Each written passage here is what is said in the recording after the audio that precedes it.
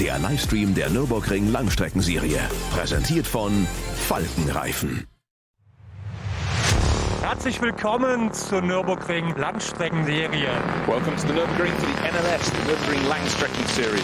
Und jetzt ist das Rennen freigegeben. The red lights are out now. Fans sind wieder da.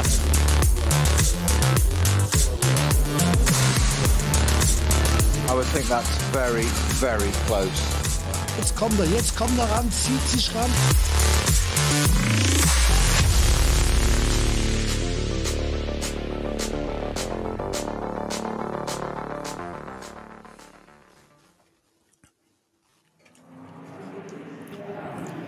A very good morning, everybody, or indeed evening and afternoon, wherever you are joining us from around the globe. We're at the Nürburgring this weekend for yet another NLS race. They've been coming thick and fast all the way through the first portion of 2023, and this is the 54th edition of the Adenauer ADAC Rundstrecken-Trophy. Crucial because it's the final NLS race before the big event of next month, which is the 24 hours of the Nürburgring. In fact, the qualifying races for that event next weekend. NLS, as we know, stands separate, though, from the 24 hours. It does serve as a great way, though, to tune the cars, to also organise balance of performance, and at the moment 2 races down and they've both been won by the same mark. BMW look very, very strong in the early stages of 2023. Will they get a clean sweep, a hat-trick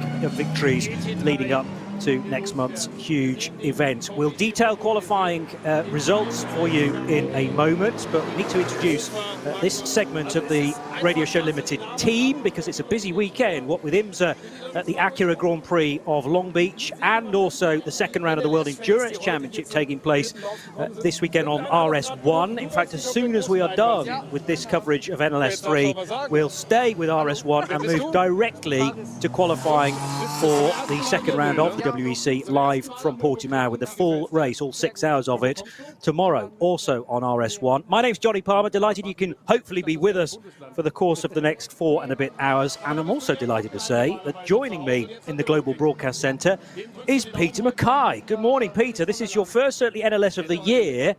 I've lost track as to whether you've ever covered one of these races before, though. I have indeed. Good morning, Johnny. Yes, a couple of races in the past with NLS, and I must say it's one of my favourite racing series in the world because of its just unique nature and this wonderful circuit with so many great drivers, so many great cars, and yeah, delighted to be here alongside you for the broadcast.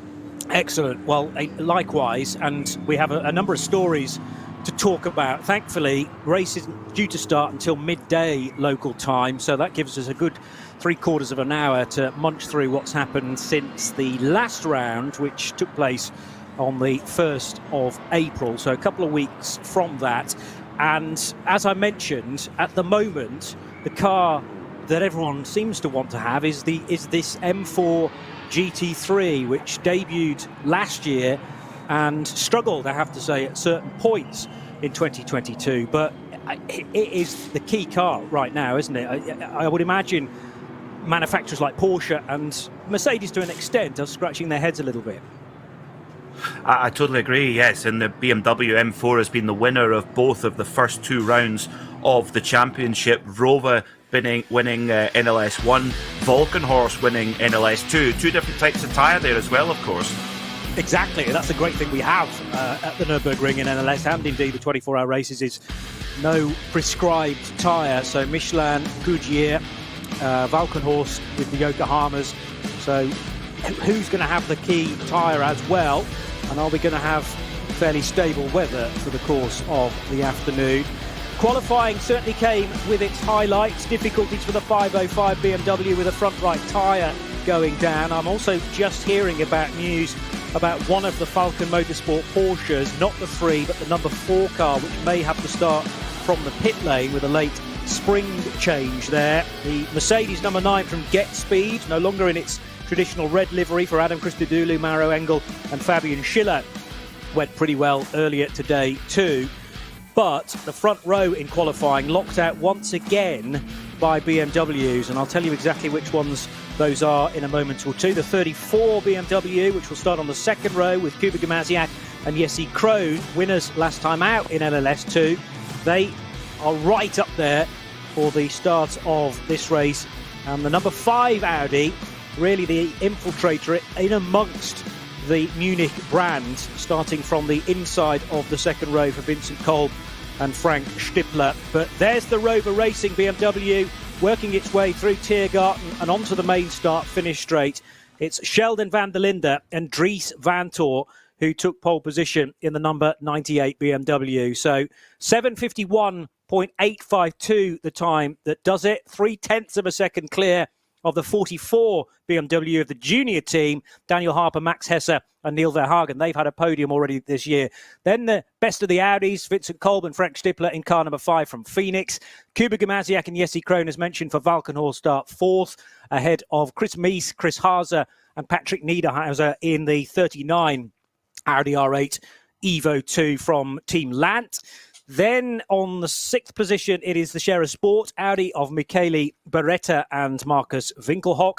BMW and Mercedes combination on the 4th row with the second Rover Racing car of Marco Wittmann and Maxi Martin from Raffaele Marciello and Jordan Love, the Australian, in the Mercedes-AMG GT3. So that's the best of the Mercs, followed by another one for Christodoulou, Maxi Goertz and Fabian Schiller in their Get Speed car. And in 10th place, the sister Get Speed Merc of the virtually the same drivers, Fabian and Adam Christodoulou featuring again in that car, but Mauro Engel, the talent from Munich, will be in car number 9. It's interesting, we've got quite a bit of overlap, Peter, of drivers across two cars. The way Rover played it at the start of the year was to put the same two drivers in each of their cars. And I remember Peter Snowden and I thought, how on earth is that going to work when we come to driver changes? Actually, because it clashed with another event, although they had two cars in the entry, they very quickly parked one of them, realising the other one was in a very good position, and concentrated on that. I don't think we're going to have that predicament, though, today necessarily, because the drivers that overlap are part of trios rather than just twosomes. Absolutely. That was one of the more bizarre things that we've seen so far this season, but it was a tactic that worked. Of course, Maxime Martin and Dries van Tor taking the win, of course, in NLS 1 with that quite strange driver strategy. And not often you see a quite expensive race car getting parked up halfway through a race for no apparent reason. It was bizarre, but I think that's because drivers were committed. I'm trying to remember now. It was an IMSA race, I think. It was the same weekend as... It was Sebring, yes, wasn't it? Sebring. So because everybody, the majority of Rover Racing's GT3 lineup were committed in Florida, they obviously thought, well, we can get a bit of data regarding qualifying, and also they did return the sort of semi-retired car for that final hour once the drivers had got into the cars for the final time. And it's just a chance to draw a bit more information out of... otherwise, the car just sits idle, doesn't it? It's a fairly costly exercise, I suppose, but it may well pay dividends later on in the season. So cars working their way now to the grid, and again, incredibly busy because fans can access the grid itself. There will be 3 separate grids, as is typical with racing around the Nürburgring, and we always have to recalibrate the brain a little bit as to the length of this place, how long it takes to do a formation lap, i.e. 20 minutes, and also working out who will start where. It shouldn't necessarily be all about BMWs, though, because with plenty of points on offer, we have Audi up there, we've got the Schnitzelarm Racing Mercedes and those 2 Get Speed cars as well. Porsche, when I covered NLS 1, were struggling. And again, you look at the qualifying sheet, Peter, and the best Porsche is down in 11th. Yeah, it was a very difficult qualifying for Porsche, and that lap from Sven Muller in that Falcon number 3 Porsche was a real banzai lap. I was watching the onboards earlier on, and it was late on in qualifying, whereas a lot of the other manufacturers, BMW and to a certain extent Audi, were able to sort of find that pace, not easily, but were able to sort of bring it out in numbers towards the end of the qualifying session as well. So, yeah, a little bit of head-scratching for Falken. They have had great performance in the wet, though, this season. It's dry at the moment, but here in the Eifel region, you just never know what's going to happen with the weather. It can change in the blink of an eye. Receiving some good news now, and with thanks to Simon Jackson of Falcon Motorsports this weekend.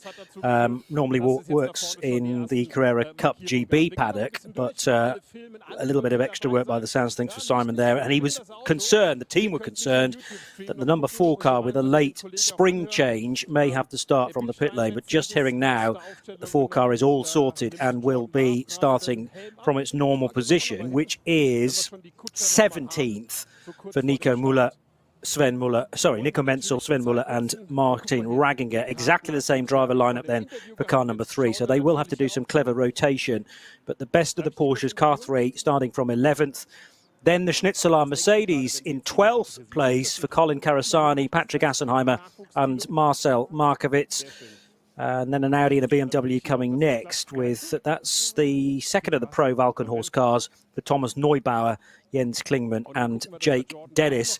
Talk a little bit about classes outside of SP9, which is GT3 in any other language. And after a couple of races, the first tendencies in terms of the championship as far as the previous champions, Daniel Zils, Oscar Zandberg and Philip Lyson are concerned. They race for Adrenaline Motorsport in the VT2 rear and four-wheel drive class. That class name doesn't just trip off the tongue.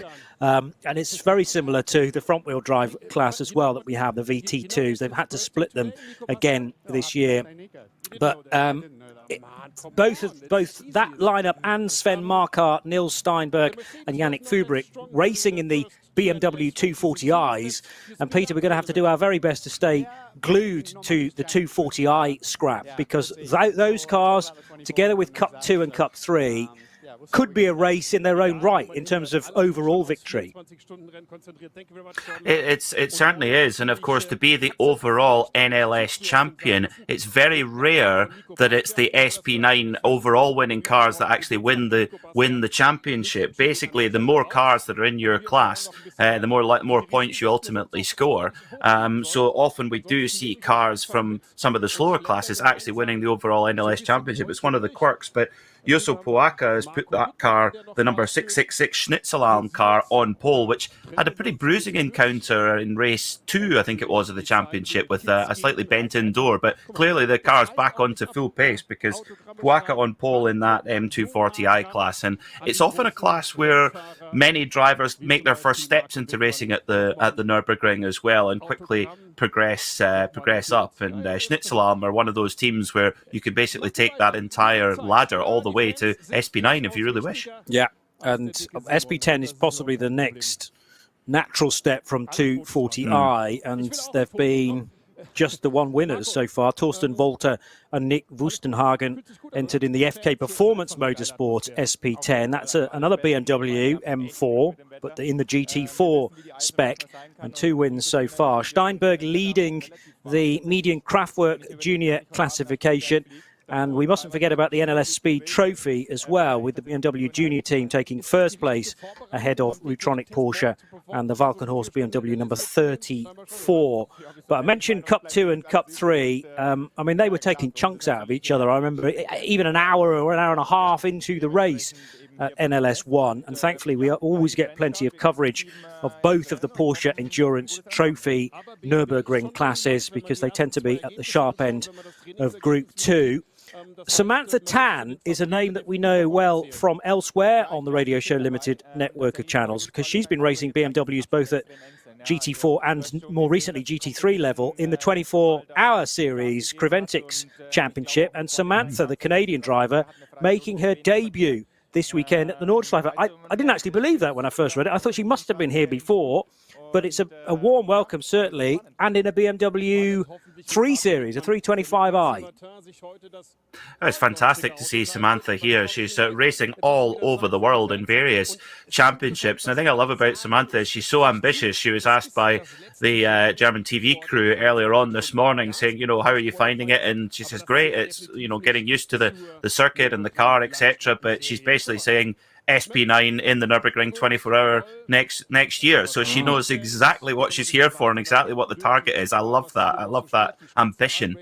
And it's important, of course, to get the signatures required to be able then to get the license. But, you know, regardless of your past experience, what rating you may be in other championships, that's kind of ignored when it comes to racing here because it is unique.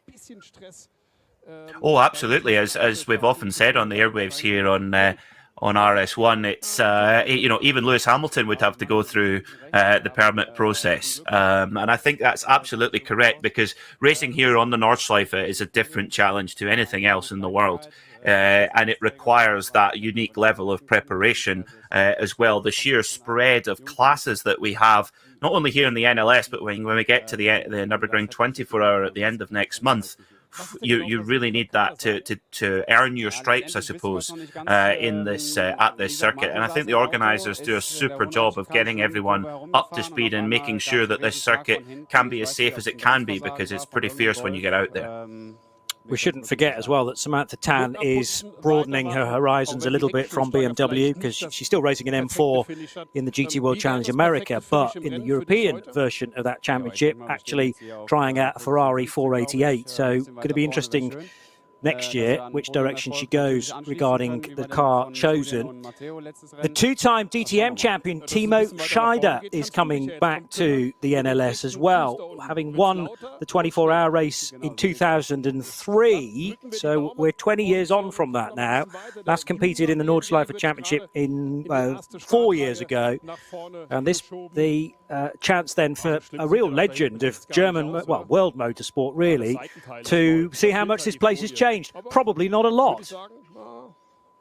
Absolutely, it's great to have Timo with us and with one of the legendary teams as well, Sport PHX. Regular fans of the NLS might remember the Phoenix team, but Sport and Phoenix have kind of tightened their allegiance together, and to have Timo Scheider on board, and that was back in the Opel Astra V8 Coupe. What a cool car that was when they won that back in the early 2000s. That's given me Gran Turismo 2 throwback memories, Johnny. I don't know about you.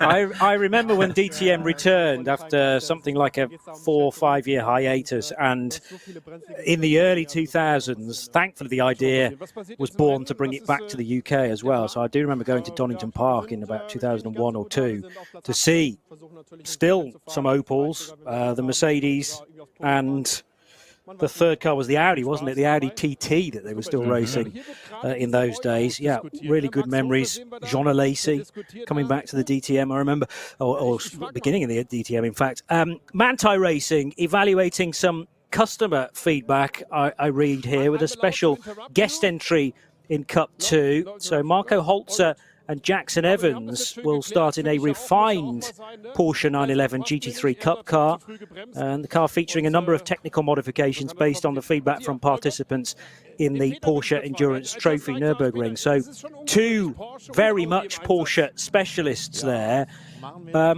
maybe needing to answer some questions. I don't know whether that's necessarily negative feedback, but Manthey have always been very hands-on, and that's some commitment.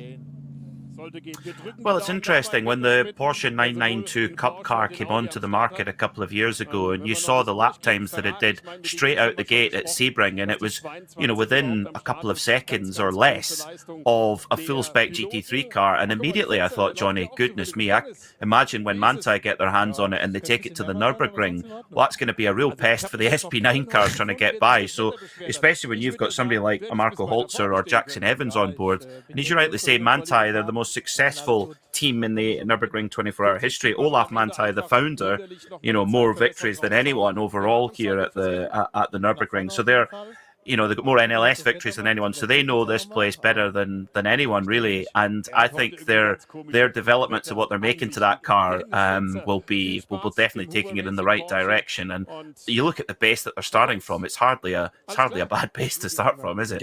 Yeah. Quite right.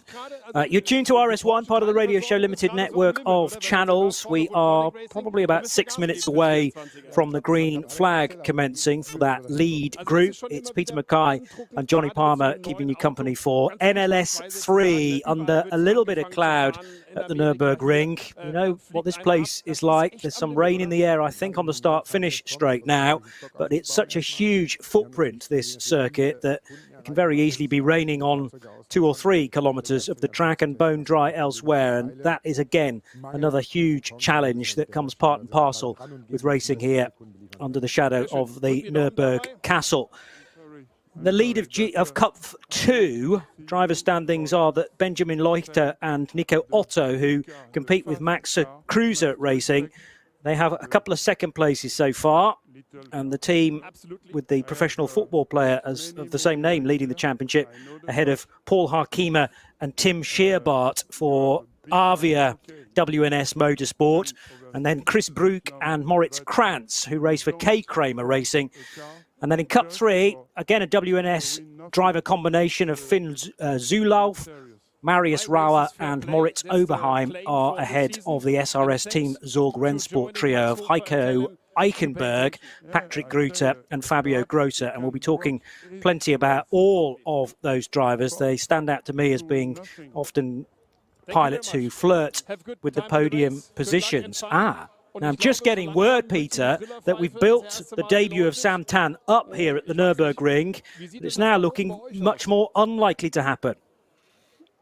Yeah, thanks to the Samantha Tan's team who have got in touch with us to say that they will not start the race due to the clutch braking on the last lap of qualifying.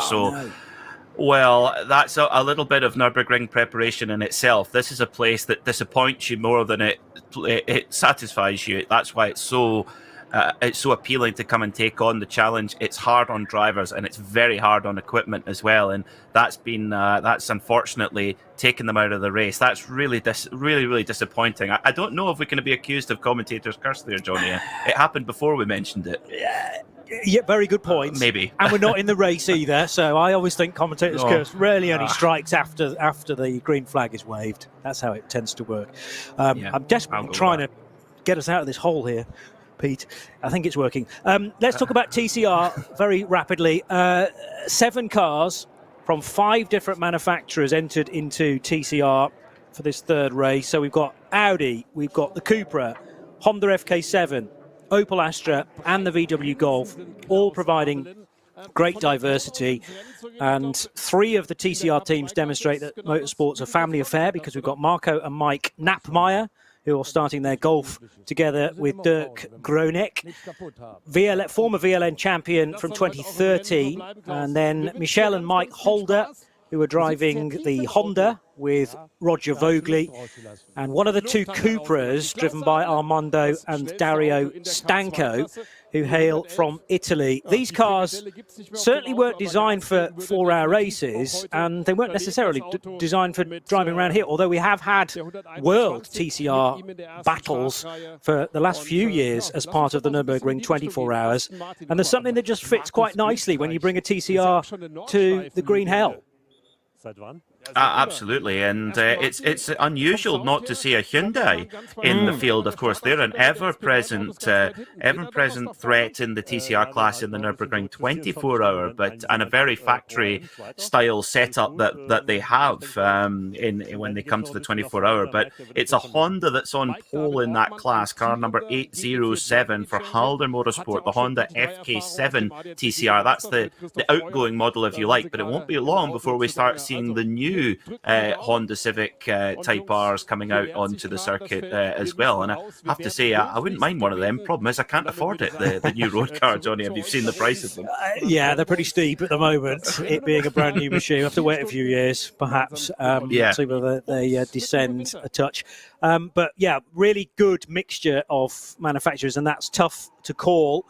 And of course, all of the one-make categories are by their nature incredibly close on the times. Let's remind you then, before we get underway, how we sit in terms of GT3, because Sheldon van der Linde and Dries van Tor did a 7:51.852 earlier today. 7 laps completed by that car, and the same amount completed for the 44 BMW M4 GT3 of the junior team.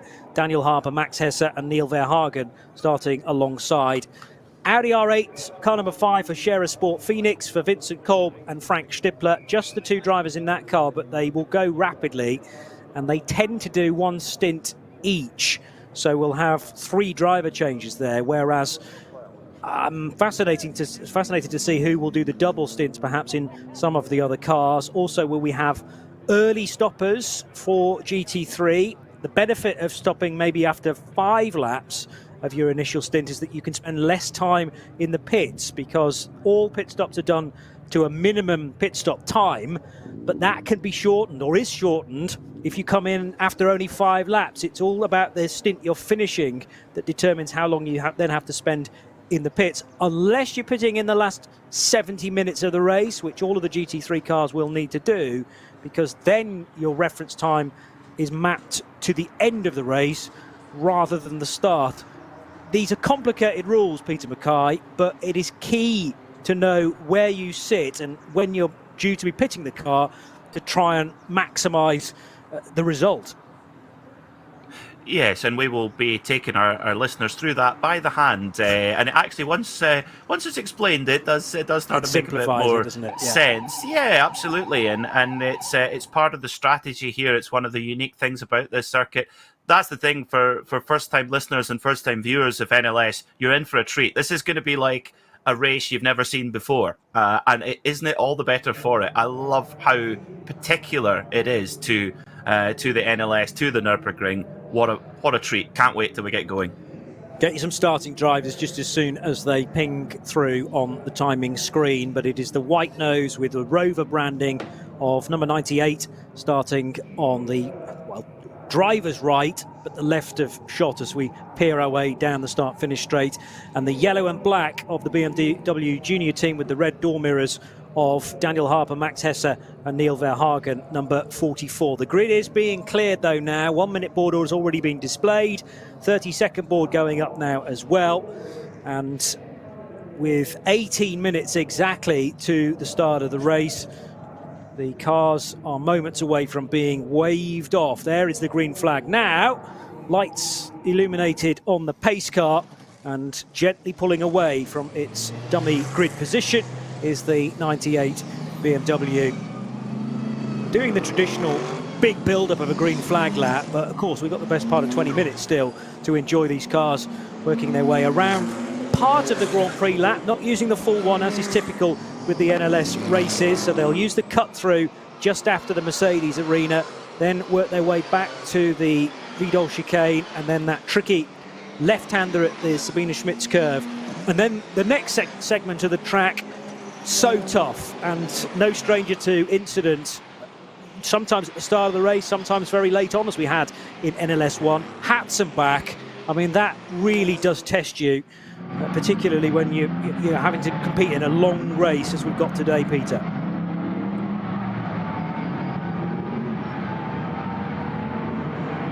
So the white flag now being displayed as well. That's not to indicate anyone's going any slower than they should be, but just to show that cars are making way for one another, and a chance to get some early tyre temp as well with the 2 BMWs, the Audi from Phoenix, and then the offering from Valkenhorst Motorsport on the Yokohama tyres for Kuba Gimasiak and Jesse Krohn. But yeah, the early sector, Peter, is tough. Grand Prix part of the circuit, not too bad because it's a nice wide track. There's a little bit of runoff here and there as well, and it's chalk and cheese though compared to that first run through the hats and back with its swings left and right and left and right. Oh, it's certainly a wake-up call. I mean, regular fans of the Nürburgring might have seen the video of Hans Stuck doing an onboard lap in the 2004 Nürburgring 24-hour qualifying, and he said, you know, now it's time to tighten the belts as you come on to the Nordschleife. So, yeah, it is definitely a change of approach, going from what is a kind of FIA Grade 1 style Grand Prix track, and then onto a really old school circuit, and all the better for it. I think, spare a thought for the poor drivers. Qualifying kicked off at 8:30 local time this morning. That's quite a wake-up call when you've got to get straight on it. And we saw some of the teams actually put in some of their fastest lap. Frank Stippler's lap was set very early on, and he got a heck of a tow from one of the Get Speed Mercedes, as did Colin Carasani, who's making his debut with the Schnitzelalm Mercedes team. He also got a fantastic tow in the slipstream going along the Dottinger hose. So if you can be tactical in qualifying as well, you've got to be awake to make the most of some of your rivals around on circuit as well.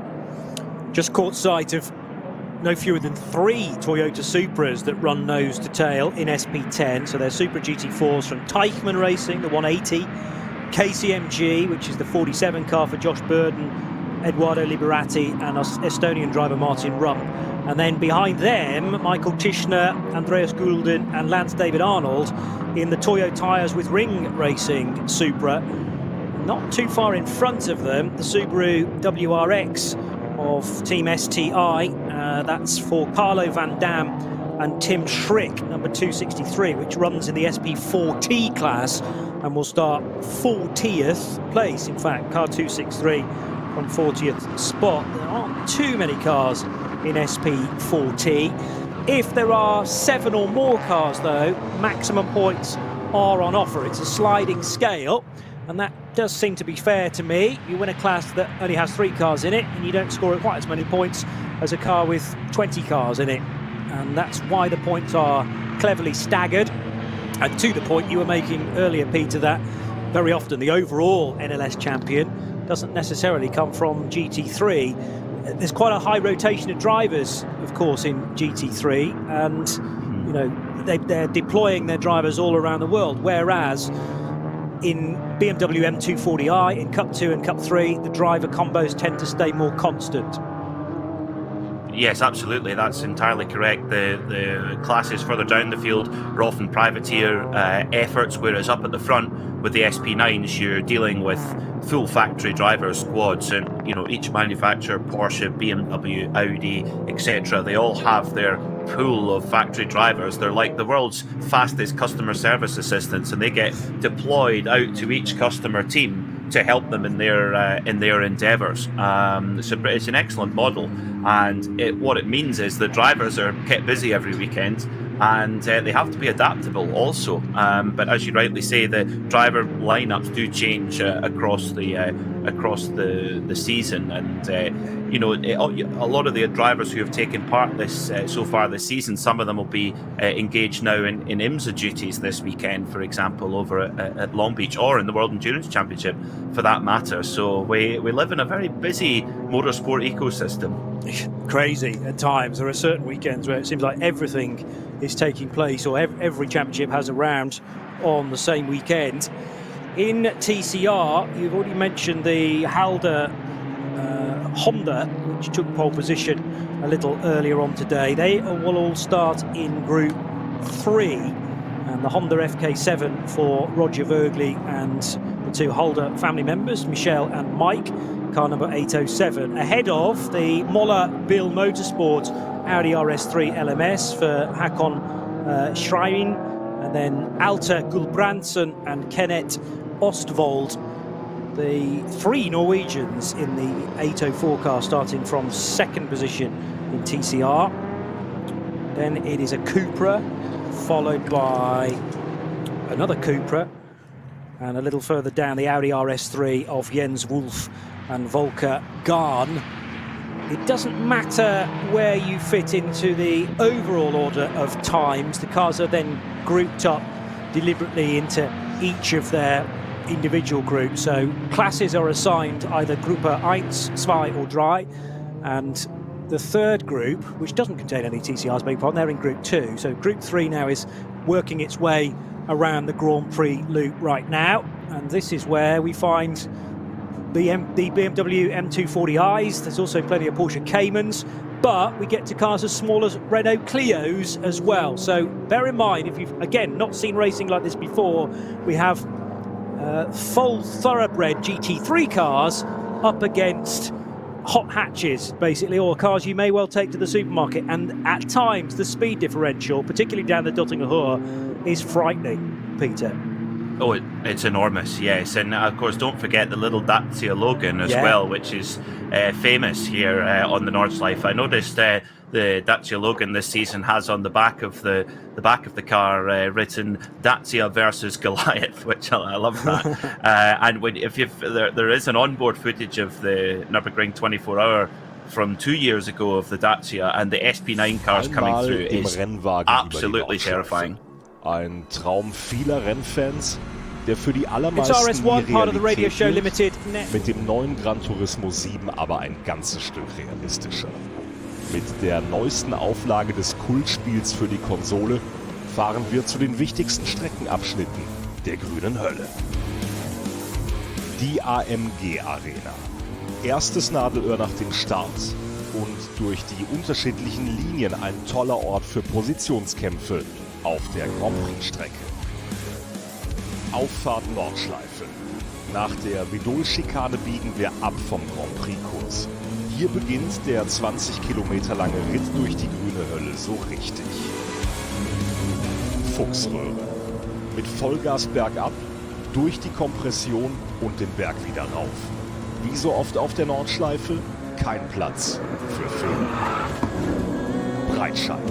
Der tiefste Punkt der Nordschleife. Die Brücke über die Hauptstraße von Adenau ist ein Zuschauermagnet. Das Karussell. Benannt nach Rudolf Caracciola, einem der ersten Heroen des Rings. Die alten Betonplatten der Steilkurve sind Kult. Brünnchen. Der Zuschauer-Hotspot. Ob beim Rennen oder bei Touristenfahrten, ob bei brütender Hitze oder im strömenden Regen, hier ist immer etwas los. Die Döttinger Höhe.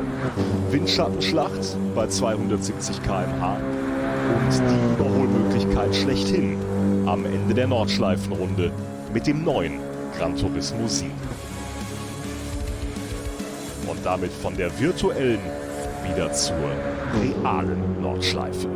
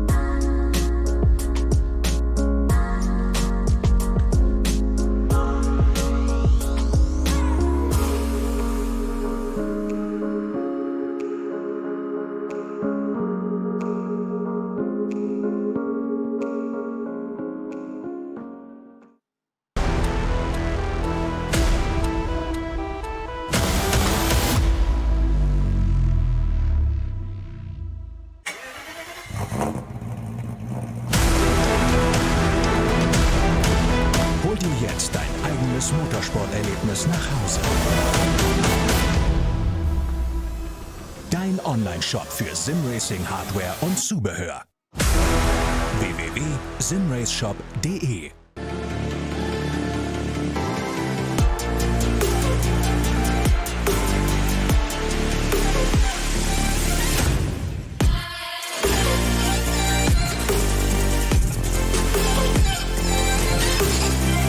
Faltenreifen.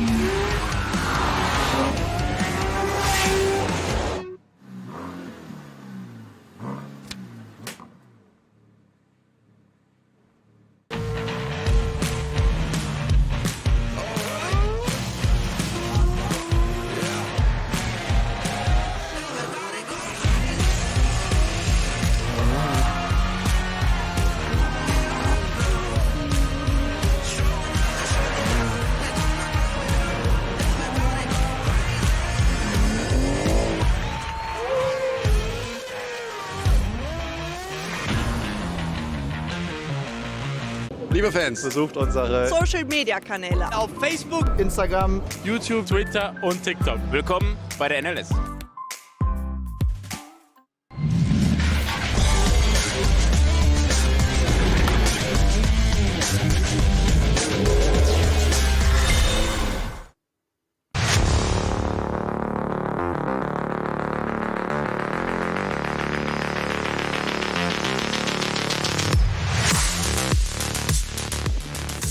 It's RS1, part of the Radio Show Limited network of channels. Live coverage of Nürburgring Langstrecken Series Round 3 from, of course, the Grüne Holler. And the cars now in the lead pack, Group 1, are working their way out of Galdenkopf. The tricky right-hander brings them onto this incredibly long straight that runs parallel with the public road, the petrol station, with a great car model shot to the left of picture.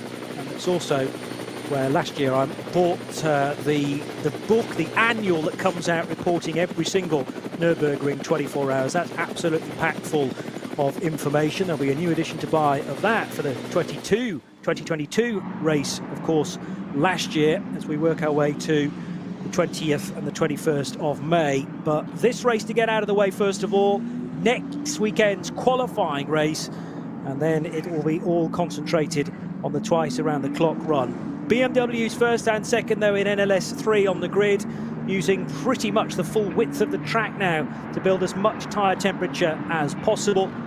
The Scherersport Audi tucked in behind in the blue and white colours with the orange door mirrors, and then the all-black Valkenhorst Motorsport BMW, also from SP9 Pro. These are all Pro cars in the top 12 positions. In fact, beyond that, Pro-Am, first of those cars, is actually in 16th with one of the new Ferrari 296 GT3 cars for Christian Kohlhaas, Stefan Aust and Luca Ludwig.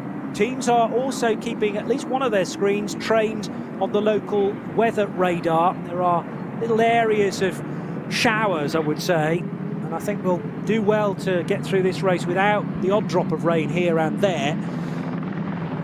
It's a careful balance, though, as to whether you need to change to grooved tyres. You'll need an awful lot of the track affected by wet weather for that to be a likely scenario, especially to get out of strategy. These cars should be able to comfortably do about 65 minutes around the Nürburgring Nordschleife.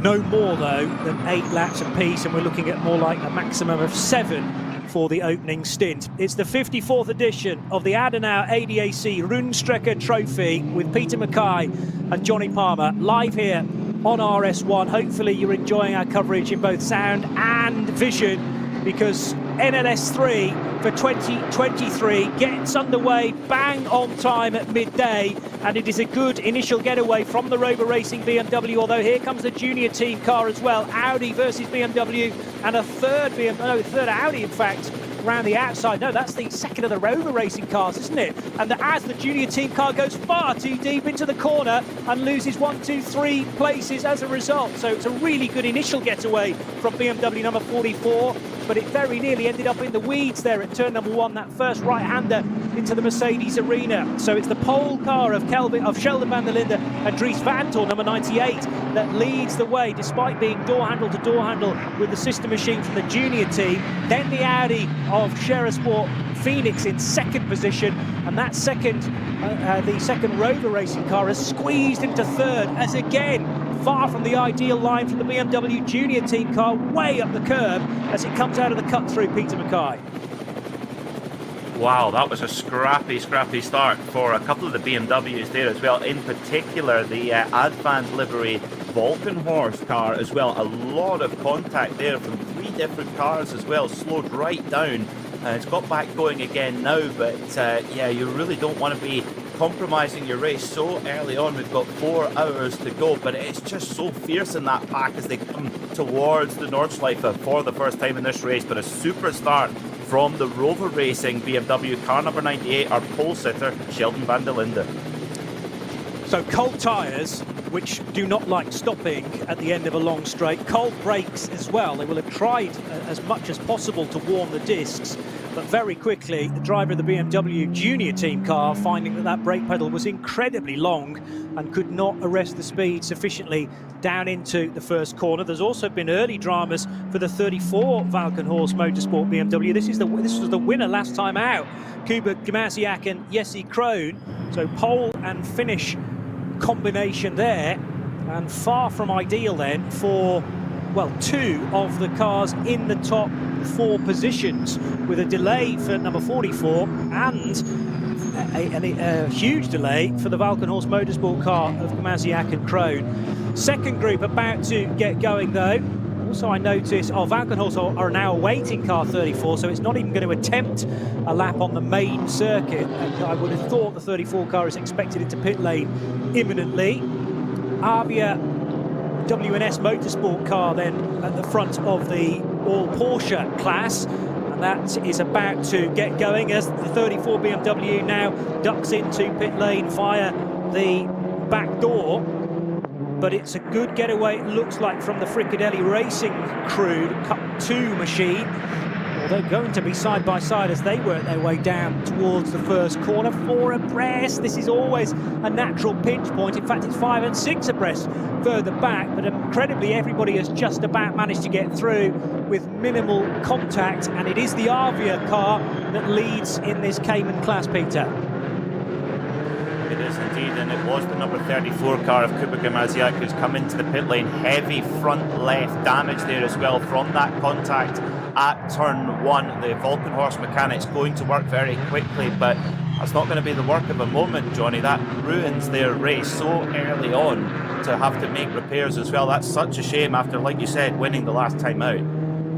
Yeah, a horror show, and effectively they haven't started their race yet, have they, because of the route around the Grand Prix circuit. They're clearly carrying damage, so that car's going to be pushed into the garage so that more mechanics can descend on it as quickly as possible. Shared garages here at the Nürburgring as well, so you have to make sure you're occupying just your area and not much else. I suppose if you're going to have a problem though, it's better to have it early on in terms of clashing with another team in the garage, because fingers crossed everybody else is circulating for that first lap and shouldn't be coming into the pits for the next 45 minutes or so. Group 3 now about to get going, and the Hoffer Racing BMW starting at the front of this, together with a great deal of BMW M240i's then. Those numbered in the 6s. So 3-digit numbers beginning with 6, generally speaking. The yellow flag held aloft from the pace car before these cars are given the signal to get going as well. Cup 3 will be one to keep our eyes on too, with Marius Rauer, Moritz Oberheim and Finn Zulauf starting in that Avia W&S Motorsport car. Green lights now illuminated on the BMW M-Power starting gantry though, and start group dry going down towards the first corner, with actually the Hoffer BMW not getting away well at all and absolutely swamped into this first corner, Peter. Yeah, you mentioned cold tyres, Johnny. Yes, they do have a whole lap of the Nordschleife to get them up to temperature and pressure, but yeah, it can be cold tyre, cold brain sometimes as well going there down into turn 1. It's so tight, and it's a long braking zone too, so you've got to be careful through there as well. And in Group 3 there's quite a variety of machinery, to say the least. A lot of cars with good straight line speed, others with not so good straight line speed but very good braking and cornering, so to coexist is very, very challenging for that third group. So they are now heading into the difficult hairpin bend, which serves as the cut through on the Grand Prix circuit, but it is far from flat. Natural bowl to that, so the track drops away from you, and then you have to be so careful to tuck back into line coming out of that corner so as not to ride too much of the curb, just like the BMW Junior team car did, number 44, losing yet more time and positions. But I noticed that car, we know that it should be fast in terms of lap speed from qualifying in second position. So having now fallen behind one of the Get Speed Mercedes, it is starting to hopefully find its feet now and work its way back towards the top 4 positions perhaps. So it is pursuing probably car 12, which is the Adam Christodoulou, Maxi Goertz and Fabian Schiller car, as they now head through some of the real fast stuff. So well clear of Arenberg and the Foxhole area, swinging right and left. And yeah, they're heading down the hill, aren't they, towards, oh, in fact, we're much further around now at the Schraubenschwanz. So Kleine Carousel, that second concreted area up towards Galgenkopf.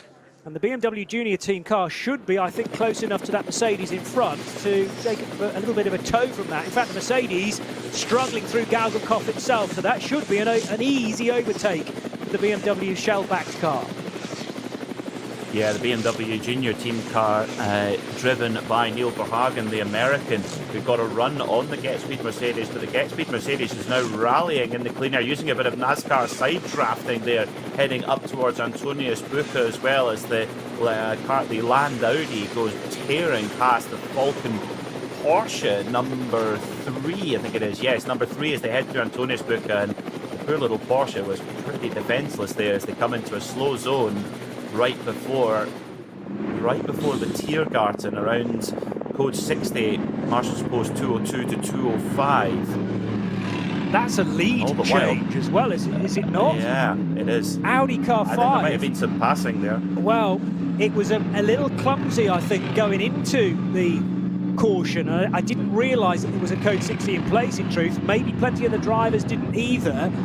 The excuse you don't have down the Dottinger Ruhr is that you didn't see it because it's a straight bit of road, although if it was just after Antonius Bucher, you might have more of a chance. And that, for me, was the Audi giving the place back again to the 98 BMW. So maybe Frank Stippler, realising that a penalty may be imminent if he stayed there, thought far better just to give the place back again and not incur the wrath of the stewards. Yeah, that was quite unusual because the yellow flag zone was being shown on our timing screen before the leaders actually got there, so maybe debris or something, I'm not sure, but anyway, it probably caught the leading drivers out because they're obviously at the front of the field.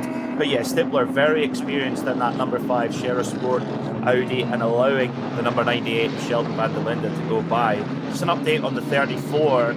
The 34 Vulcanhorse BMW got hit several times by several cars, but the biggest impact looked like from one of the Get Speed Mercedes, and footage that we see here in the Global Broadcast Centre showing the like a linkage or something, part of the suspension actually broken in half. So yeah, a lot of repairs to be done to that Vulcan horse car. It's game over as far as the wind's concerned, at least. It was a kind of inadvertent pincer movement, wasn't it? Because the second of the Rover BMWs went a touch wide, not as wide as the junior team car, incidentally.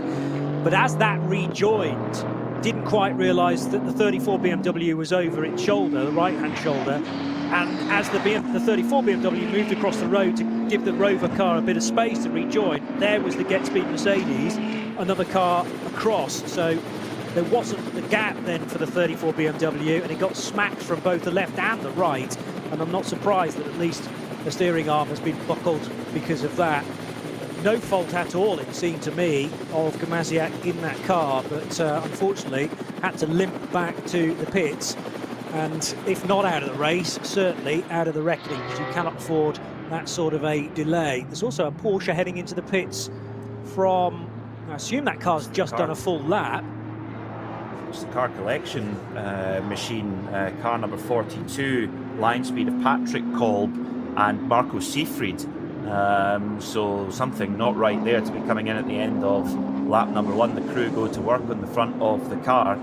Line speed by car collection have got a fantastic driver lineup set full of Porsche factory drivers for the Nürburgring 24 hours. So key preparation for them is the sole Subaru, the number 263 Subaru WRX into the pits as well. So the attrition rate quite high so far, Johnny. Seems to be, doesn't it? And this is not what we like to see.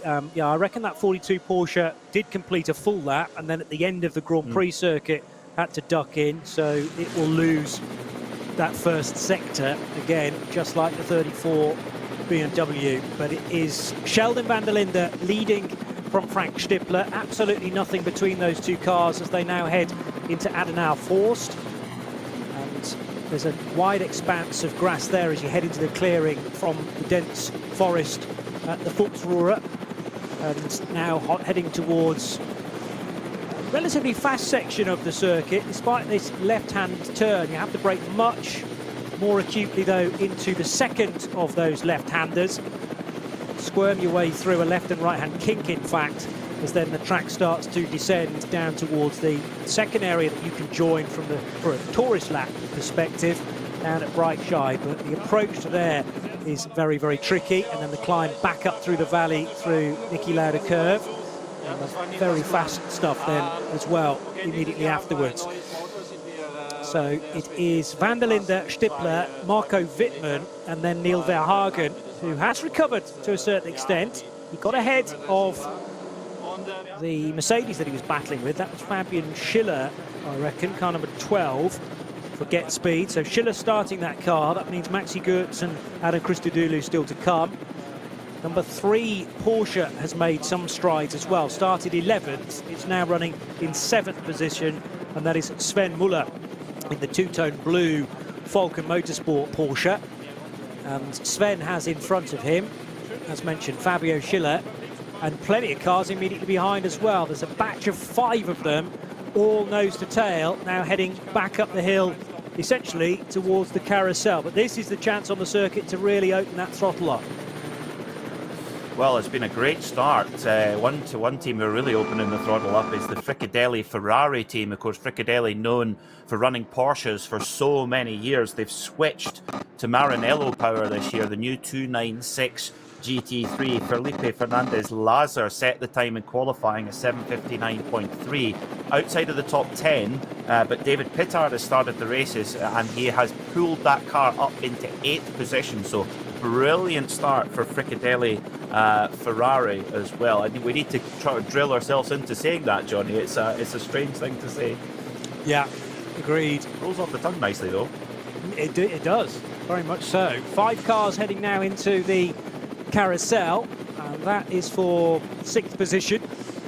But the Rover Racing BMWs, having had not the ideal starts, or certainly one of them running a touch too deep into the first corner, now running 2nd and 3rd. So Frank Stippler has muscled his way ahead to the overall lead, despite what the scoring tower is displaying. Remember, those were the positions at the start of the lap.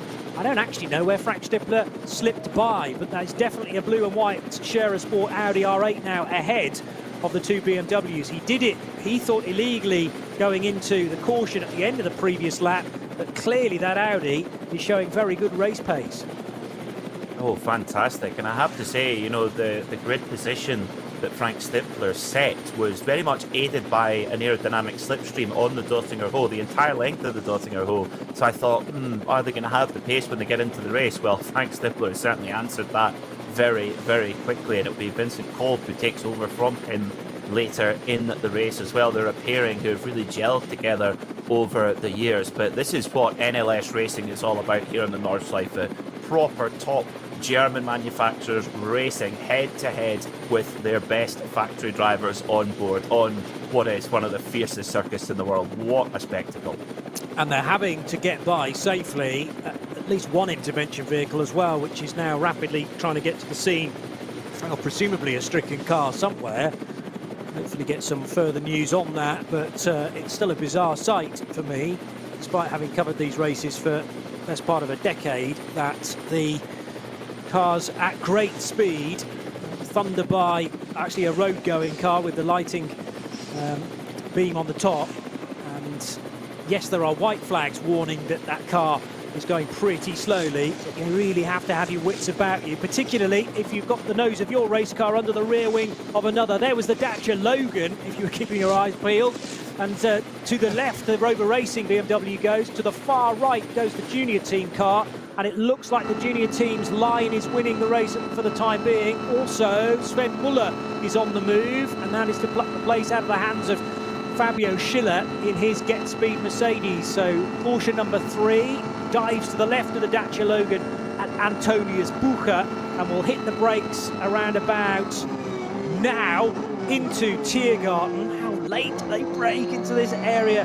of the circuit that was affected a lap ago by a caution, but the green flag, in fact blue flag, was being waved there to warn the back marker that a rapid Sven Muller wanted to get by. But much better news now at the end of lap 2. All of that section onto the Grand Prix straight is clear.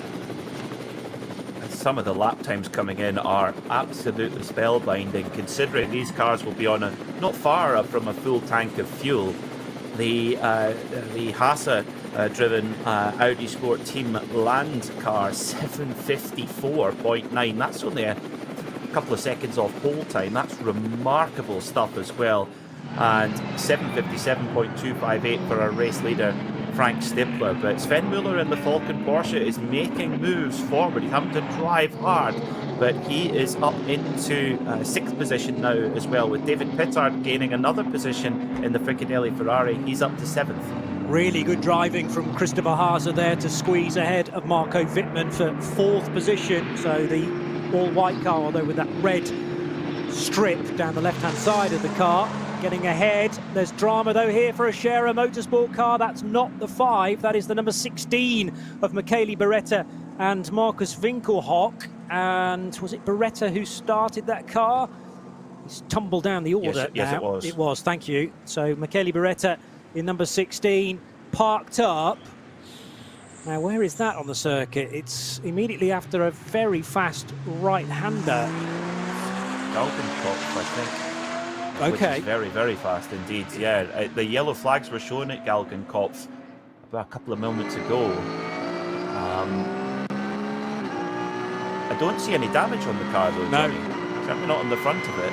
No, I concur with that. And it's parked up on a concrete section just to the left of the track. It's a vulnerable place to be sitting there, and thankfully the recovery crew has arrived very quickly indeed. I wonder whether the intervention vehicle I'd spotted was heading to that scene, although it seems to have been a very quick response if that's the case. We don't know, of course, how long Beretta's been sitting there, although he did complete, let's have a look, he's completed at least one lap. Yeah, and will now fall a lap down effectively, tumbling to 47th position and yet further. So it may well have been there for the whole of lap 2.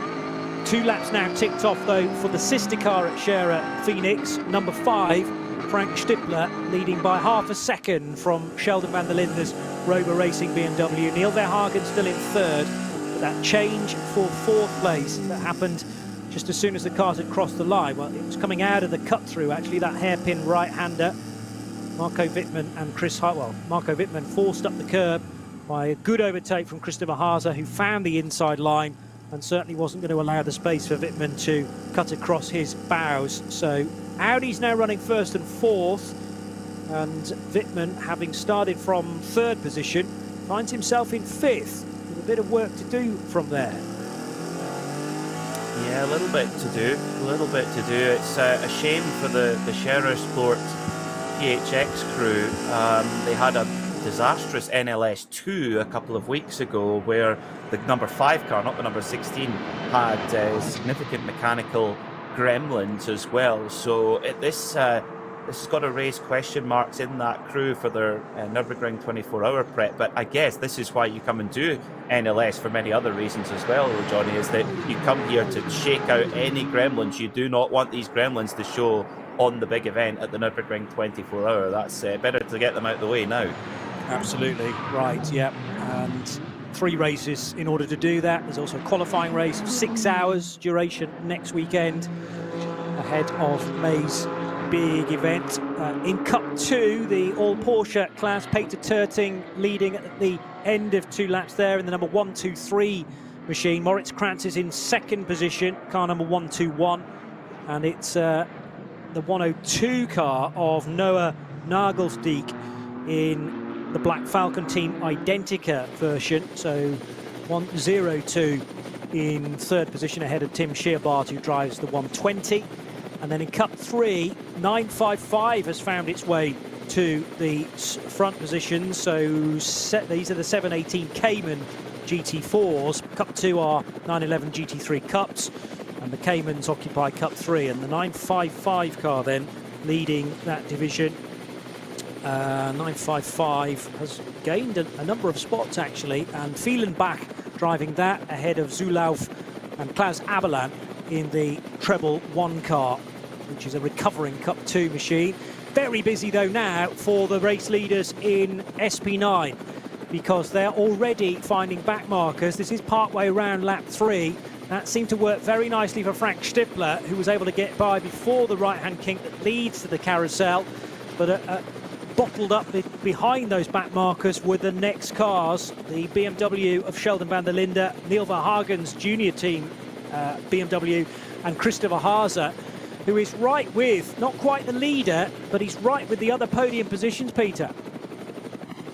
Absolutely, yeah. Christopher Haase was the man on the move on the last lap. He set the fastest lap of the race last time by as well. And now we're getting into that constant conveyor belt of traffic that the SP9 cars have to deal with getting through. But spare a thought for the classes running further down the field, because you've got 2 SP9 cars side by side coming buzzing past you like fighter jets. Just spare a thought for them. I thought the pure Dacia Logan was going to get blown off the side of the Dacia Go with 2 big BMWs coming thundering past. We've all been the slow person on the track there. I certainly have anyway. And when you see two fast guys come by, you do get a bit of a shiver on. Yeah, it's, I suppose, quite easy to be minding your own business and not necessarily constantly have your eyes in the mirrors, but when you're driving the Dacia, you will be, I'm sure, always looking left and right just before the turning point of these tricky corners to make sure that a pesky GT3 car has not, or is not, trying to plug that gap that they will approach so quickly. And the same goes for a number of the other cars in Group 3 as well. But a chance of some much-needed clear air for Sheldon van der Linde now. He has Neil Verhagen rather not too far away. Then also the Christopher Haase-driven 39 Audi, with dropping away a touch Marco Wittmann. I wonder where Marco's gone and whether he's struggling with a more serious problem, because that car number 99 doesn't seem to have the pace of the sister machine number 98 right now. Here is the opportunity for Verhagen to draft by van der Linde though, and van der Linde was doing his utmost to zigzag and effectively block off the approach of the shell-backed car. Now some side draft as well, perhaps for the Rover car, and that is certainly paying dividends for him, because they'll head to Antonius Bucher, that little left-hand kink underneath the BMW M-Power bridge, and the Rover racing car is coming back into its own and will brake a little later. Now there is a written rule, I think exploited again, or rather explained a little more in driver's briefing about if you're the car on the left of two that are approaching level pegging, then really that car on the left should have the priority going into Tiergarten. You want to be single file ideally, and that was adhered to perfectly by Sheldon van der Linde and Neil Verhagen. They've got to remember they're both driving BMWs here as well, and although they're run by very different outfits, you don't want cars of the same mark taking one another out. They're now completely surrounding one of the Renault Clios through the Mercedes arena, and this might be another great opportunity for Christopher Haase to gain one and possibly two positions.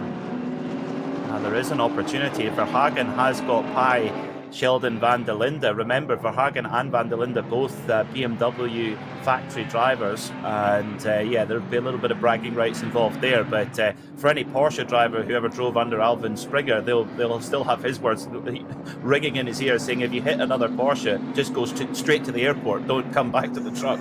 And I wonder if the same rule applies in BMW. I'm sure it's similar anyway, but David Pittard, the Fricadelli Ferrari, he got up to 6, but then he got not shunted, but certainly helped out wide at turn 1 there and lost 3 positions, so you'll have to try and fight back and get those back. But super dueling through traffic so far in this race. But Stifler 3.8 seconds to the good. He is just hustling out there in that Audi. Yeah, he's got a quick car, but it's also aided by this wonderful battle for second, third and fourth positions. This is not ideal for now Neil Verhagen, who's got ahead of Sheldon van der Linde and Christopher Haase. If you're enjoying our coverage both in sound and vision, I'm really enjoying that camera viewpoint that looks back across the bridge between Hatzenbach and the end of the Grand Prix. We've not seen that one before, and it gives you a real idea of how close to the wall they get. Speaking of getting close to cars, the junior team machine was so close to the back of a TCR, I think, VW Golf certainly, probably from the TCR class. And there was the risk of a touch there. I think it was just avoided. You can tell that this junior car has got a bit more speed again than the Rover machine. So both the Rover BMWs not quite on full song for me, so far at least. Maybe that's a decision that they've decided to go down in terms of setup, to be slightly slower on full tanks, and the car will progress and get quicker through the course of the stint. Absolutely, and that all comes down to the ride height as well. The ride height is very important here at the Nürburgring. Of course, there's some big bumps, big compressions, but also the way that as the fuel comes off, the ride height, of course, goes up. So it's how you play that in. Both the BMW junior team and the Rover team highly experienced. I mean, Rover 12 NLS overall wins to their name, and they're in a good position. They're right in the fight to add another one today. Very close. Interesting there, Johnny, on the Dottinger Hole, the Audi R8 of Christopher Haase. My goodness me, does that Audi R8 draft well? Of course, a naturally aspirated motor, much like the Porsche, up at very high revs in top gear. It seems to just get a bit more of a gallop on. It's got more in the tank at the top revs, whereas the more torquey BMW makes its power further down low and maybe not quite as slippery as the Audi, I don't know, but whatever, the Audi is certainly very good in the draft in the Dottinger Hole, which could be quite handy in a last lap dogfight. Yeah, completely agree with that. The BMW M4 is a big car. Now, it's got a large footprint, and traditionally cars that are wider and longer are slightly kinder on their tyres, but yeah, I accept the point about having more grunt out of a corner, but then maybe runs out of top speed compared to the Audi and maybe the Porsche as well. Porsche are certainly growing now that we've got to the race. Best qualified car was 11th, remember. We now have a 911 GT3R in 7th for Sven Muller. The flat 6 you can hear in the background. Concerned, looks though down in the pit lane. That's for I was about to say Teichmann racing car, but I don't think it says Tech something on the helmet there. Any clues as to who that was, Peter? I have to say that would make a good picture round in Question of Sport. I'm not entirely sure. There wasn't even any good sponsors there to pick a clue from, but we might get another shot of that in a moment. Very specialist episode of Question of Sport. That can you imagine one on the NLS exclusively? I'd like to watch that. Not sure. That would be good. I'm not sure it would get a huge audience. Christmas special. Christmas special. That's NLS. a Christmas special. Yeah. Pencil for that, Radio pencil Show that Limited. Down. Yeah, perfect. Here comes Christopher Haase round the outside of van der Linde, and that's for third position, and gets it. And again, really fast part of the circuit, echoing your points about the fact that the Audi is slightly more, well, a lot more slippery, it would appear, because Sheldon van der Linde, despite his best efforts, could not hold back the closing of the white and red Christopher Haase-driven 39 Audi. And you have to be brave to even think about an overtake on that section up the hill towards the carousel. Well, they call it Moot Curve, a bravery corner. It's that for a reason. Christopher Haase was using all of that bravery, 2 wheels on the grass coming up the Kesselchen, got the perfect draft on Sheldon van der Linde. Van der Linde went to the right of the circuit. Haase wasn't. He said, okay, I'm going to go left then as well. Van der Linde squeezed right to the edge of the paint there, and Haase said, I'm just going to keep my foot in it. That was some serious aggression there from Haase, but he got the position. Wow, he's now got his sights set on the BMW Junior Team car of Verhagen, which you'll hope to get that really good draft, as and Seat Leon TCR car given a good boot from the mechanic. I'm not sure if that's the most effective way, but off it goes nonetheless. May well have been the driver that we were ferreting around for, and some interesting team dynamic down there. One mechanic pushing his mate away, and then the one that had just got shoved put his arm round and says, hey, it's not as bad as you think. It's still a long way to go yet, 3.5 hours to go, but that is the emotional roller coaster that one of these races offers, regardless of which class you've entered into. 821 Audi working its way towards the end of another lap, so the end of the Dottinger Hoor, and about to head back onto the main straight. Car 821 is a TCR entry. Oh, the Dacia is in the wall, I think on the Hatson back. Yeah, that's early on in on the swoops, isn't it? And the Creaser Lachmeyer driven Dacia Logan. Dacia versus Goliath, as you'd mentioned, on the rear of that car. And I'm afraid Goliath, or at least the Armco barrier, is the winner right now. Driver is out, thankfully, and is able to walk away to assess the damage. But Creaser, who took the opening stint, looking at the front right corner, thinking that ain't too pretty, and I've just realised one of its wheels is the wrong side of the barrier. You're not going to go too much further without that. Oh dear, that's a fan favourite, the Dacia Logan, out of the race then as well. And that is at Marshall's course 45, the transition onto the Nordschleife. I think that's actually close to Sabine Schmidt curve. We've gone around that tight left-hander, and I wonder if that wheel off was cause or effect, Johnny.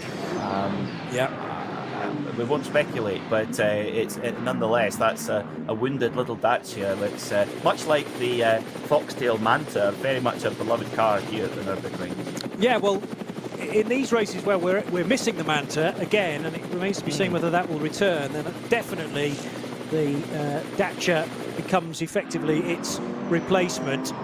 You can't really have a replacement for the Foxtail, but it's a novelty car, definitely, but incredibly serious initiative, and I'm sure they've already got their entry sorted for next month's Nürburgring 24 hours. Yes, that does run twice around the clock as well, with a larger driver lineup, albeit.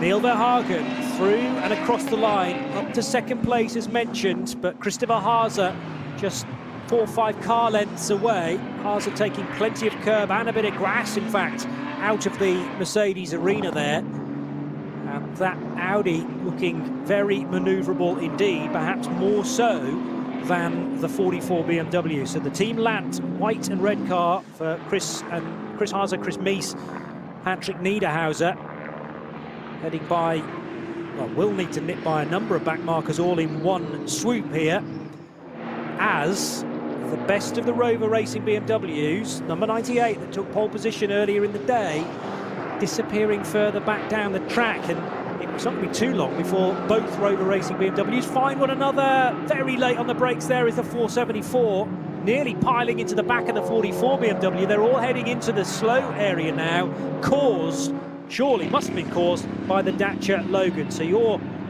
idea of it parking exactly after Sabine Schmidt's curve is spot on accurate.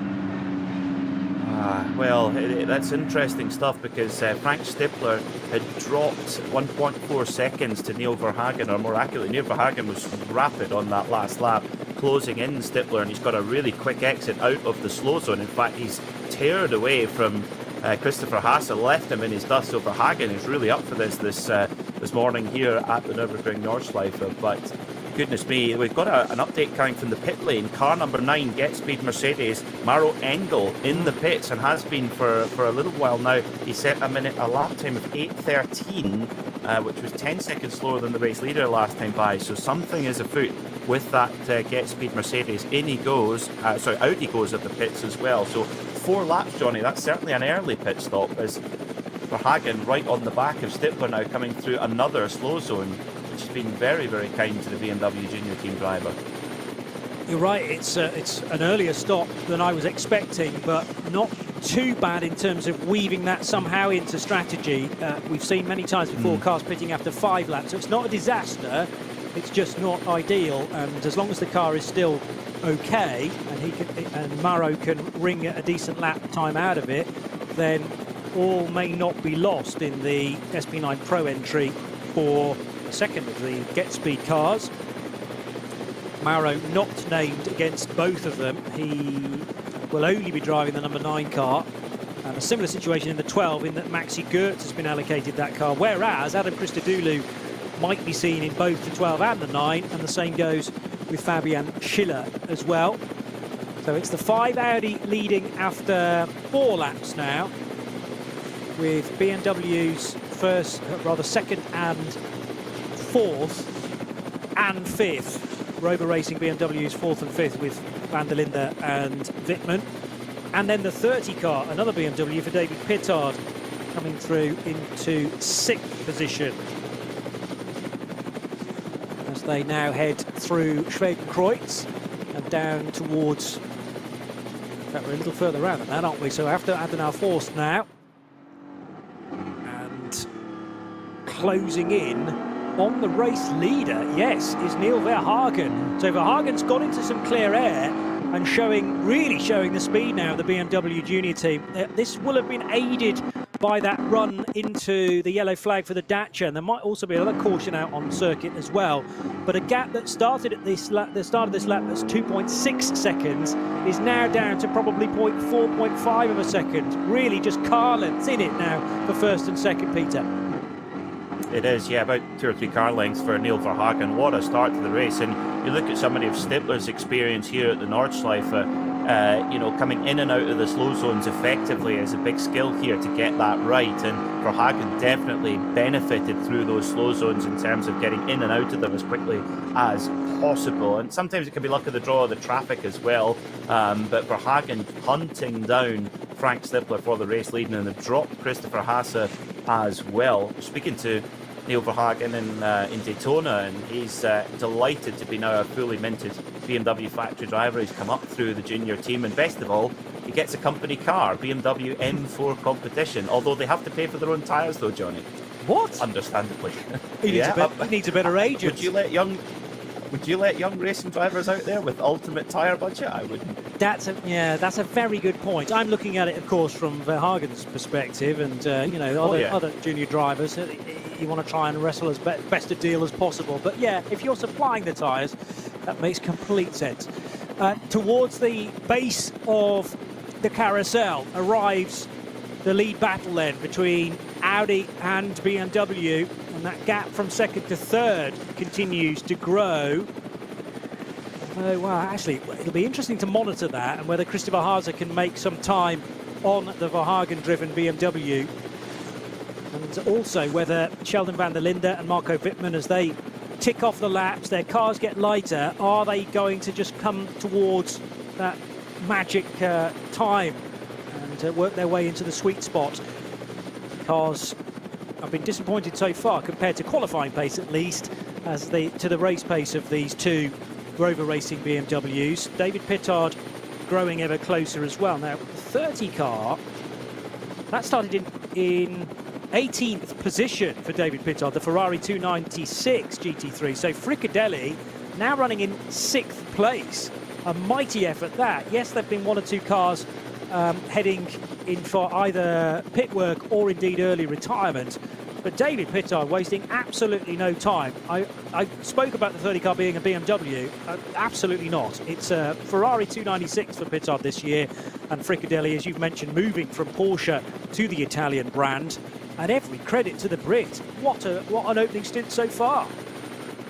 Oh, fantastic. And, you know, David's an expert at this circuit. He had an overall win with Valkenhorst in their BMW M6 at the time 2 years ago. He was the 2020 NLS SP9 Pro champion. So got real pedigree around here. And Fricadelli put a really interesting driver lineup together. It's David Pittard and Felipe Fernandez Lazar in that car today. And it was Lazar who actually set the faster qualifying of the two. So theoretically on the day, it's Felipe who's waiting in the wings with some real pace behind them as well. But for the 24, I believe they've got Nicky Katzberg and El Bamber as well. So they've got a heck of a lineup for the 24-hour as well.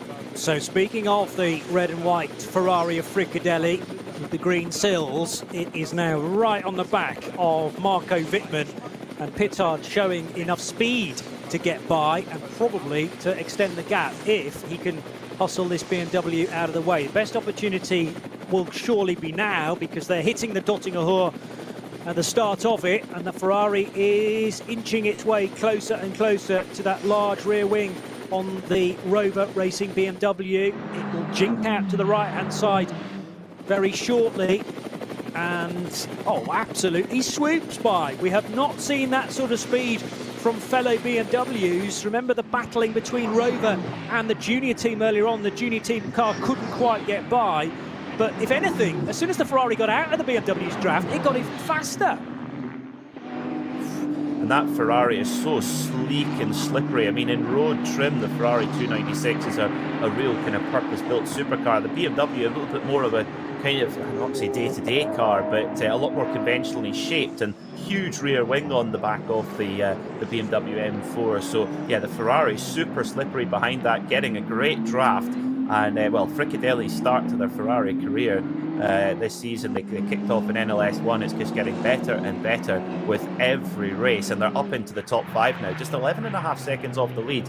The only caveat, though, Johnny, is with the balance of performance after the second round of the season, they've had 4 litres of their fuel capacity taken away. I don't know how far you can go on 4 litres in a Ferrari, not very far probably, but it's about coming up for a gallon, so... Yeah, it's let's see if that maybe hinders them a little bit on strategy, but certainly on track pace, they're flying. Last lap by, well, we can't really take an indicative time because of the slow zones, of course. We get spoiled in lap 1 and 2, don't we, with the relative times when there's often not slow zones. Yes, and also no lappery needed either, so you often get the fastest lap of the race in those opening 2 circuits. But it's not impossible to get an improved lap time a little later on. Traffic has to fall for you and around the whole lap. Yeah, it's interesting, 4 litres, whether that... I mean, it's not going to give you another lap around this place, but it might prevent you from completing a lap, potentially. So definitely they will be feeling that. And we'll have to have done some more calculations. Meantime, the number 19 Ferrari 296 is now being caught. This is Luca Ludwig being pursued by Sven Muller in the number 3 Falcon Motorsport Porsche, which takes plenty of curb through that section of Hatzenbach. Meanwhile, over the road bridge and towards Flugplatz goes the battle for the lead of the race. And Frank Stippler is going to have to get out of the throttle briefly, because they're now heading by the recovery vehicle, the wagon that carries the Dacia Logan. So that was all being covered by local yellows, very local yellows, that literally work their way down the track from Marshall Post to Marshall Post as the lorry heads towards, or back towards the paddock. Everybody leaping on the brakes again, though, now just before Schwedenkreuz. Double waved yellows this time, and I've yet to work out the reason why. There must have been a car off there. I didn't actually see it because the BMW Junior team car was so close behind the Audi, but double waved yellows means you have to slow down and be prepared to stop. And differing rates of slowing there, which concerns me briefly. Everybody escapes, though, escapes disaster. Yeah, that was very close. There was an Audi RS3 TCR car in between leader Frank Stittler and second place Neil Verhagen. And actually, as they came into the slow zone, the Audi RS3 nearly ran into the back of Stittler there. There was a bit of debris on the right-hand side of the circuit as well that they managed to avoid. But that was a real heart starter there for those drivers as well. Verhagen not overtaking that RS3 coming into the yellow zone. Stittler appeared to, but it's so tricky to tell from our angle, and indeed quite a bit of bodywork strewn on the circuit, and the recovery vehicle recording the Dacia, they're pulling double duty, Johnny. They've got to get out and take it off the circuit and get going. They do a cracking job here, the whole circuit team, marshals, recovery, etc. I mean, Beretta's car that stopped at Galgenkopf, that slow zone was only on for a couple of minutes before it was clear again. It's amazing. So we now know why the double yellows were out. That debris being cleared.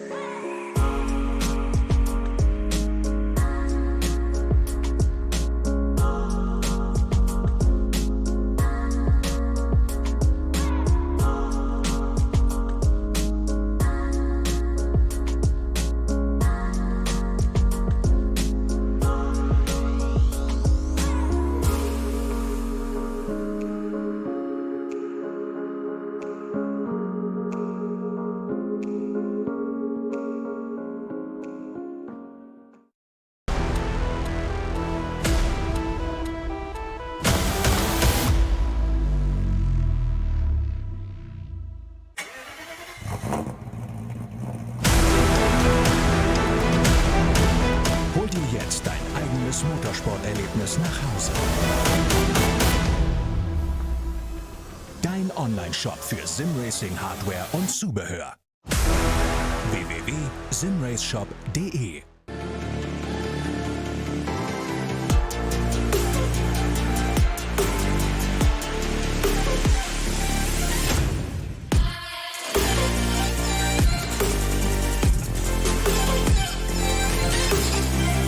Falkenreifen.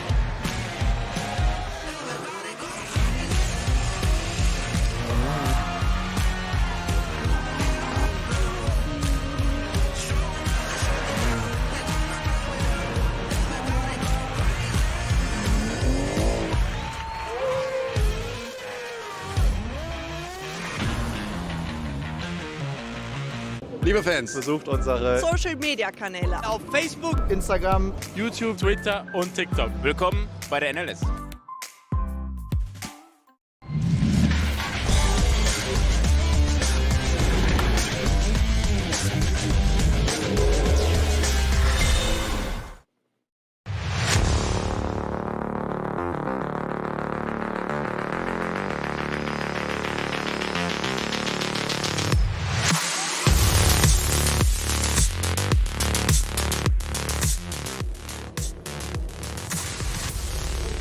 Everybody else, though, will be in next time around by my calculations.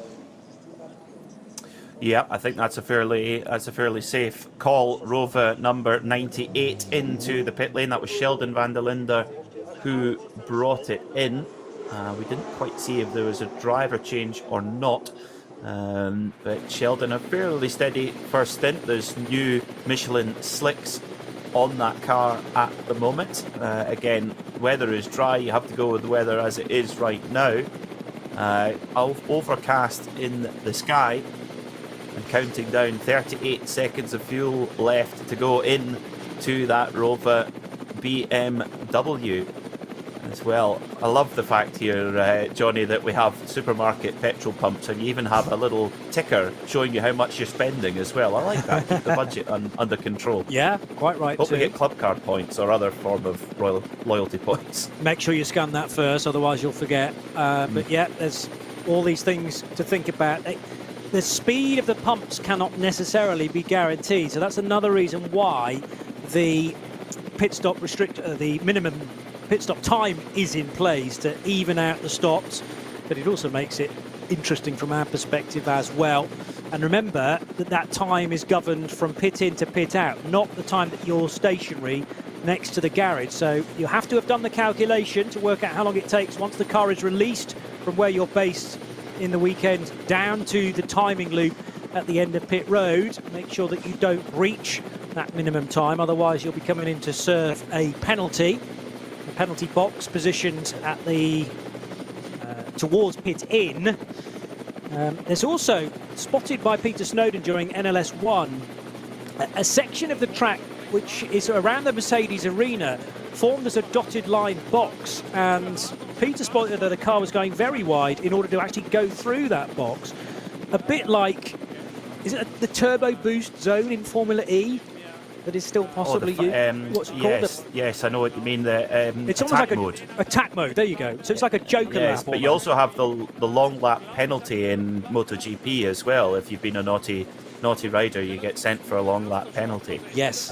So it can be used for that also. I have to say, on studying the rule book during the week, I haven't seen anything about an attack mode or a long lap penalty or anything of that sort. So it remains a mystery to me, at least, Johnny. Well, next time we get a glimpse of the exit of turn 1, just have a look on the high line, if you like, around those left-hand bends, the first bit of the Mercedes arena. And there is a fairly long dotted line box, which is used as a penalty. It's rather than a Joker lap. If you've been given a penalty, but it can be a quick one, as long as you go through there, and are spotted to do so by the stewards. It's my understanding that is another way of serving a penalty, but in race rather than having to do it in the pit lane. So down towards the two left-handers now go a couple of the TCR cars. Actually, that's one of the Hyundais, which, as you've already mentioned, not in the TCR class this weekend, but we do have at least Hyundais in the competition. There's the i30N Fastback, which is running first in VT2 front-wheel drive, so that's the 485 Fastback. There's also a Fastback a little further down the order running fourth in that class, and a non-Fastback i30N is in fifth position. I think they're possibly all in that class, yeah, but I make it as many as 6 i30Ns of differing body shape that are competing this weekend, but none of them in the TCR category. There's another car off the road, and I just about caught sight of that. It looked to be Cayman-shaped, but that doesn't necessarily narrow it down in a race like this, because there are plenty of them. In all kinds of trims as well. Yes. Various versions of Cayman.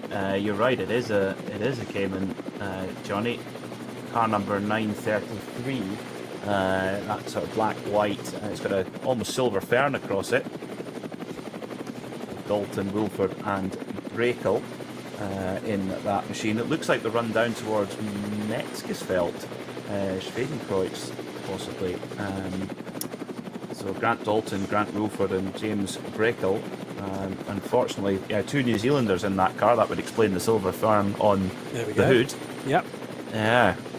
Driver changes near the front. Dan Harper has taken over for Neil Verhagen. Great stint for Neil Verhagen to start the race. So it'll be Dan Harper in the car now, and then it will be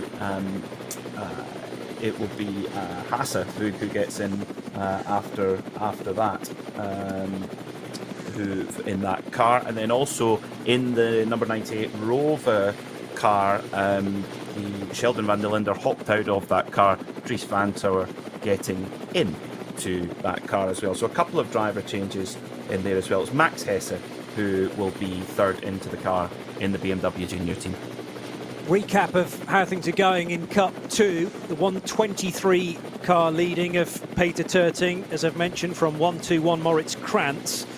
So Terting in the Mühlner car, then Krantz for Kramer Racing, and the 120 is Tim Scheerbart, who has gained at least 2, possibly 3 places over the last 2 or 3 laps. So a good gain every single circuit there for the 120 car.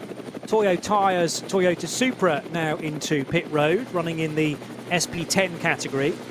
And SP10 able to go, well, I thought an equivalent distance of the SP9s, so that's potentially an earlier stop than they would have wanted in the Supra. Josh Burden driving the 47 KCMG Supra GT4 is the best place of the Japanese cars, with a BMW number 187 though leading SP10. 187 the M4. So that car potentially going to pit at the end of this lap. We'll have to wait and see. Other cars that can go generally a bit further than an SP9 Pro or Pro-Am are, well, SP7 of old. Now, we certainly had some of those cars in NLS 1. There is only one, in fact. There's only one Cayman GT4 car, and it's actually down in 54th position. But I wouldn't be surprised to see Cup 2s able to stay out well into the second hour. And the case in point, we actually had a Cup 2 car, I think, leading overall at the end of the first stint in the opening round of the race. So that is a strong possibility. They will then fade, though, towards the end, because SP9 Pro and Pro-Ams are much faster. But we're on to lap 7 now. Well, lap 7 completed, in fact, and everybody that didn't pit last time around, they've all plunged into the pit lane at once, Peter. Yes, they have. Yeah, that's the Scherer Sport PHX car number 5, that was leading the race for most of that first stint with Frank Stippler on board. Vincent Kolb has got now into that car. Christopher Haas has stayed on board the number 39 Land Audi, as has Marco Wittmann in the Rover number 99. And it's been a great opening stint for our Pro-Am leader in SP9, Luca Ludwig, car number 19 in the Ferrari 296 as well. Look, you recognise the name Ludwig? Absolutely. Luca's the son of Klaus, and Klaus was even here watching earlier on. So good to have Klaus at the Nürburgring track. He knows his way around quite well. Just a bit. Yeah. So a reminder of the cars that have stopped and on what laps. 44, and that was a driver change. Neil Verhagen to Dan Harper, pitting at the end of lap 6. We also had the 98 car in on that lap and the 30 Ferrari. The 99 BMW stayed out, didn't it, and has just pitted now from 3rd position. 19 also staying out till the end of lap 7 for Luca Ludwig, as mentioned. Falcon Porsche number 3 has just made a stop too, and the 35 car came in at the end of lap 6. So car 35 is the Dennis-driven BMW M4. That is Jake Dennis, well, now Jake Dennis. It was Jens Klingman for the opening stint also for Valkenhorst. If you're wondering where the 34 BMW from Valkenhorst went to, that had big dramas at the start of the race when it got caught between the Rover Racing BMW, the 99 car, and one of the Get Speed Mercedes, possibly the number 19, and the pincer movement, 3 cars basically making contact, and the car in the middle, as so often happens, came worst off with lots of damage to the front splitter, but more crucially, one of the suspension arms, possibly a steering arm, that got bent in the process, and the car had to pit at the end of the Grand Prix loop, let alone the full lap. So 34 massively on the back foot because of that.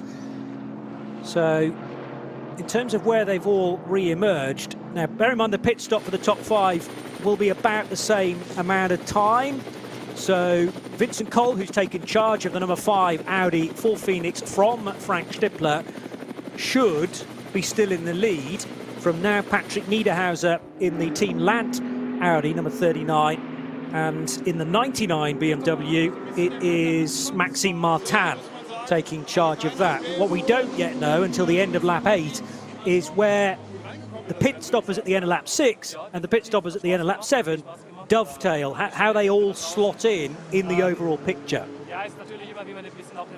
Yeah, that's where we're going to see that play out over the course of the race. Of course, if you go deeper into the race, your lap pit stop is ultimately going to be shorter, but it also means that you're going to be a bit longer as well at the start. So I have had some news on Twitter, thanks to Time Certain Clock on Twitter has told us that is a penalty lap lane in the arena section, Johnny. So yeah, taking a leaf out of mainly motorcycle racing. Actually, that came, they use it in World Superbikes and MotoGP, so it's quite an effective way to do it, to handle minor indiscretions as well, without giving a full drive-through penalty or something like that. I jumped the gun with Christopher Haase. He's out of the car now, of that number 39 Land Audi. Patrick Niederhauser in, as you mentioned, Johnny, and Maxime Martin has taken over the number 99 Rover BMW as well. So quite a few driver changes. Martin Bragginger is taking over the leading Porsche, the Falcon car, from Sven Muller, who had a cracking charge through the field there in that first stint.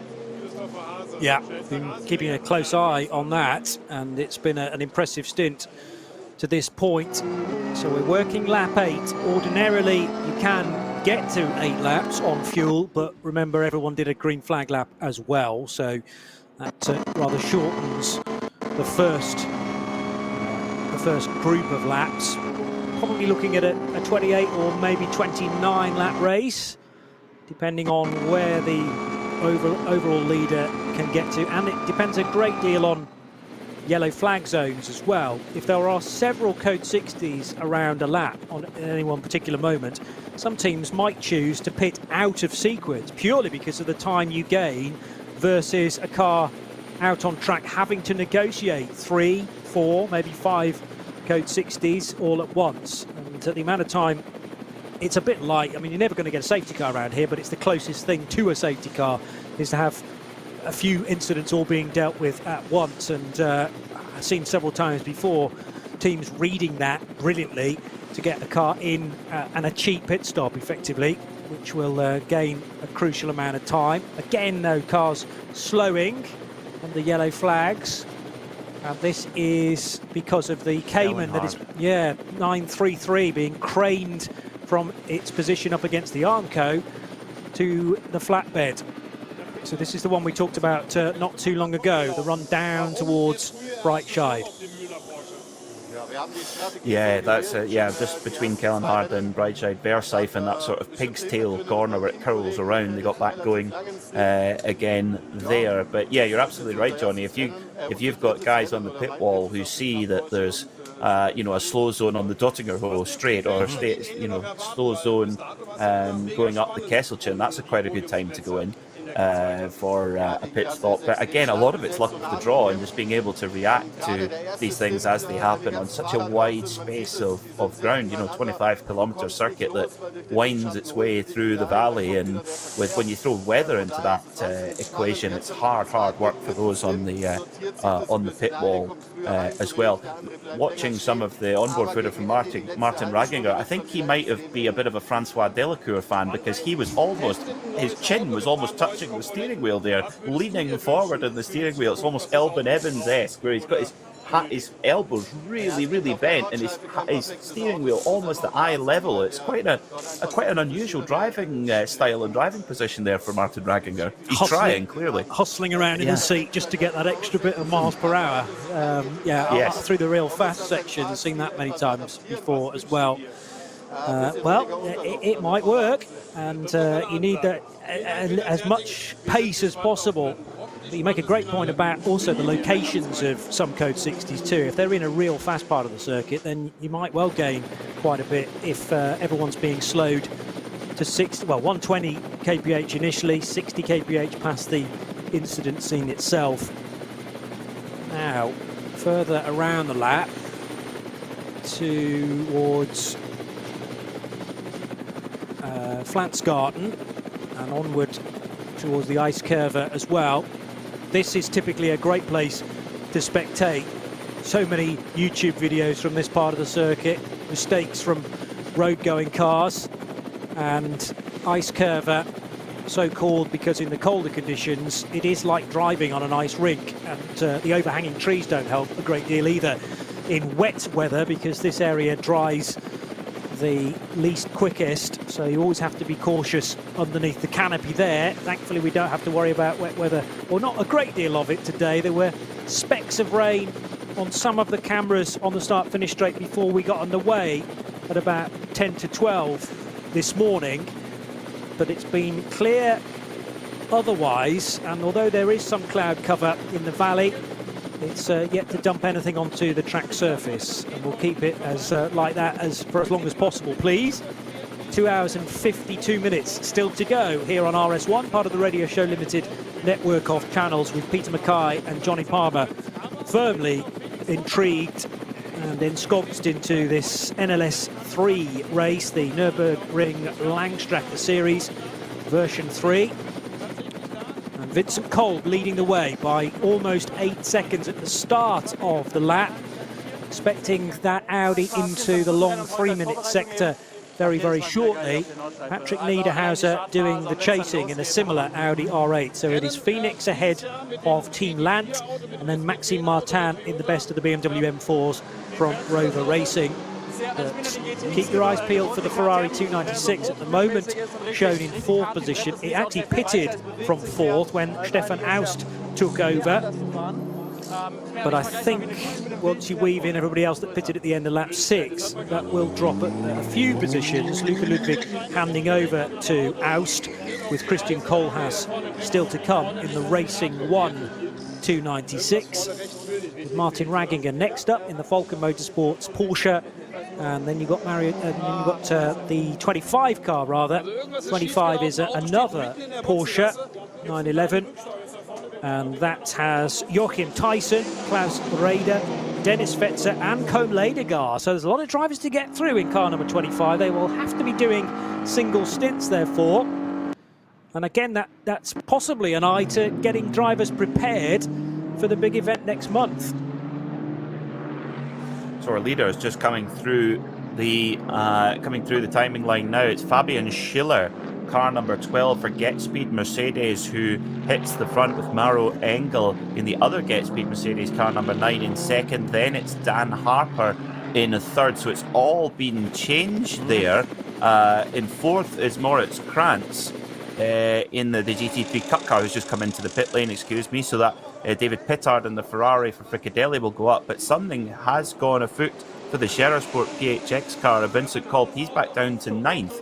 Again, that could come down to what time he got out of the pit lane, but it's all change on that lap there, Johnny.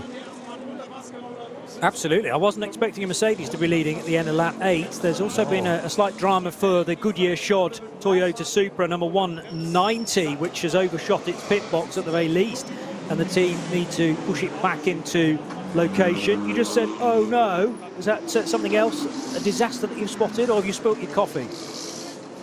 Well, that would be a disaster. No, I think it was more this commotion in the pit lane with that black and pink Supra that had come to a stop, and that it sort of caused a bit of a traffic jam in the pit lane. Car number 22, the Ferrari for Wochenspiegel team Montau, run by Rinaldi Racing, has got by the car collection number 39 the Team Landau, excuse me.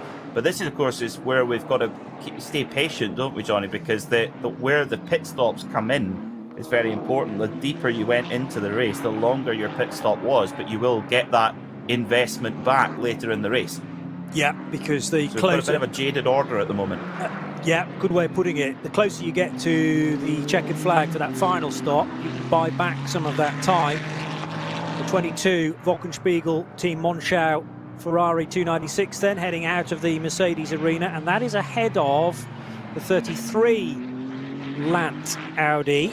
So that car now threading its way through the cut-through. Team Car Collection Audi rather than Team Lant. They're running very similar, if not identical, liveries for Max Hofer and Dennis Marshall. Compare and contrast that with the Lant entry of Chris Mies and Chris Haase and Patrick Niederhauser. Niederhauser now driving car 39, which had climbed as high as second position, pitted on lap 7, and has now re-emerged into the order in 11th spot. But you can discount 3 cars, I would suggest, ahead of it, because, as I mentioned, the Cup 2s can go much further for the opening stint. It's only now, in fact, that number 121, leading Cup 2, makes a stop. So it's managed a formation lap and then 8 racing laps, the K. Kramer entry. So that meant that 123 must have pitted a lap before. The Mullner car was leading Cup 2 until the end of lap 7. It's made a stop, whereas 121 continued for a further lap, and Moritz Krantz has just handed over to Christopher Brook. And this is the point where we'll see car 121, the 120, also from Cup 2, and the 102 drop now out of the reckoning for an overall top 10. Well, it's all going on. These Porsche 992 Cup cars, they're a heck of a tool to be able to go that little bit longer than the full spec GT3 machines. And as we talked about earlier, Johnny, if Manthey have got more upgrades in the offing for that car, the gap between these Porsche 992 Cup cars and the SP9s is only really going to close, because, you know, the SP9 cars are effectively balanced out. So if the 992, if Manthey keep adding performance to them, they're going to be more and more of a pest in traffic. Marcus Wilhard having some fun in the 485 Hyundai, which is just exiting Mercedes arena now. That is the leader in the front-wheel drive V2T class. Remember, V2T is split into front-wheel drive and rear or four-wheel drive cars, so it's two-pronged V2T2. And actually, either one of those classes, you could effectively win VT2 overall, because the first 2 cars in that division are the front-wheel drive example. So we've got the Hyundai i30N Fastback and then a VW Sirocco R, number 489. But then third and fourth in VT2 are the rear and front and four-wheel drive cars. In this case, they're both rear, because they're both 330i BMWs for Petrolo and Komatsu. So looking out for car 505 and 501 that are third and fourth in the VT2 class as a whole. As I say, the class names don't necessarily roll off the tongue naturally, but they do provide really good racing. And in turn, they're both ahead of a couple more 718 Cayman GTSs. This time, though, they're SP4T Cayman, so clearly not eligible to run in Cup 3 for whatever reason. And instead we find them in the 4T division. 266 and 260 are the class leaders there. But it's Fabian Schiller who continues to lead on lap 9, Peter. It is indeed, yeah. That number 12 on the roof of that Get Speed Mercedes reminds me of an Austin Cindric NASCAR, actually. So yeah, it's very helpful for our Rover helicopter to spot which of the Get Speed Mercedes that it is. And loving their new livery this year with that lovely sort of flat grey and the orange flashes on it. It's very, very nice. And Get Speed, a team with so much experience here, leading 1-2 at the moment with Maro Engel behind.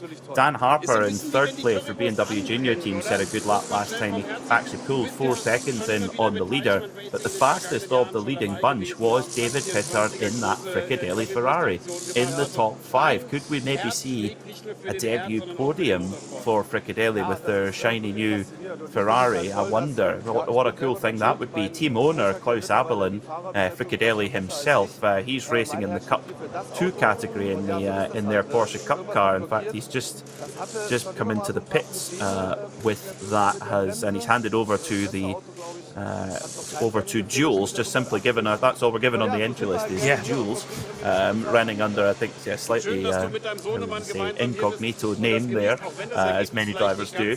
But yeah, I mean, you've got to admire Klaus's just racing spirit with Fricadelli, and 2 great cars out there taking part, a great team, great drivers, and they love their racing here on the Nürburgring. But it's Klaus that's really the driving force behind that.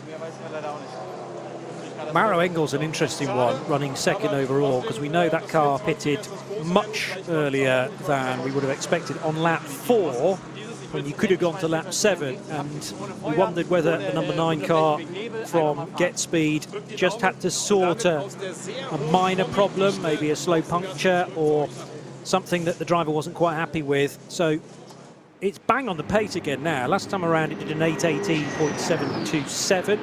Remember, we've got some code 60s out on track currently as well, so it is possible to go quicker than that once the track clears. Over the line, new leader, in fact, Maro Engel. Now, yes, he'll have to pit at the end of 12 laps, I reckon, but he's going to enjoy this moment out front because he's leading by just over 2.5 seconds now from Fabian Schiller's Mercedes-AMG. So it is a Get Speed 1-2 all of a sudden. Daniel Harper in the junior team, BMW M4, car number 44 in third, ahead of David Pittard in the Ferrari. Porsches working their way up the order slowly and surely as well. The number 4 car from Falcon is now ahead of the sister car, number 3. And Vincent Kolb cuts the beam at the end of lap 9 in 7th position. Remember, the 5 car, though, that was leading before that bout of pit stops, another one of the runners that pitted at the end of lap 7, therefore having to take the longest pit stop of anybody in the opening tranche. 2 drivers making really good use of a fresh circuit, no interruptions there. Maro Engel, personal best lap time for that car, 7:58.373. Also for Nico Menzel in the Falcon Porsche, 7:59.3 for them as well. Also the Retronic Porsche, Tobias Müller, 8:03 flat was their personal best of the race as well. We've got a slow zone, or we did have a slow zone. In fact, we had a code 60 at Flugplatz. Momentarily, it's now been upgraded to a slow zone, so hopefully, and now clear. So something was afoot at Flugplatz, and that's somewhere where you don't want to come across a slow zone, that's for sure. Yeah, especially if it's something nadgy like some debris as well that's not visible at high speed, and also when everyone sits pretty much very low down in these raced cars. That's why we are so indebted to the hard work of the flag marshals and indeed those that are willing to run out into the track to recover bits of debris. We've already seen effectively double duty from one of the flatbed drivers. He had picked up a car, I think that was the Dacia Logan, and then needed to stop to pick up some debris, maybe an inner wheel arch skin that had ended up on the racetrack, and was indicated to everybody else by the debris flags, the yellow and red striped flags that are waved if there's oil down, or indeed something of a car, a section of the car that has ended up on the racetrack. Ben Zerfeld, running in the 273 Toyota GT86, is third in SP3, just caught sight of him at the Mercedes Arena. SP3 is led by the 300 Audi TT. Well, that's actually SP3T, I beg your pardon. So that has an Audi TT with a VW Golf Mark 7 in second position. SP3 is led by the 270 car, which is one of the Renault Clio Cup machines. Just heading over the line and running 83rd overall. That's a good effort from the Clio. and nearest rival is a number of places back, actually, in place 108 overall. Now, car being recovered on a towing strop on a fast section of the circuit. You have to run down towards Schwedenkreuz and then the right-hander at Arenberg. Yes, it is. And now everybody getting back up to speed, having passed that. But again, another hazard to in order to get by is not only these more visible flatbed lorries because they sit so high, but sometimes just cars are picked up by regular intervention vehicles, and it's all about the cars that sit just ahead of those together with the yellow flags to give ample warning. And that was, just actually it was coming up towards Metzgesfeld, coming out of Adenauer Forest, and there's huge traffic now for the battle for third position between David Pittard, who's got by the BMW Junior team car, and actually they've caught up with the race leader. The race leader, Maro Engel, car number 9 for Get Speed Mercedes, now has the Fricadelli Ferrari right behind, followed very closely by the BMW Junior team car, and throw in for good measure the Rover number 98 of Dries Vanthoor, who's forced his way forward. So it's a 4-car battle for the lead. You could almost throw a double bedsheet over them all as they head up the Kesselchen right now. We've got a race on here, and I tell you what, Johnny, we could end up with a Fricadelli Ferrari out front. That's the first time we've said that here at the Nürburgring in an illustrious history of that team. But you just can't rest for a second here, either as a spectator or a driver, because it just changes so quickly on this circuit and in this style of racing. Well, I was just about to say, how about the difference in the gaps from the start of this lap to now? 2.6 was the gap between Engel and Christodoulou. It's down to nothing because it's back to David Pittard. So Christodoulou's lost 1, 2, 3 places. But bear in mind, Daniel Harper was 12 seconds adrift of Maro Engel at the start of the lap. We're not even at the carousel yet, and he is within touching distance now of Maro Engel. That is how a caution, code 60, but more importantly, the yellow flags into the speed limited area can affect the race. 1, 2, 3, whip by and into the carousel as quickly as you can say 1, 2, 3, and the number 9 car under massive pressure now. Remember, Maro Engel will have to pit earlier than Daniel Pittard, than the Pittard car, David Pittard's car, number 30, and Daniel Harper, number 44. The first, second, third, and really fourth as well, totally together. And the big loser in this, for whatever reason, has been Adam Christodoulou. I reckon he's fallen back to 5th place from what was second. This Ferrari 296 GT3, a brand new GT3 car for this year, built in conjunction with Orica. Looking at the rear of the car, has a lot more aerodynamic performance from the diffuser, and coming through the big direction changes through Wipperman to Esbach Brunken now, at the Ferrari looked on rails through there and being driven beautifully by David Pittard. I tell you what, we've been so used to talking about the battle between all the big German marques, Johnny, but now we've seen the Lamborghini get close, and they've got a good assault for the Nürburgring 24-hour next month. But great to see Ferrari now getting some of the top Nürburgring teams taking on that car. Christodoulou's Mercedes did not appear at the end of Sector 3 for a long time, and it's been in the pits, hasn't it? But again, yes, because that first sector took 3.5 minutes, so I didn't clock when the 12 car initially pitted, but it's already made another stop, and that's much unexpected after only 9 laps. So that's the reason why Christodoulou has dropped away from this lead battle. It was a get speed 1-2, but Christodoulou now easily outside the top 10, possibly outside the top 15, and with quite a bit of recovery to do from there, although he does have another pit stop under his belt. The problem is it served him no real purpose because he wasn't in need of fuel. So first, second, third, Engel, Pittard, Harper, all now on the Dottinger Ruhr. Your point about Lamborghini I agree with, but Lambo have not necessarily had the reliability, even in a 4-hour race. Yeah.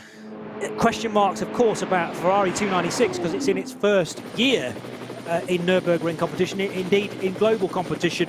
So can it continue this pace for all 240 minutes. We will have to wait and see, but there's no doubt about its speed. Two wheels on the grass there for David Pittard to take the race lead, and Maro Engel says, well, if he needed that desperately this early on in the race, by all means have it.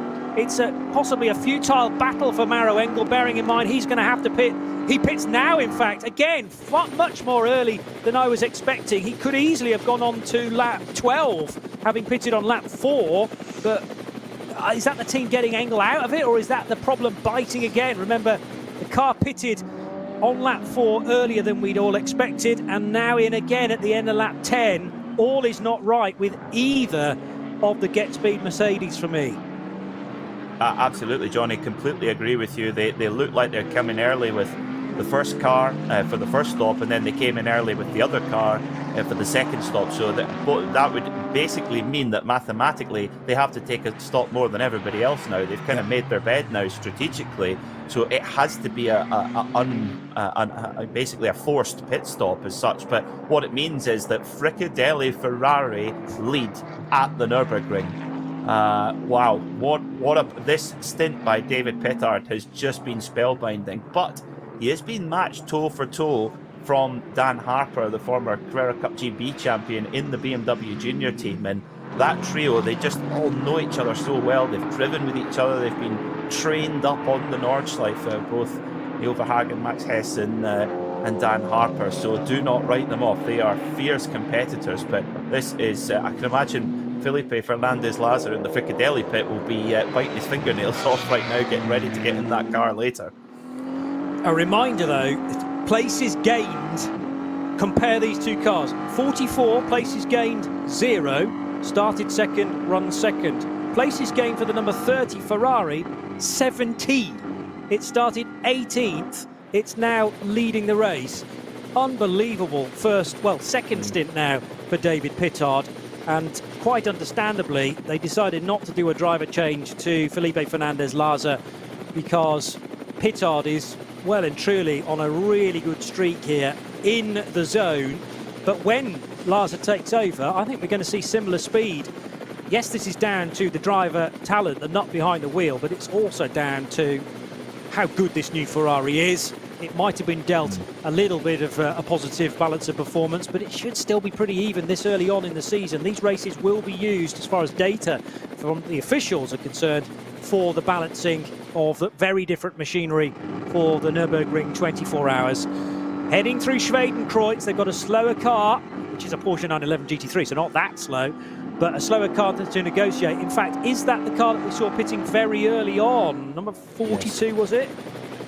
It is, yes. Yeah. I'm just seeing who's maybe changed over to Marco Seefried now, trying to find it on the timing screen of the over 130 cars that we have here. Good luck. It was Patrick Kolb, the brother of Vincent Kolb, who took it to the start. And for the life of me, cannot find it on the timing screen yet. But it position, is, I reckon. So you're right. It is Marco Seefried.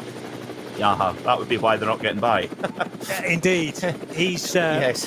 very well known for being an elbows out type driver and does not want to lose a further lap. 9 completed for the Lion Speed car, Lion Speed by Car Collection, the all-black Porsche GT3R. And Patrick Cole, presumably, therefore, will go back into that car for stint 3 if they're doing single stints on that. And a driver change each and every pit stop is definitely possible because of the amount of time that needs to be spent in the pit lane under the pit stop restriction time. Very much in two minds there with the 98 BMW of Dries Van Tor. Was about to go left of a back marker, then had to get out of the throttle, possibly leap onto the brakes and go down the other side. And that means that the number 4 car now of Nico Menzel is right with Van Tor, younger of the two Van Tor brothers, running 3rd and 4th, but Falcon Motorsports Porsche given a big helping hand there because of that moment of indecision. Yeah, Dries Van Tor, an absolute wizard around this circuit as well. He's won the big Nürburgring 24-hour 2 times now. Ironically, both of those wins were when his older brother Lawrence hit problems. In fact, they actually collided together at Tiergarten was in last year's race, putting the Manti car of Lawrence out of the race. So it's interesting, that rule at Tiergarten in the driver briefing, Johnny, how if you're on the left lane you have priority. Well, David Pittard paid that probably no attention when he put two wheels up on the grass to take the lead, and Maruengo went, okay, after you, sir.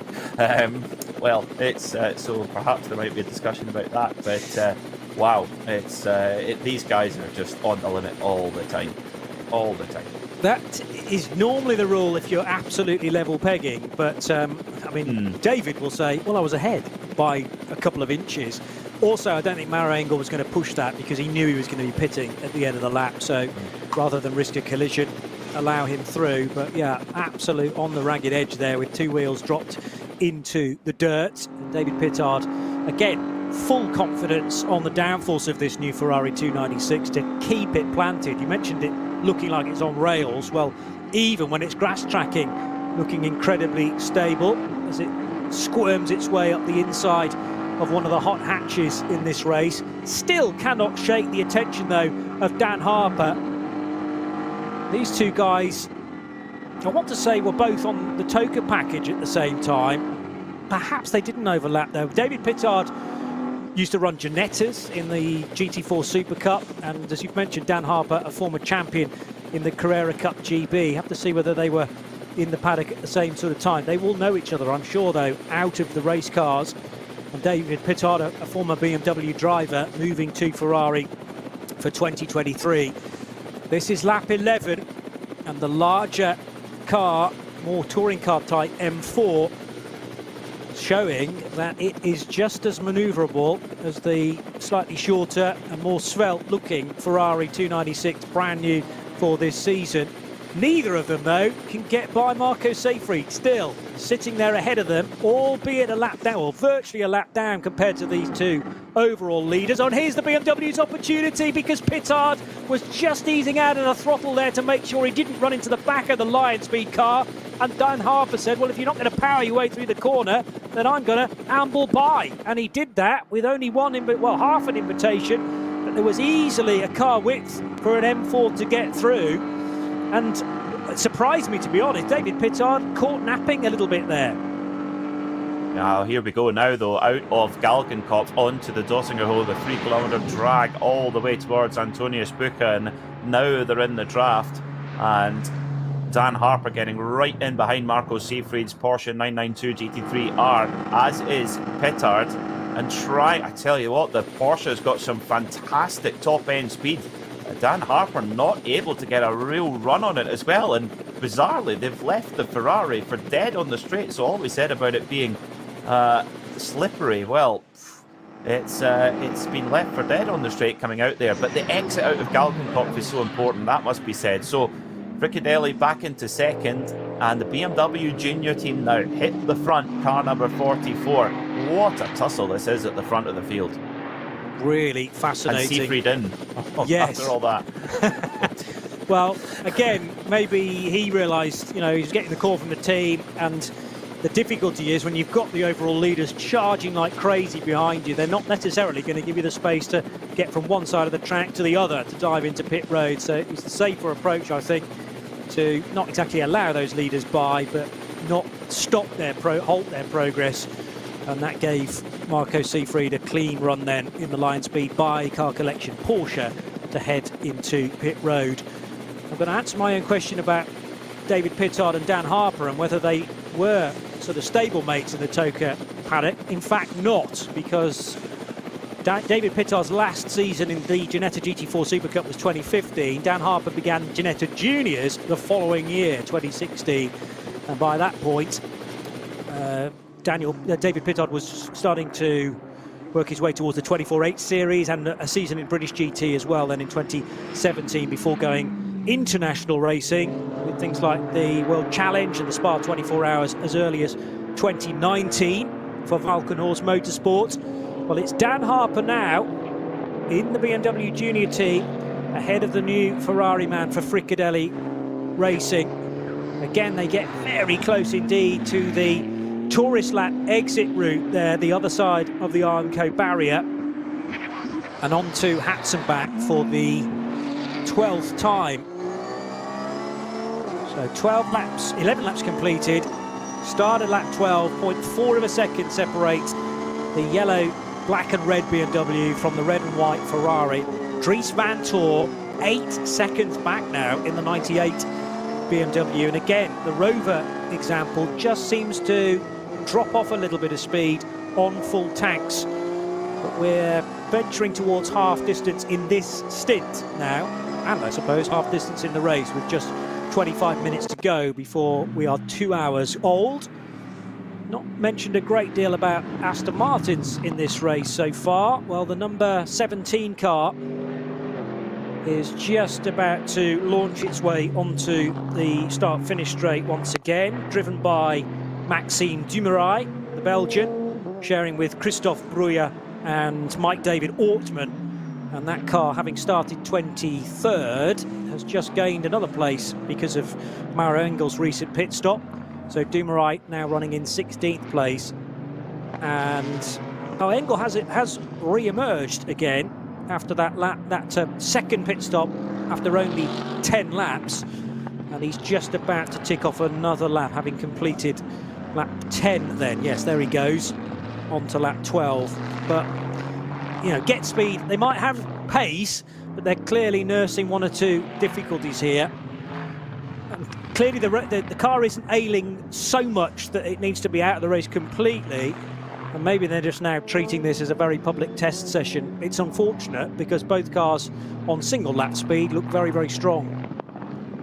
They do, yes, and but as you rightly say, Johnny, unless it's a terminal thing, all track time on the Nürburgring is so valuable. To test SP9 cars in race conditions, it's so important to get that edge for what is such a competitive Nürburgring 24-hour race, and indeed the whole NLS season. Of course, Get Speeder is equally engaged in the whole season of the NLS also.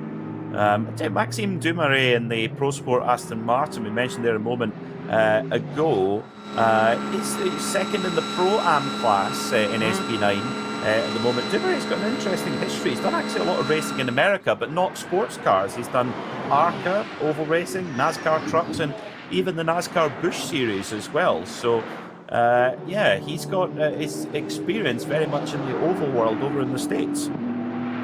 Yeah, and has a family member who I assume is his brother, Guido Dumouriez, who's driven for Pro Sport as well. Actually, no, that's the father. So Guido's the father, two sons, Guillaume and Maxime Dumouriez.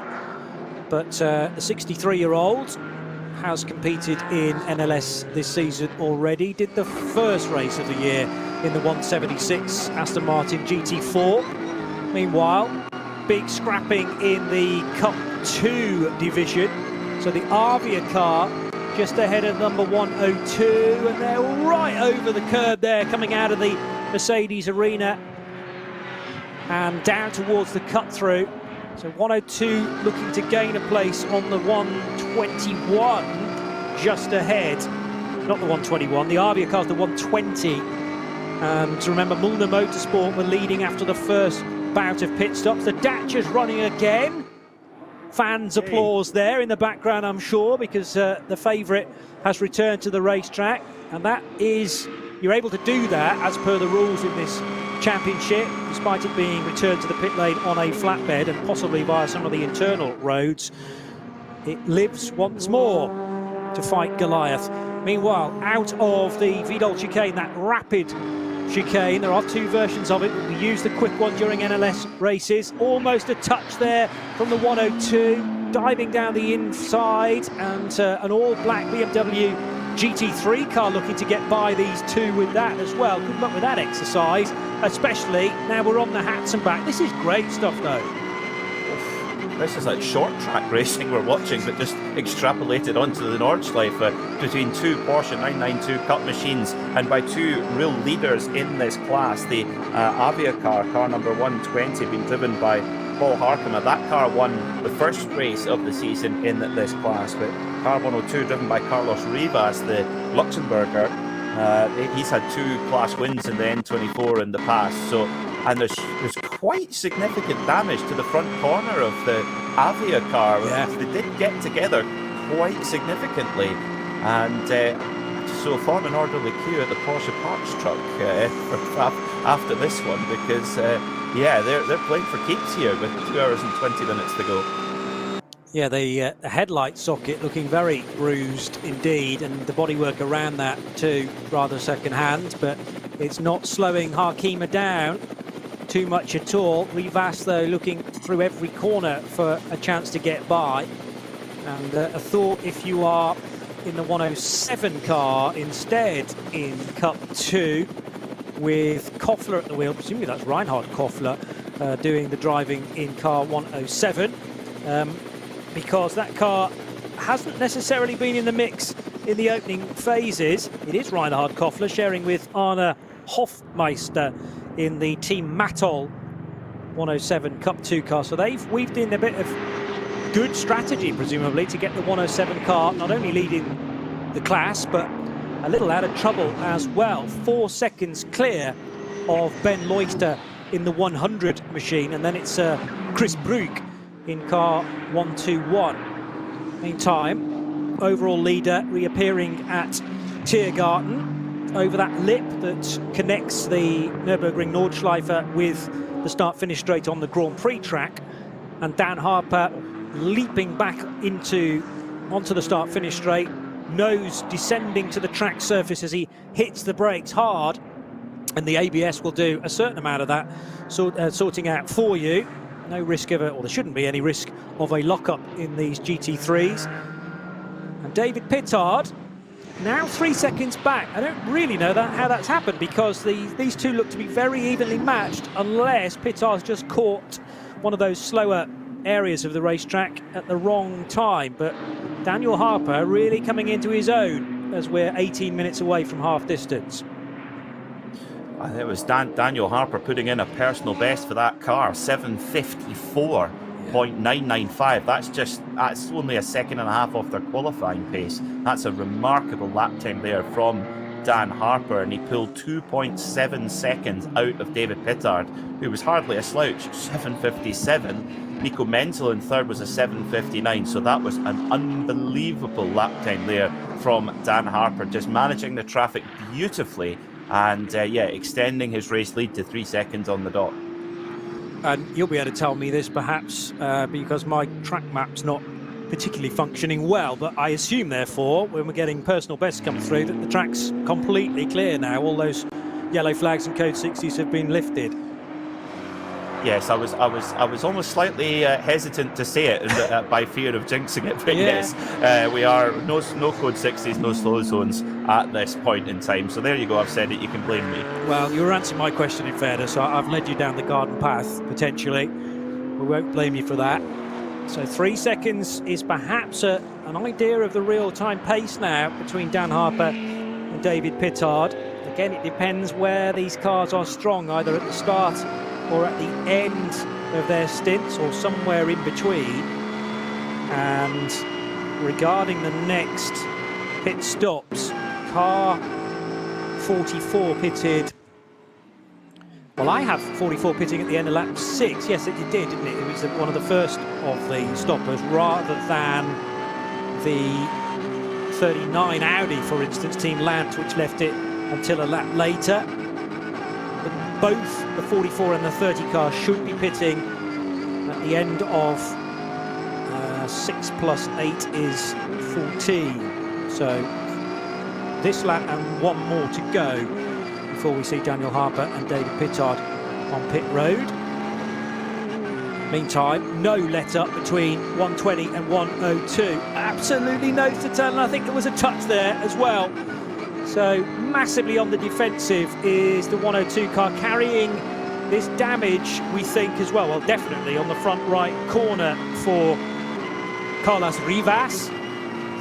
And, the car carrying the damage is Paul Hakima in the Avia car, and Rivas still doing the chasing. They're a lap down, but only on the GT3s, certainly not a lap down within class. And as mentioned, the class leader remains the 107 car of Reinhard Koffler. But it doesn't seem to matter where they are around the track. This battle remains so intense. I think the most intense battle we've seen all day between these, of course, two identically spec'd cars, the 992 Cup machine, which you see in the Porsche Super Cup, but of course the teams set them up how they wish. Shows the versatility of the car as well, how fast they can lap round here. If they come across major traffic there coming up towards Galgenkopf, that might give Carlos Rivas a little bit of a run, possibly. They both sort of get slowed down equally as they come onto the Dottinger hole as well, and Carlos Rivas will be hoping to get a bit of a draft, but you'd think this is the last lap battle here.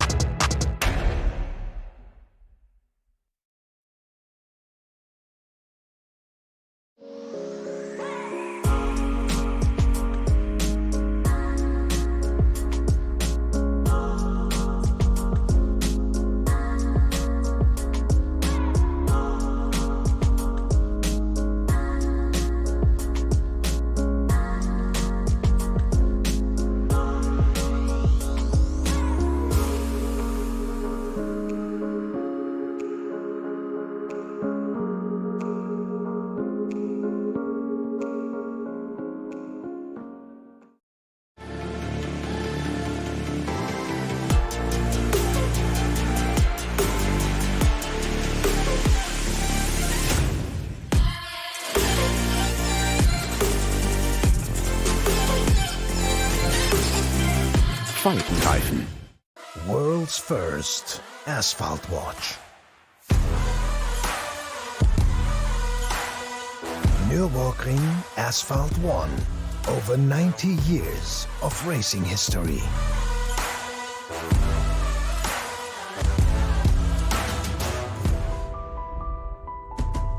Cobbler.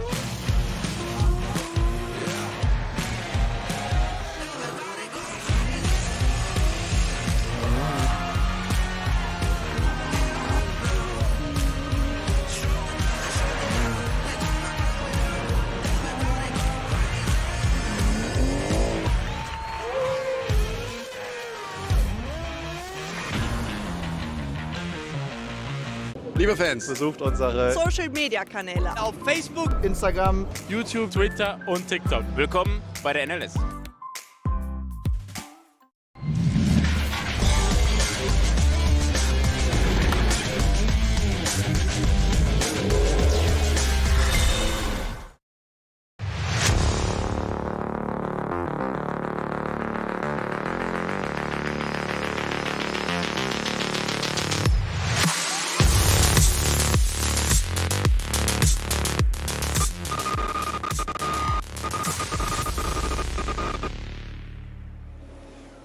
It's the third round of the Nürburgring Langstrecken Series, live here on the Radio Show Limited network of channels. RS1, busy weekend for RSL with the IMSA race as part of the Acura Grand Prix of Long Beach. That's taking place later today, with also the qualifying session for the World Endurance Championship as well, round 2 of the WEC, which is at Portimao, the roller coaster on the Algarve.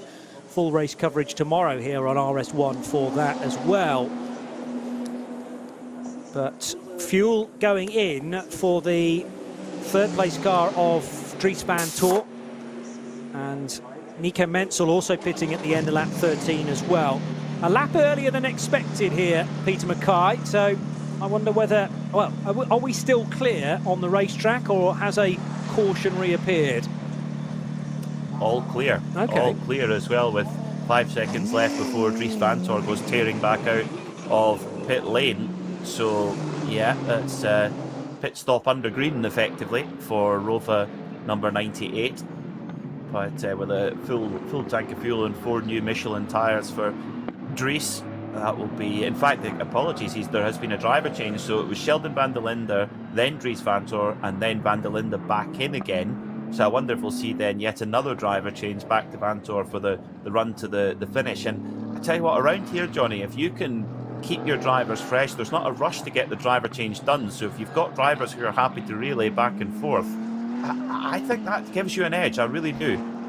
It's a refreshed body getting into the car each time, isn't it? And a chance just to cool off a little bit. It's not a warm day at the Nürburgring, but it is warm behind the wheel of one of these cars, particularly in a BMW with the engine in front, and the bulkhead can do a job to an extent, but you're still going to get some heat. So into the cockpit, we hear many stories of pedal boxes getting red hot as well sometimes. So a chance just to take a breather, quick snack, certainly plenty of fluids before you charge on again. But that's not an approach that's been taken by Fricadelli, with David Pittard probably reporting to the team, I am really feeling I'm at one with the car here, don't interrupt this flow, and I'm happy to do another stint. It's always interesting to me whether that's a decision taken before the race or whether it's kind of in race and you stay in touch with your driver to find out how they're doing and make your strategy very pliable in that sense, adjustable depending on how things are going. Not necessarily a hard and fast rule for that, and certainly, you know, there can be moments where a driver's just not comfortable for whatever reason and wants out. That's why it's best to be flexible, perhaps. The 44 car then, Dan Harper, continuing on. They've got 3 drivers to work their way through. I wonder whether either this Harper stint could be doubled, or Max Hesse may well do a double at the end. Maybe they will end up doing 3 separate driver changes to put Neil Verhagen back in at the end of the race. That's, again, good practice for a longer race, I suppose, like the Nürburgring 24 hours, where you'll be either single or double stinting drivers, and once you get to the end of the rotation, you start again. Now, has there been a change for the Black Falcon Team Identica 102 car? Because that was right on the tail not too long ago of the Avia car of Paul Harkema. Now, all of a sudden, I realise it's a close shot of car 102, but I cannot see the 120 anywhere near. So, no. Has there been a stop? No, Harkema is now behind Rivas as they came across the line, Peter Mackay. Yes, 8 seconds between them. So Rivas has pulled away during that exchange. So maybe he felt like he was being held up by Harkima. I'm sure he did feel like that. Harkima probably wouldn't agree though. But yeah, they're certainly on the go now. 8 seconds to the good, sitting 4th in class. There is a code 60 at Fuchsroche, the Foxhole, which is currently underway at the moment. It's 2 slow zones around that area and code 60 as well. So we could, if there's any SP9 cars that are maybe due a pit stop and have already gone by there, and it looks like it's maybe going to be a bit of a clean-up job, good time to maybe dive into the pit lane actually, because that's a place, if you go off, I mean, we say this a lot at the Nürburgring, if you go off there, it can be, it's very, very, very fast through there. Yeah. It's sort of one of the fastest points in the whole circuit actually. Well, yeah, if it's happened on the wide open throttle downhill section towards Adenauer Forst, then that's not going to be a small off. And very often you can clang through into the barriers on both sides of the racetrack there. That was also the rather high hit rate of the video footage of a KTM catching fire at Arenberg. Driver got out, thankfully, but then the car decided to start to roll down into the foxhole by itself, and there was a real worrying moment for a time in that the driver couldn't detach the radio cord, then realised, my car's disappearing of its own accord down into the foxhole, tried to chase after it, but it was still on fire as well. So he had a car on fire, driverless, down towards Adenauer Forst, and thankfully, eventually it rattled off the barrier, which slowed it down and meant that the marshals could put the fire out. But a bizarre old moment that I don't think I'll ever see again, and certainly have never seen similar before. That's just part of the Nürburgring challenge, I suppose, as is getting a puncture on your Hyundai i30. This is one of the VT2 front-wheel drive cars, and the front left on car 466 has gone bang. Thankfully, pretty close to home though, Peter. Yeah, just limping it along the Döslinger Ho at the moment as well. So the pit crew, as the Fricadelli Ferrari comes in, Felipe Fernandez Lazar with the Michael Schumacher-esque style helmet, or inspired helmet. He opens the door for David Pittard. I think a big pat on the back is required there for Pittard. That was quite a stint indeed. But yeah, that 466 Hyundai for Volkenhorst Motorsport, a Volkenhorst Hyundai. There you go. We'll be able to limp it back there on with that punctured tyre. So Lazar in, and I tell you what, Fricadelli are in the fight. Interestingly there, Johnny, Fricadelli powered by Rinaldi. Interesting. So Rinaldi coming in to help with their expertise with Ferraris. That's interesting. Yes, well, we talked about Fricadelli moving, and a key move from one manufacturer to the other. Goodbye Porsche, LA Ferrari, and who else could you go to in terms of experience? AF Corsa, I suppose, but Rinaldi running 488s for a number of years now for WTM, Wochenspiegel Team Monschau.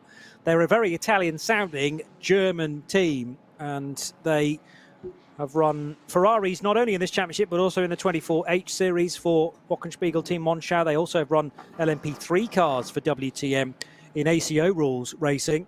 So that does appear to be an obvious match now, but I hadn't realised the connection, so well spotted between Fricadelli and Rinaldi. Also in, Dan Harper from the race lead. So in fact, we've got the top 5 cars all pitting. Nobody's willing to go onto an 8-lap stint so far in this race. They've been maximum of 7. That's the reason why we got to lap 14. And everybody, well, Martin Ragginger remains a question mark. It is possible to move on to an 8th lap. When did Ragginger stop first time around? Car 3 pitted at the end of lap 7. So yes, Ragginger might take the lead here by virtue of the fact that he squeezed an extra lap out of the fuel tank. And Vincent Kolb, I reckon, has gone on to lap 15 as well. Whereas everybody else in front pits after 7 laps stint. So that's Harper, Pittard. Yeah, Pittard now switching to Felipe Fernandez Laza. Patrick Niederhauser pits in car 39, the Lant Audi R8. Jake Dennis is in his BMW, number 35 for Valkenhorst, and the 99 Rover car of Maxime Martin also in as well. The cars pull up pretty much parallel with the fast lane, but then they go up on dolly jacks and are rotated to about 45 degrees to make the pit lane exit as sleek as possible. Always confuses me that, and I think the car's about to be pushed into the garage, but all they're doing is moving it to a more appropriate angle. And pretty much everything seems to be done on that Fricadelli car. They are ready to go. A big grin on the face of David Pittard. Unfortunately, not quite. They're changing the front left brake disc on that car. The Fricadelli Ferrari front left brake disc being changed. Oh, no. I don't know if they're going to get this done within their allocated pit time anyway. If they can get it done within the time that they've got to be in the pit stop mandated by the rules, it's not a problem. But I really don't think they're going to be able to, Johnny. Do you know? I mean, David Pittard's smiling. No wonder after such a fantastic stint.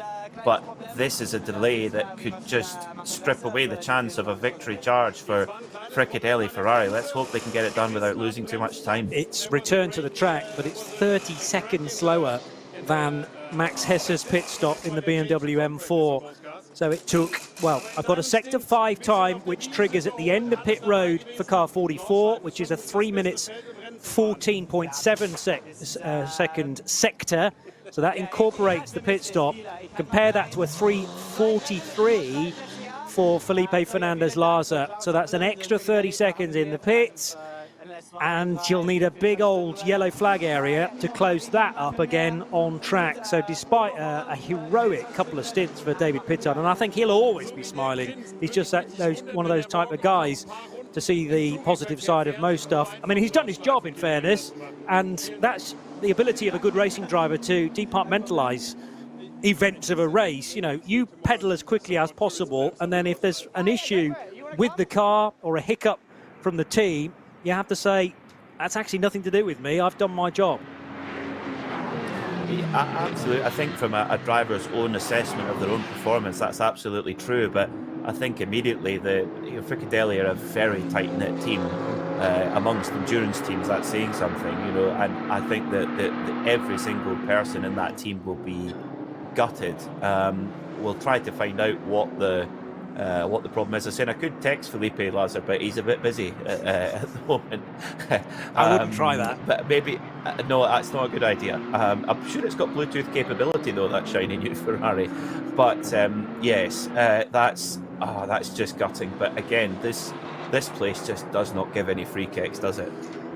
Oh. I would just wonder whether Pittard was reporting maybe a grabbing brake of some description, but then again, the performance of the car would not indicate that, apart from the closing phase of the stint where he did drop away a little bit from Dan Harper. And a reminder that Harper's car has now been taken over by Max Hesse. So the 44 junior team continues to charge on. Felipe Fernandez-Larza returning to the racetrack half a minute behind. And somebody else we need to weave into this, therefore. Well, I reckon now the new race leader is Martin Ragginger, albeit for a lap from Vincent Kolb. So Ragginger drives the number 3 Falcon Porsche. Vincent Kolb in the number 5 Scherer Phoenix Audi R8, sharing with Frank Stippler. They're first and second. And then you can lump in the 22, also Rinaldi run Ferrari, not 296 again, of Daniel Keilwitz for Wochenspiegel Team Monschau. Not too far away either, or is that a lap back? No, I think the 17 Aston Martin of Dumoulin is on the lead lap as well, although that car's just pitted and has never really been in the top 10 reckoning. Over the line also, well, actually a long time ago, but the Marshall-driven 33 car is now up to 4th position. That's Dennis Marshall for Car Collection. All of these cars, despite them being out front overall briefly, should be making their stops at the end of this lap. And therefore we need to try and work out where Max Hesse will be once those cars make their pit stop. I still think Max Hesse should be leading, but it'll now be likely from Christopher Mies rather than Felipe Fernandez-Larza after that brake issue for the number 30 Ferrari. And would you believe this? Car 102 and 120, the Porsche Cup cars that were battling away on track, they're sharing a pit box. How awkward is that? And the Avia team, car 120, the car that was driven by Paul Harkamat, they're having to go to work big time on the front right of that car to repair the damage that they were nursing as Carlos Rever getting interviewed for German TV. And yeah, that's something when you're that close together on track and then you've got to park up in the same pit garage. Makes the post-stint banter nice and easy though, doesn't it? As long as it's nice and friendly. And, well, I don't think they came to blows too many times. It was tremendous from our vantage point, so let's hope they enjoyed it as much as we did. But, yeah, maybe they'll leave their discussions until well after the race. Ben Leuchter now leads the class in the number 100 car. These are all 911 GT3 Cup cars, and the 121 now running in second position, which is the Christopher Brut car that he shares with Moritz Krantz. Peter Terting, who led the opening stint, is there still for Mühlner in third position in the 123. So it's 100, 121, and then the 123 car with the 102. Bunagel now at the wheel of car 102. Just returning to the racetrack. Ben Bunagel taking over, therefore, from Luxembourgish driver Carlos Rivas. So Fricadelli now, it looked like they were just a little bit slow on the opening split there. I think it was just the case of the extra pit time, but now up to pace, a second behind Hesse on sector 2, but then a second quicker on sector 3. So it's a Fricadelli Ferrari up to pace now as well after that fixing that brake issue as Martin Raginger comes into the pits from the lead of the race in car number 3 for Falken Motorsports Porsche. We saw it at Sebring, didn't we, Johnny? The Pfaff Porsche able to just make fuel out of thin air going for an hour and 50 minutes. Okay, there was a lot of pace cars, but it seems that new 992 Porsche seems to be quite frugal, and Raginger, despite being almost driving it over the other end of the steering wheel, he's been able to get that car going a little bit longer than the rest. So Falken might be bringing themselves into contention here with some slightly better fuel mileage, maybe. And the point there is that the further that each of the Falken Motorsport Porsche and the Audis can go means that there'll be fewer laps at the end to complete, and therefore your final pit stop can be shorter. So at the moment, they're matching one another. Well, I say matching. Of course, the BMW of Harper, now Hesse, only did 7 laps. I think it was capable of doing 8, but they're choosing to cut the pie into even quarters, if you like. So 7 plus 7 plus 7 plus 7 will get you to 28. It'll either be a 28 or a 29 lap race, but a 7-lap stint to the finish means a reasonably long pit stop under the restriction time, under the minimum reference time. Whereas if you can be 6 or even 5 laps from the finish by the time you pit for that final time, you will gain there, and that will definitely bring Raginger's Porsche and Vincent Cole / Frank Stippler's Audi into the reckoning. Now, I would be expecting to see another driver change in car number 5. That just seems to be the way Phoenix like to do it. Single lap stints for each of their drivers. Meanwhile, Max Hesse coming to the end of his outlap and about to whip across the line. So which position will this be? Stefan Aust has just crossed the line in 6th in the number 19 Ferrari. 7th place for Mauro Engel. He's not necessarily out of this, despite the dramas for both Get Speed cars. And then Max Hesse in the 44 Helix Ultra backed car, so the yellow, red and black of the junior team, heading now through the Mercedes arena. And on the face of it, 1st to 8th is a big tumble, but actually they were the ones to gain in the last pit stop. Remember, the big loser was the Ferrari from Fricadelli, needing to spend 30 extra seconds in the pits to hopefully solve that brake issue. Let's hope they've got it solved, that's for sure. As Martin Raginger in the pit seems to be very happy with his job, bringing that Falken Porsche in the lead as well. Several cars in the pit: Scherer Sport PHX, WTM by Rinaldi, Audi Sport Team Car Collection, Audi Sport Scherer car number 15, and also the Pro-Am car, Lucas Aust for Racing One Ferrari also. So yeah, they're all looking good on strategy right now. Also, both Rover BMWs together on track. Car number 99 of Marco Wittmann is ahead of Sheldon van der Linde. I tell you what though, Johnny, if you've got two cars on very similar pace, working together can sometimes be quite handy as well, especially with the draft on the Dottinger Hoe as well, if you can coordinate it at least. Yeah, one does a favour one lap, the other car does the favour on the next, having swooped by. So it's the yellow door mirrored number 99. Oh, a bit of a mistake there, I think, heading through the Sabine Schmitz curve. Just didn't quite have the traction and needed to arrest a slight drift. So that was a small gain for Sheldon van der Linde, which I'm sure he would have pushed much more hard if it had been a rival car, but clearly wanting to avoid contact and, as you say, work together, Marco Wittmann and Sheldon van der Linde. But that's indicative to me as to still how hard they're pushing.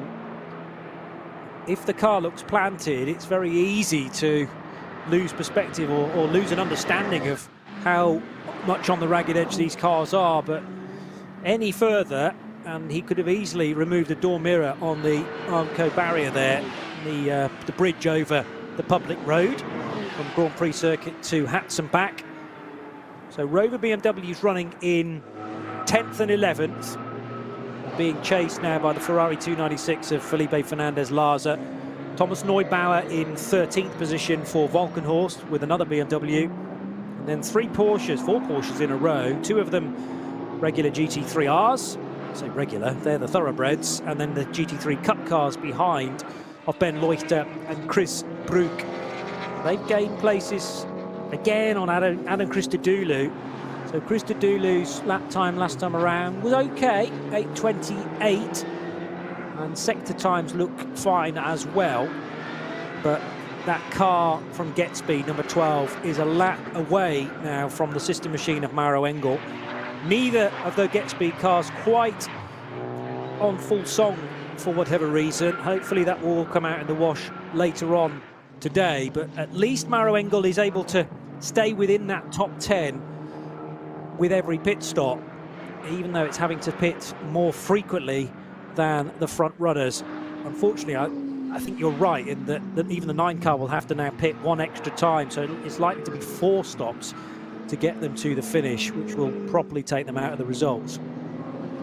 Yeah, it's going to be one really frustrating little splash and dash, unfortunately, unless they can do a really big fuel save. But it's difficult around here to do that. Stretching an extra lap is an extra 25 kilometres. That's a huge ask. Those who did make their pit stop within the last sort of lap or two have done so at a good time. There was 4 code 60s on around the circuit for a while. It's now up to 5. So it was a good time to come in and take service. Will that potentially disadvantage the BMW Junior team, who were a bit earlier than everybody else? Maybe, but we'll see. They've certainly got fantastic pace underneath that car. That's something that plays in their favour for sure. Frank Stippler is back on board the number 5 Cherosport PHX Audi, and remember just how fast he was at the start of the race. And his teammate Vincent Kolb, very, very quick, but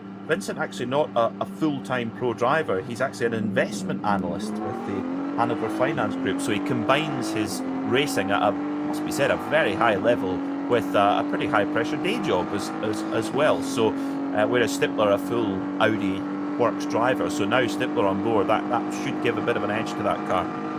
Agreed. Now, the reasons for Adam Christodoulou dropping down the order have become far more obvious to me, because as Max Hesse worked his way by an incident scene just before Klostertal and Kesselchen, the 12 Mercedes was right in the middle of the racetrack, almost at 90 degrees to the direction of travel, with big damage to the nose of that number 12 car. So Adam Christodoulou, having possibly tangled with somebody else, surely is out of the race, because that car looked well mangled on the front, and that's the business end of the car as well. It's rear-wheel drive, I recognise, but the engine, the 6.2 litre V8 in the nose of that car, although set back quite considerably. But I wouldn't be surprised to certainly see that car have to be retrieved via a flatbed, and I'm sure they will now call it a day for GetSpeed. It's not been their day for either car, and particularly now for British driver Adam Christodoulou, as a properly patched up Avia WNS Motorsport Cup 2 Porsche heads across the line. So you're right in the damage having been repaired on car 120. It looks, if anything, more dog-eared now, but at least there's no chance of that headlight dropping entirely out of the car. Dacia Logan in the pits getting repairs now on the other side. So it had big damage on the right earlier on. They got towed back to the pits, repaired it, got back going again. There's now big damage on the left. The mechanic's going to work, and a lot of fluid spilling out the bottom of that little Dacia. They build those Dacias tough, but yeah, the Nürburgring has rattled its bones out, unfortunately. But I just love the true spirit of endurance. Get it fixed and get back going again. A little bit of Nürburgring being dragged along on the underside of the car as well. It's been an eventful day for the little Dacia. So it's Lachmeyer and the other driver, Ollie Kreiser, to be more accurate, and the two German drivers, regulars within that Dacia Logan camp, running on the Goodyear tyres. They're not giving this up though, and brought plenty of spares of differing vintages. Looking at that part that's just come off, full of rust, but that's what it takes to get a Dacia Logan out on track. It's fair to say, you know, these are not similar budgets to some of the SP9 GT3 cars, but that doesn't matter. You can still enjoy the Nürburgring Nordschleife and the competition that it brings, together with the camaraderie as well. Just this sort of camaraderie, fixing a car when it's very hot and tired, is troubling, but there's the sense of achievement when it rolls out of pit lane once again.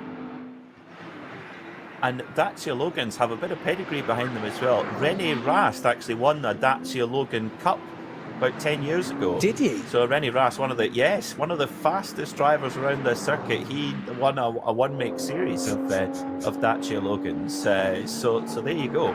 That's the pedigree they have. I'm a big fan as well of the 911 Carrera. It looks very close to the standard road car. Yeah. With the blue and yellow flashes. I bet it flies down the Dottingerhoe, car number 416, because it's certainly in low drag configuration, Johnny. Yeah, and it comes from the V6 category. The V parts of this race are to indicate that it's very much a standard car, probably built from a street car. In fact, Sebastian Rings, that's a great name, isn't it, to be racing at the ring? Oh, yeah. Sebastian Rings in the 416 car began his NLS career only last year and competed in the 24 hours as well in the 397 numbered Porsche 911, again in class V6. So he'll be hoping, and I'm sure possibly already organised as an entry for this year's 24 hours as well.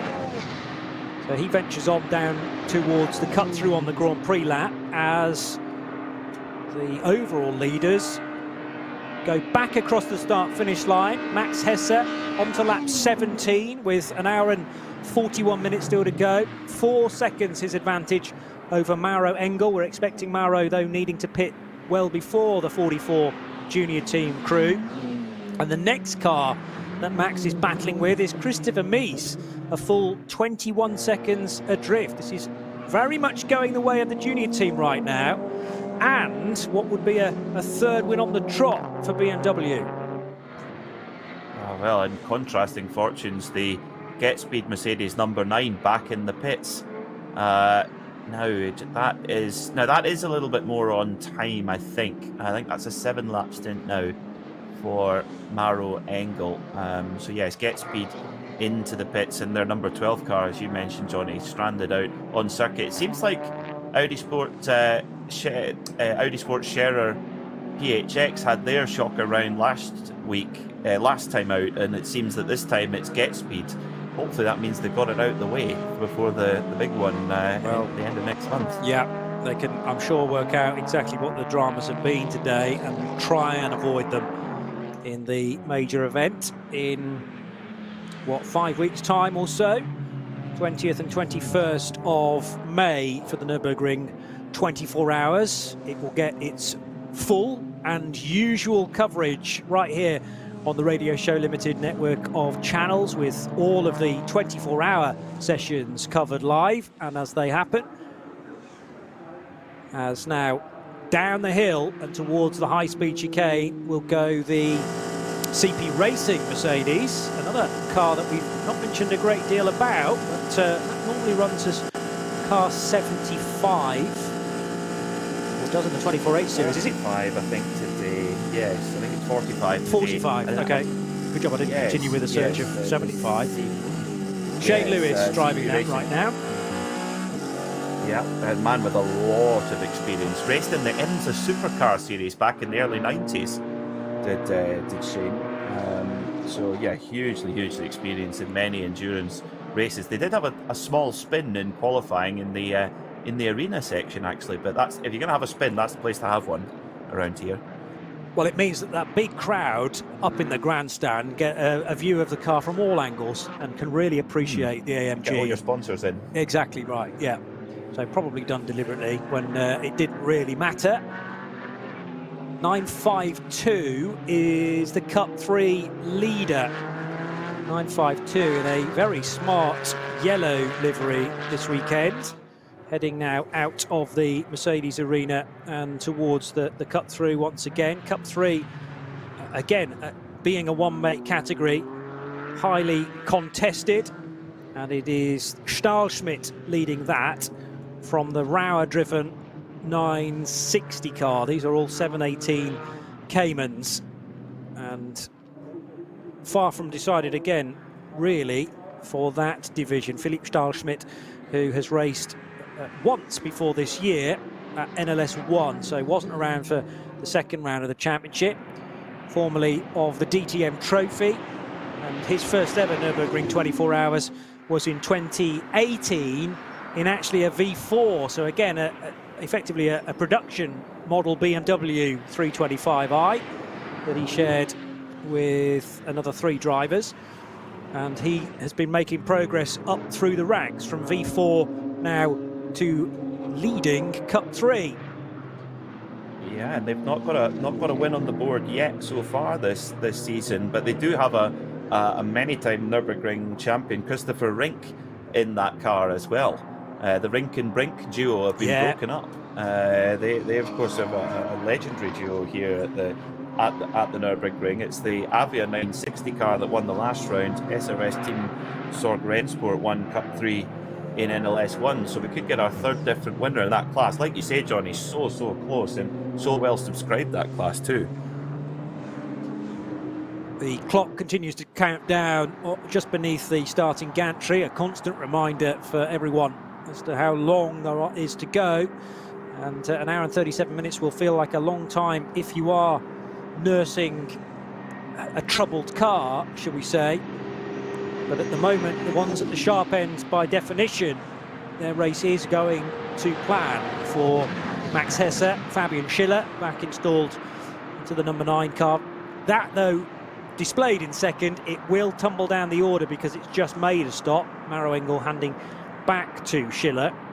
We haven't yet had the 9. So, no, we've had all 3 drivers in that one, haven't we? Schiller may not have actually driven the number 9 up until this point. I've certainly seen him in the 12 car, but his name is assigned to both. Christodoulou, yes, he's had his big incident in car 12, but he could yet do a stint in the number 9 car, assuming he gets back to the paddock quickly and safely, as car 807 from the TCR class heads over the line. And that car had been going strongly from qualifying. Where is it now? Leading the TCR division, and by a decent margin actually, because behind it, Cup 3 and Cup 2 cars. I just wonder whether that number 1 car is due a pit stop, whereas the others in the TCR category have all done 2. It's only done 1 so far. It's really dominated so far, the Honda car number 807 in the TCR class. Like we said, pole, and then really cleared off in the early stages. So I love their little cocking of the inside wheel there going through the arena section. as well. Of course, front-wheel drive cars. What is it Martin Haven says, the rear wheels are there just there to stop the rear of the car dragging along the floor? Pretty much, yeah. A bit more than that, yeah. Yeah, but when did Martin Haven ever talk sense, in fairness? Johnny Palmer, ladies and gentlemen. Yeah, that was me. No, he's been sending me some very friendly messages over the weekend from Portimao, so I thought I'd repay him with an insult directly. Love you, Martin. So the treble 3 car has come into pit road from, now where was that in class? It's another one of the Caymans, and just saying it's a Cayman doesn't tell me immediately which class it's in. It was leading SP3T, in fact. This will be its second stop, and driver that brought it in, Achim Bauer. And there may well have been a driver change there. We'll check that in a moment. But Bauer is always pretty rapid, the Karlsruhe driver. And back out onto racetrack. Maybe I think there was just 2 cars running wide. That's often the difficulty when you have a car rejoining from the pits and one on the racetrack. There is a blend line there, but naturally it's going to be a distraction when you're at full chat and looking for your braking point, and all of a sudden a car enters from your right. It's going to sow the seed of doubt as to where that's going to end up. It does, yeah. That's not what you want when you're just careering into turn number 1. That Schmickler Performance 333 Porsche Cayman, that's Karsten Nechters, who put the car on pole, is now into that car. And it's got a wonderful, almost, well, we were talking about the Opel Astra DTM car that won here 20 years ago. It's got rear aero, quite like that, with the real protruding rear wing out the back of that Cayman. It's certainly modified from its factory specification, but they've dominated the class so far this season, but winner in both NLS 1 and 2 and on pole today and leading the class. So I think they're all quite chuffed with themselves right now. Rightly so. Treble 3 then at the chicane now with that extra bit of bodywork on the 3T machine. I like the addition of the rear diffuser as well, protruding from the rear bumper. Looks the business, that car. Heading now on to Hatson back with the SP3T lead after a driver change there. Where is Max Hesse? On to lap 18 now, and somewhere in the second sector. So 2 laps under its belt for the junior team car, as the number 4 of Sven Müller pursuing Thomas Neubauer in the by far best placed Valkenhorst BMW after very early dramas for car 34, which will have been on many people's lists as certainly being a podium finisher, but unfortunately because of turn 1 contact, it didn't get a great deal further than that. Had to pit at the end of just the Grand Prix loop, and that took it out of the reckoning. So in a sense, all of Valkenhorst's GT3 eggs are in this 35 basket, and the Neubauer driven car at the moment able to stay ahead of the Porsche number 4. Now, is the Dacia Logan going again, or has it returned to pit road? It needs a push either way, and this is a bumped start for the little Dacia number 281. It's not firing though, it seems. It sort of coughed and spluttered, but 3 very committed mechanics, and there it goes, it fires into life. The Dacia is alive. And give the 4 hardest working mechanics in the Nürburgring a round of applause. They all put an arm around one another, and the Dacia back out onto the circuit, followed by a significantly more expensive Aston Martin SP10 car, only at the Nürburgring. Now, we don't give a Spirit of the Race award for NLS events, but if there was one, I have a strong idea as to where it might go, because back from the dead twice now. I'm not sure how many lives a Dacia gets. I know a Cat has 9, but maybe we're right on the ragged edge now of this little Logan being able to finish. The rear wing's great on this car as well, isn't it? I mean, it looks like it's made out of Meccano, but I'm sure it does a job. And the race number almost... it slows it down, probably. Maybe, yeah. on the Dottinger Hohe, definitely. The race number you virtually cannot read now, because the racer tape is stretching back from the front right wheel arch, where all that damage was done in its initial off. But it's running again, and heading now down to the cut through allowing an Audi TT in a very smart green colour through on the inside there.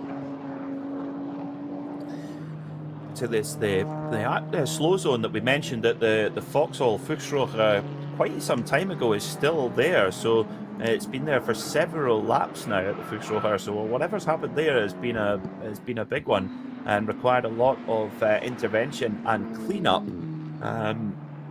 So that's something the drivers will now all be aware that it's there. But on the last laps by, I tell you what, you mentioned the Volkenhorst car, Johnny, driven by Newbar, was really, really quick. But actually, Sven Muller in the Falcon Porsche was a second quicker as well. So there's a super battle going on there for what is 6th position, just 0.4 of a second between them.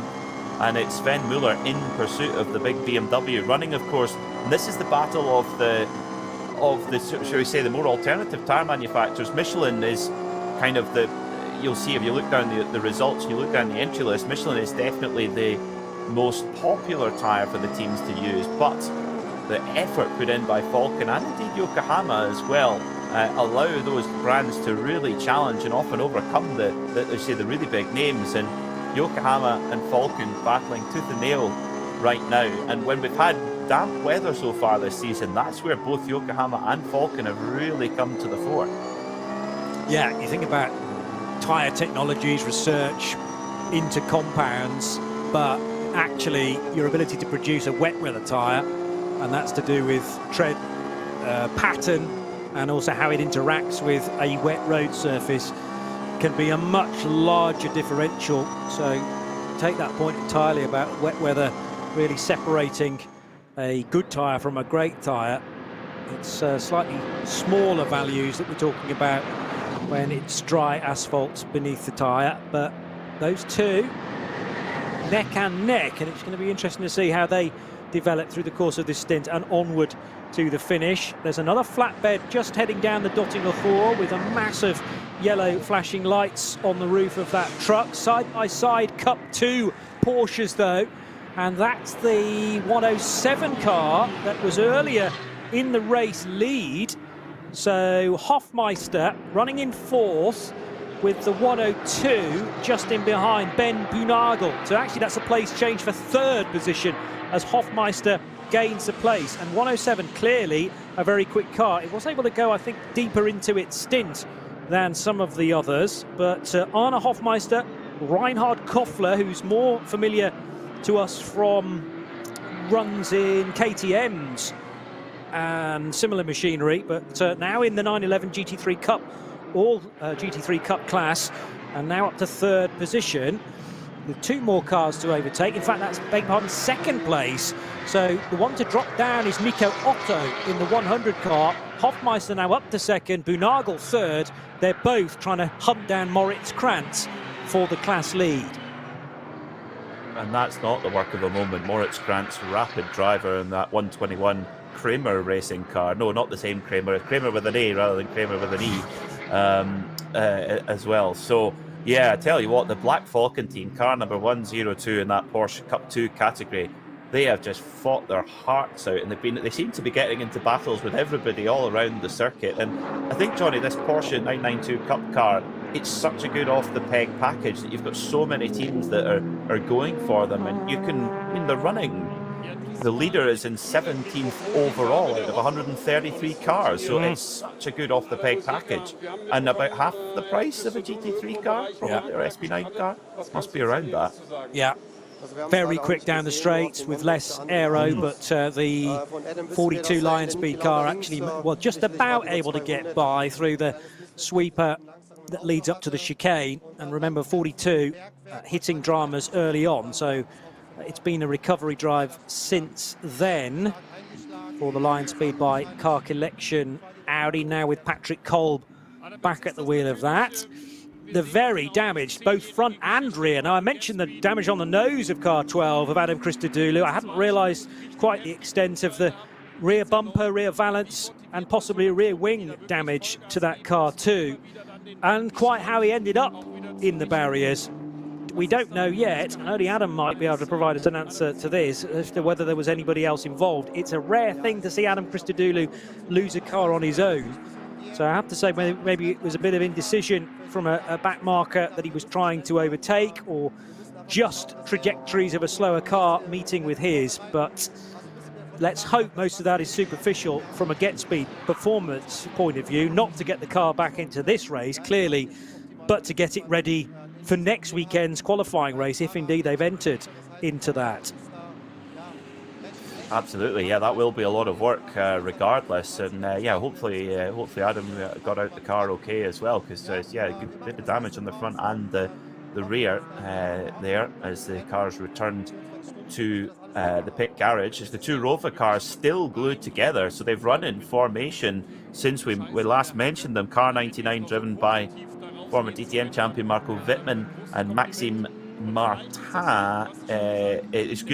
number 98 is driven by Sheldon van der Linde. Maxime Martin is the teammate of Marco Wittmann, who's probably chewing his nails off in the pit lane at the moment, watching his teammate Wittmann in third place at the moment, just 3 seconds behind the Christopher Mies driven Audi Sport Team Land car, which is in turn 27 seconds behind the BMW Junior team, who have just been on it today, albeit they are a sort of just off strategy, but I don't think they're 27 seconds off strategy, Johnny. They're really putting in the laps today. Yeah, and again, you know, you take a snapshot of the timing screen and it can show cars in certain positions, but that doesn't necessarily tell you straight away where they are on their strategy and whether they might be able to make places up before the end. So lots still for this race to give, and despite it looking like a junior team walkover, there are other cars that have been pitting after 8 laps, which can take shorter stops. And if they're going to be back timing their pit stop to the checkered flag, we're looking at those final stops taking place in about 20 to 25 minutes time. And then entering that final stint, we'll have a much fairer reflection as to who's likely to be in the closing dice. Out of the dip at Brightside goes these battling Cup 2 Porsches. Engine note in the background is from the Black Falcon Team Identica car of Ben Bunagel, earlier driven by Rivas, and Nagelsdijk part of this lineup as well. And just stretching its legs a little bit ahead of the 102 Cup 2 car is Arne Hofmeister in car 107. Moritz Krantz 9 seconds away, and that is a real-time gap because the top 4, 5, 6 Cup 2 cars have all made 2 stops so far. They can go further than an SP9 car. It's certainly less fuel hungry is a 911 GT3 or a 911 GT3 Cup car compared to the GT3R that runs in the fastest class. Number 175 Aston Martin over the line. That is an SP10 car running in 10th position, in fact. And currently at the wheel is Hugo Sassa, 18 years old. So he can't have much NLS experience. He did do 3 races last year for Pro Sport Racing, having come out of the ADAC GT4 Championship. But up until 2020, he was still actually karting, but at a high level, FIA karting European Championship. But getting them involved nice and early there, Peter. 18 years old and maybe an NLS veteran in the making.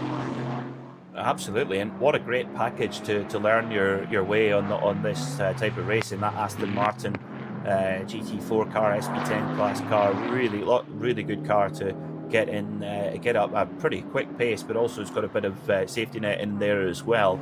It's just been passed on track, not for position, by the SP10 leader, car number 47 for KCMG, a Hong Kong based company, but they do have a base over here pretty much aimed at success at the Nürburgring to KCMG. They're leading the class at the moment. It's in their Toyota Supra. Of course, we have seen them compete in SP9 in the past, but switching to that very cool Toyota Supra GT4's Liberati on board car at the moment. Yes, in the Nissan GTRs, Godzilla cars in the past, KCMG, and they've also run Porsches as well. Ran a couple of Porsches last year. Nick Tandy was part of that lineup. So, yes, familiar paint scheme. KCMG have run LMP2s in the past too in the World Endurance Championship. And carry that blue and sort of sky blue and white livery on all of their cars. So Eduardo Liberati, who's certainly been part of the GT3 lineup previously, as well as Josh Burden, who is driving today in that car, but leading SP10. Perhaps not a great surprise when you consider the experience that their lineup brings. No, not a surprise at all. They haven't had a win yet in the SP10 category so far this season. That's gone to FK Performance and their BMW. They won both the opening races and pole today, but KCMG fighting back. Of course, KCMG came within a lap of winning the first GTD Pro race in the Rolex 24-hour last year. Of course, that infamous clash at the Le Mans chicane between Mathieu Jaminet and the FAF Porsche and Lawrence Vantor, who was driving the KCMG car, and they missed out just, but they're really putting themselves forward as one of the top teams. A shame we've not got them in SP9, but if you're winning the class, who cares? True. And I would assume, therefore, that KCMG's priority for the 24 hours is to enter and therefore win SP10 in the GT4 level. It just shows you the level of team that GT4 attracts these days. Black Falcon have been no stranger over the years, and other key members of SP9 finding SP10 with some value as well, if nothing else, to attract customers towards your brand and increase sales from a motorsport perspective. And then, of course, similarly, in parallel, to sell street cars, because that's what we're all here for at the end of the day. Out of the cut-through goes another car that could be part of the KCMG fold. It's a similar paint scheme, but in fact it's not. That's the 652 entry from the BMW 240i Racing Cup crew. And 652 in 6th position at the moment. But 240i's, well, 4 of them locked together for 2nd, 3rd, 4th and 5th, but that means that away and a bit further up the road is the Marquardt driven car. So Sven Marquardt, Nils Steinberg and Yannick Fubrich, who have taken a win twice this year in the BMW M240i Racing by Goodyear class. And it's looking like that might be 3 in a row, with half a minute's advantage now over the rest of the 240i's. A new code 60 showing up at Bergwerk. That's the tricky downhill right-hander after the Niki Lauda links, and then up the hill to the Kesselchen after it. So tricky corner, and there's the code 60 in there. Also yellow flags being shown that were acting clearly taken away. Interestingly, in sector 3 on this lap, the BMW Junior team, the leading car, lost 11 seconds to the chasing Audi of Christopher Mies, and then lost a further 3 seconds in sector 4. So a lot of that could be to the timing of the yellow flags, etc. But this is going to be a bit of that 26-second lead that Max Hesse carried into this lap over Christopher Mies, and well, it's going to be trimmed a bit, I think, in this final sector here, Johnny. Just caught a glimpse of Frankie Bird in the VT3 leading car. So Bird driving the SRS team Zorg Rennsport Porsche, and earlier in the year he was sharing with Andreas Andersen. I think that's the case again. Got far too many sheets here to double check on that, but the 488 car definitely with Bird at the wheel right now and leading its class in VT3. So that's for effectively V3 cars, so street derived again, but with a turbocharger, and one step up from VT2. And VT2, remember, is split into both front and rear wheel drive versions. V6 still led by the 396 Porsche Cayman S, with Bullersbach at the wheel, and the H4 category for the slightly older cars is Klee Schulte in number 600.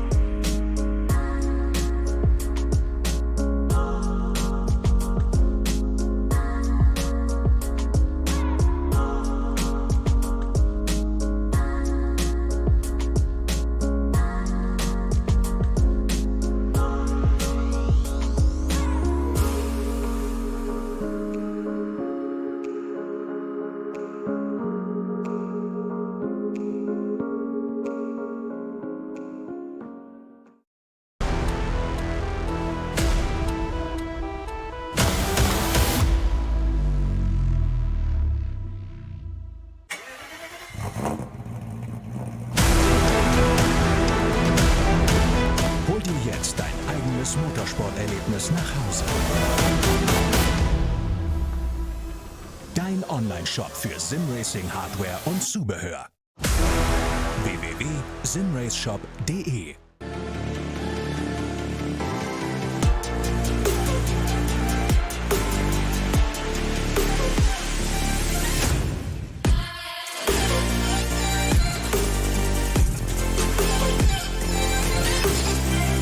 Faltenreifen.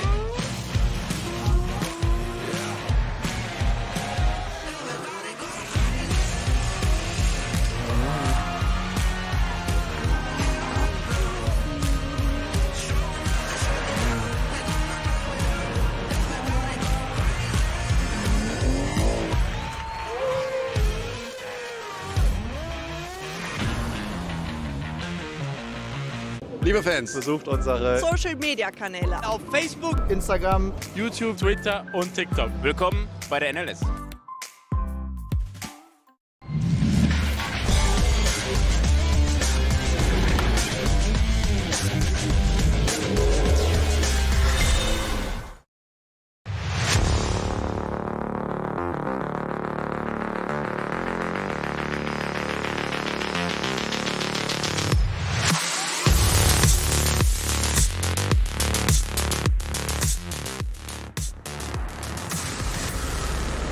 Busy on the Dottinger Hohe once again. I could have been saying that though all day because that just tends to collect the traffic.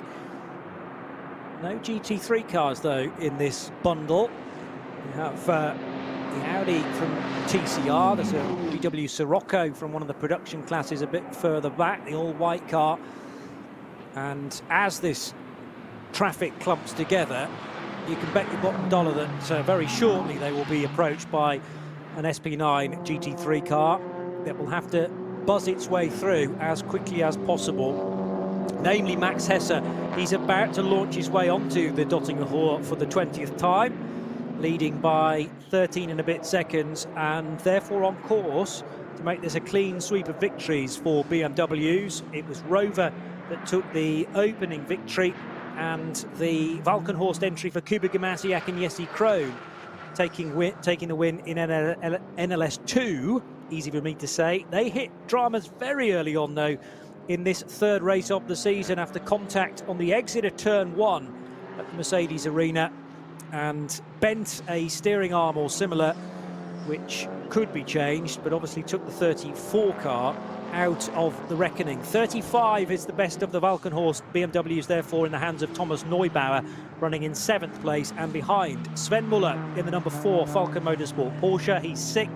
5th position for the number 30 Felipe Fernandez Larsa driven Ferrari 296 from Fricadelli.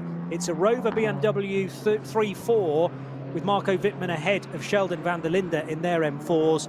Audi running second, the number 39 R8 LMS from Team Lant, but Max Hesse, as I say, leads the way, does not pit at the end of lap 20, so back across the line, and he may well be in at the end of this lap to make it another 7-lap stint, Peter Mackay. Yes, he would, yes, and by doing so, he can fill up and get to the end of the race, no problem. If looking now, this is where we have to get our sliding scales out, because the closer to the end of the race that you pit, the shorter your minimum pit stop time is. So if Max Hess was to come in and have, say, 58 minutes left in the race, he would have 164 seconds of pit stop time.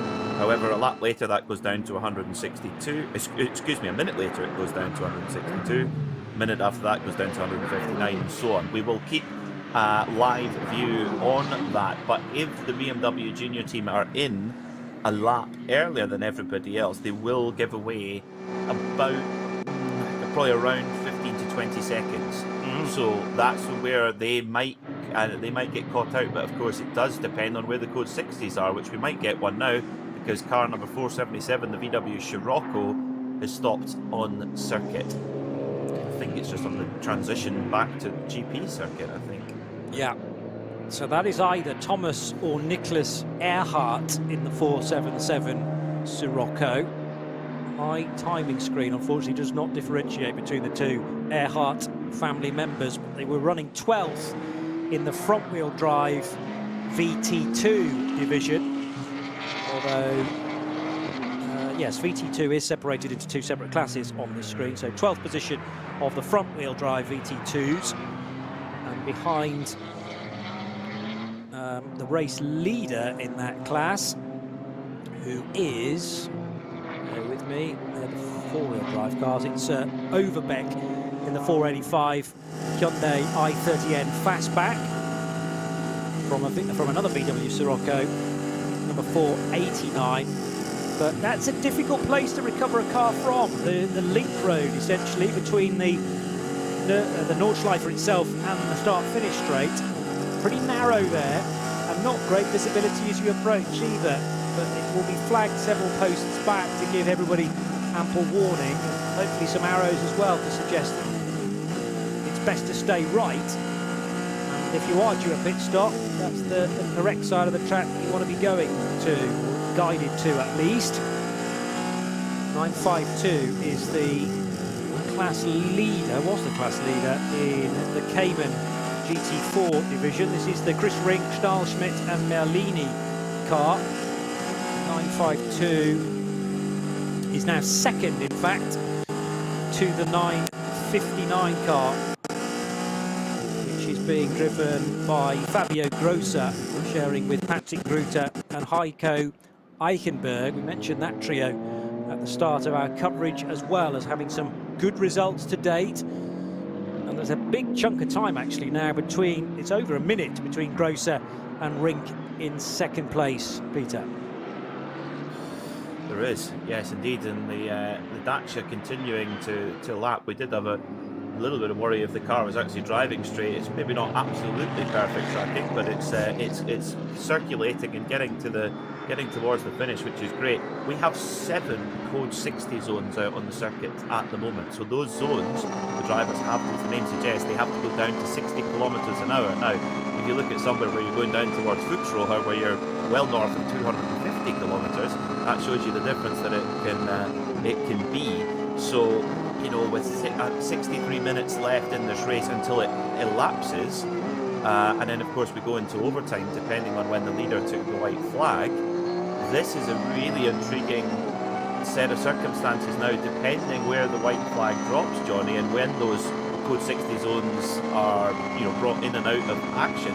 This could really mix up the order. There could be big winners and losers here. Metaphorical white flag, because of course the white flag here means something entirely different, but I know completely of course it does. what Sorry, you mean. I've been doing too much IMSA. Yeah. No, it's fine. I knew what you meant. In IMSA, in American racing, that means the last lap. There's a last lap board here to tell everyone that it'll be one more to go. But yeah, the calculations will already be being done, but it's really tricky when you've got as many as 7 code 60s. I'm not sure I've ever seen that many on one lap. The amount of slowing down and speeding up. 2 cars at least involved in the one where the race leader is, and that was the Hoffer Racing BMW that was off the road on driver's right, and a Porsche Cayman or Cup car, 911 Cup car to the left. So they I'm guessing, have tangled, and both cars in the barrier, making recovery of that incident rather difficult, and you would guess prolonged too. Quite, yeah, that was the Avia Cayman. I know there's several of them out there, but yeah, it was a Cayman on the left-hand side. That's a Kesselchen. Yes, it is uphill, but it's full throttle for a long way. You're going all the way up towards Moot Curve, up into top gear. So that going from, like, say, 240, 250 Ks to 60 Ks, that's a big difference. And all the leaders are going to be taken through that area. So do you now think, do you just pit anyway and actually take the earlier pit stop, take the longer mandatory pit stop, but avoid maybe wait for those code 60s to get cleared out? That's where the strategists must be battering away on the calculators at the moment, trying to figure out what's the best policy. Yeah, I think if you're due fuel, you'd be crazy not to take this opportunity to pit and buy some time, effectively, because as your rivals are staying out on the racetrack and having to go through 7 different incident zones, you can be in the pits serving the final fuel stop, again to a minimum reference time, but the time comes down the longer you can leave it, and it comes down by a second every minute, effectively. So you're going to buy back a considerable amount of time if you can pit with, say, 5 laps to go compared to 8 still on the clock. We have 1 hour, albeit 10 seconds away, but as Peter quite rightly says, we might need a bit of extra time as well, depending on where you are in relation to the checkered flag. You might have just crossed the line with seconds to spare, and that automatically means another 8-minute lap. So there's always got to be fuel to spare. 3 o'clock at the Nürburgring. This is NLS 3. Live coverage as it happens of the 3rd round of the domestic season, if you like, at the Nürburgring Nordschleife. Peter Mackay and Johnny Palmer thoroughly enjoying this, and rather bamboozled as to which way it's going to go next, because yes, Max Hesse has a 15-second advantage over Christopher Mies, but there are drivers who can take shorter stops and shorter pit stops, therefore shorter pit stops because of their shorter distance to the checkered flag, that could still break into maybe even the top 3.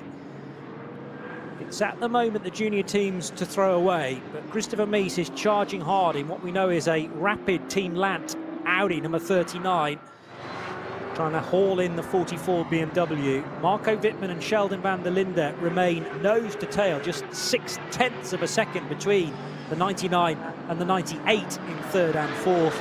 And it's the number 30 Ferrari 296 that came in earlier on in the race to the pits from the race lead.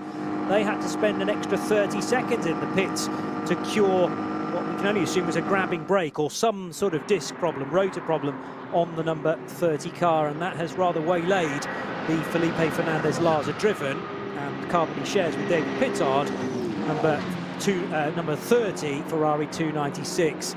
Here comes the 2nd, 3rd and 4th place cars then towards Antonius Bucher at the end of the lap. Question is for Rover Racing, do they pit both their cars at the same time, or do they split them? Yeah. They've got the 99 and the 98 absolutely glued together. They have been for more or less this entire stint. Have the 2 Rover BMWs, and indeed they do split them. They do split them. Strategic advice invoices in the post.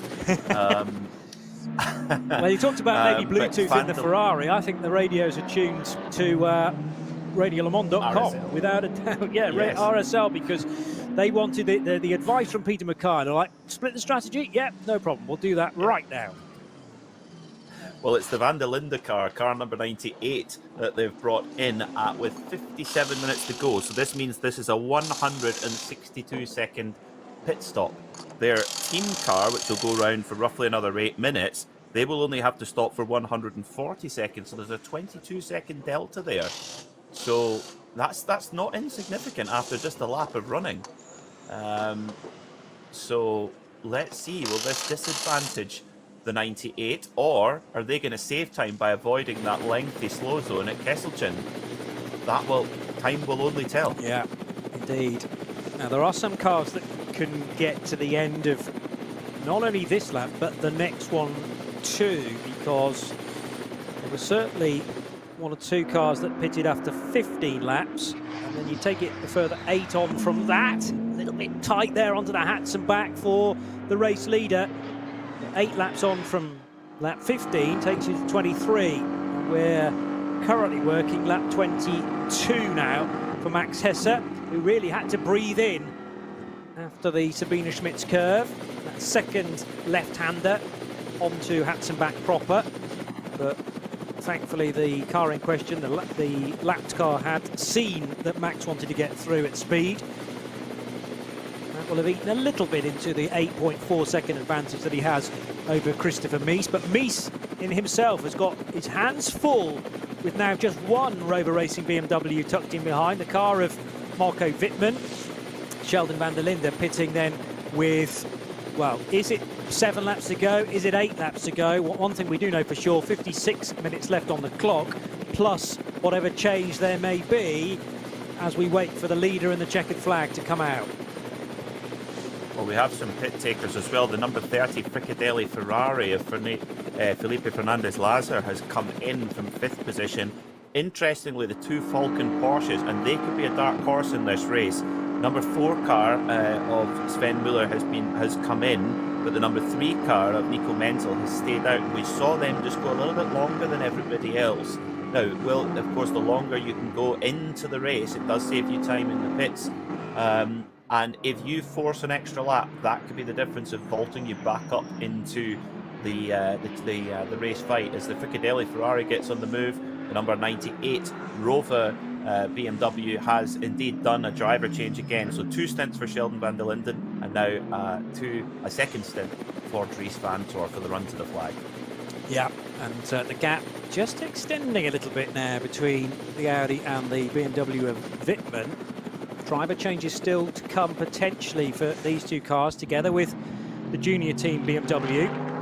Will they retain Max Hesse? Or will they switch back to Neil Verhagen, who started the race? The 30 car with Felipe Fernandez-Lazer still at the wheel, heading around the Mercedes arena. Nico Menzel, Sven Muller, Martin Ragginger. Identical lineup for each of the 2 Porsches, and Sven Muller in the number 4 car heads back out onto track. The 3 pitting on different laps has currently Nico Menzel at the wheel of that. Only 2 stops so far for car number 3, both on Falcon tyres, as Falcon Motorsports would suggest. And down towards the 3rd element of the Mercedes arena now. Flicking back to the opposite side of the track for the tricky right-hander. Always cars run out wide there when they're on a hot lap, but thankfully for Muller, a clear road in front.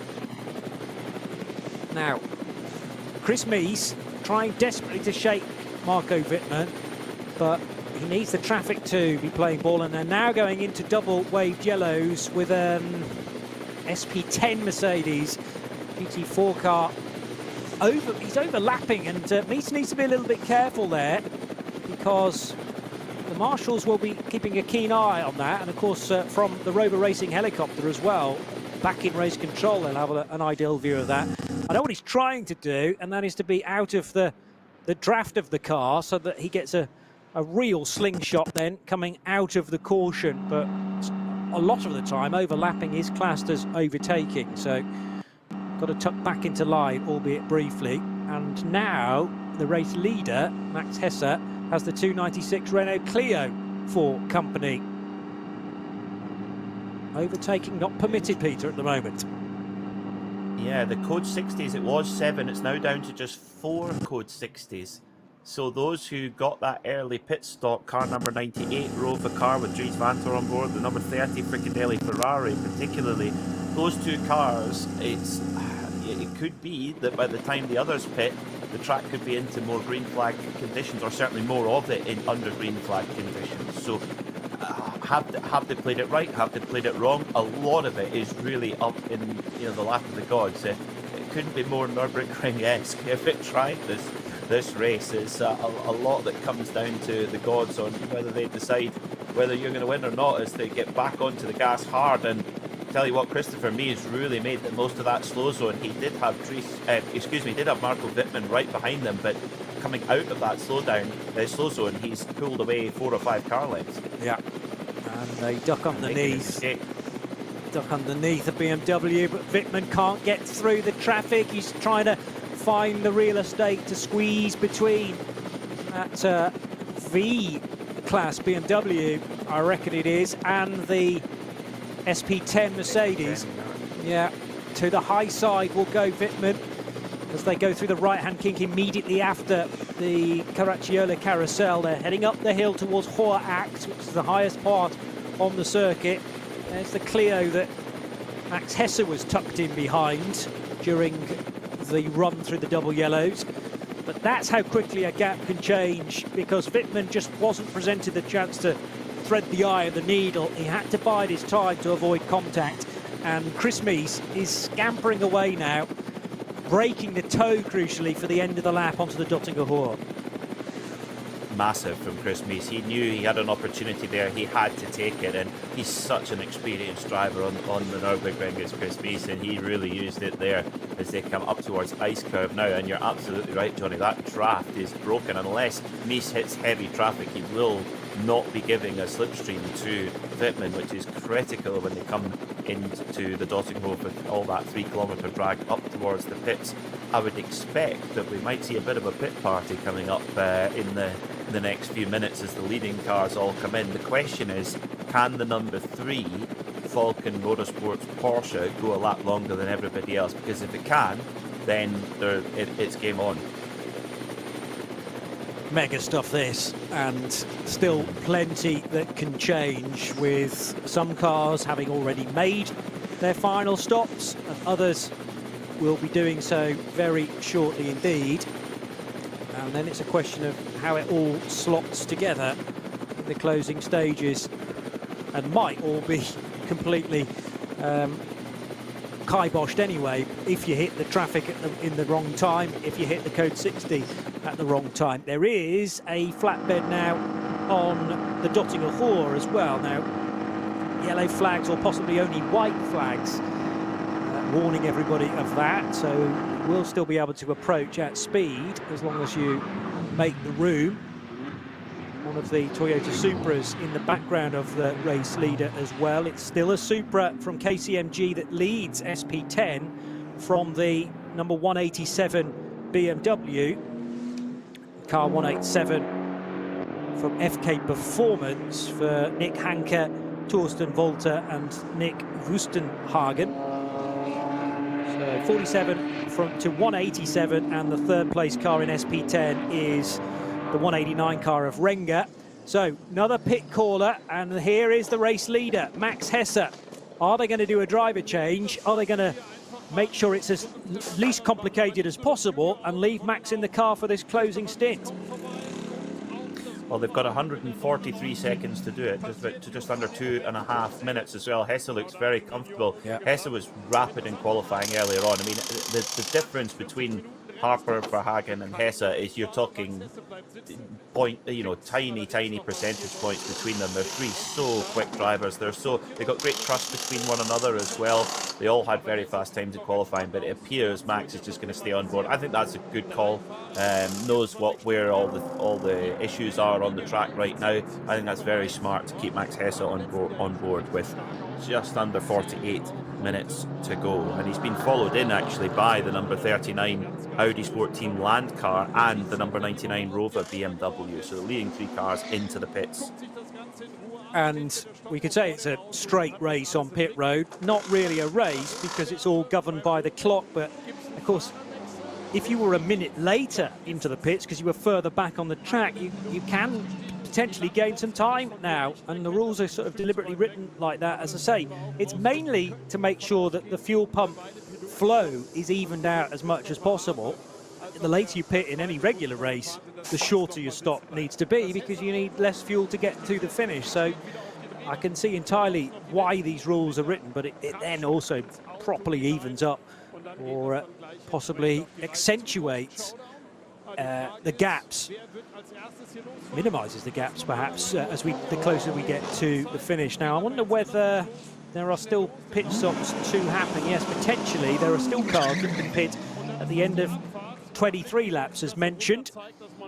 Silently away, apart from just a squeak of tyre there on concrete surface went Max Hesse, but no hint of wheel spin as the LED lights do a crazy switch back and forth and then become constant as the pit lane speed limiter button is pressed to release that, and the 44 car, still with Max Hesse at the wheel, charges down to the first corner, and that should be the final time we see the 44 car in pit road.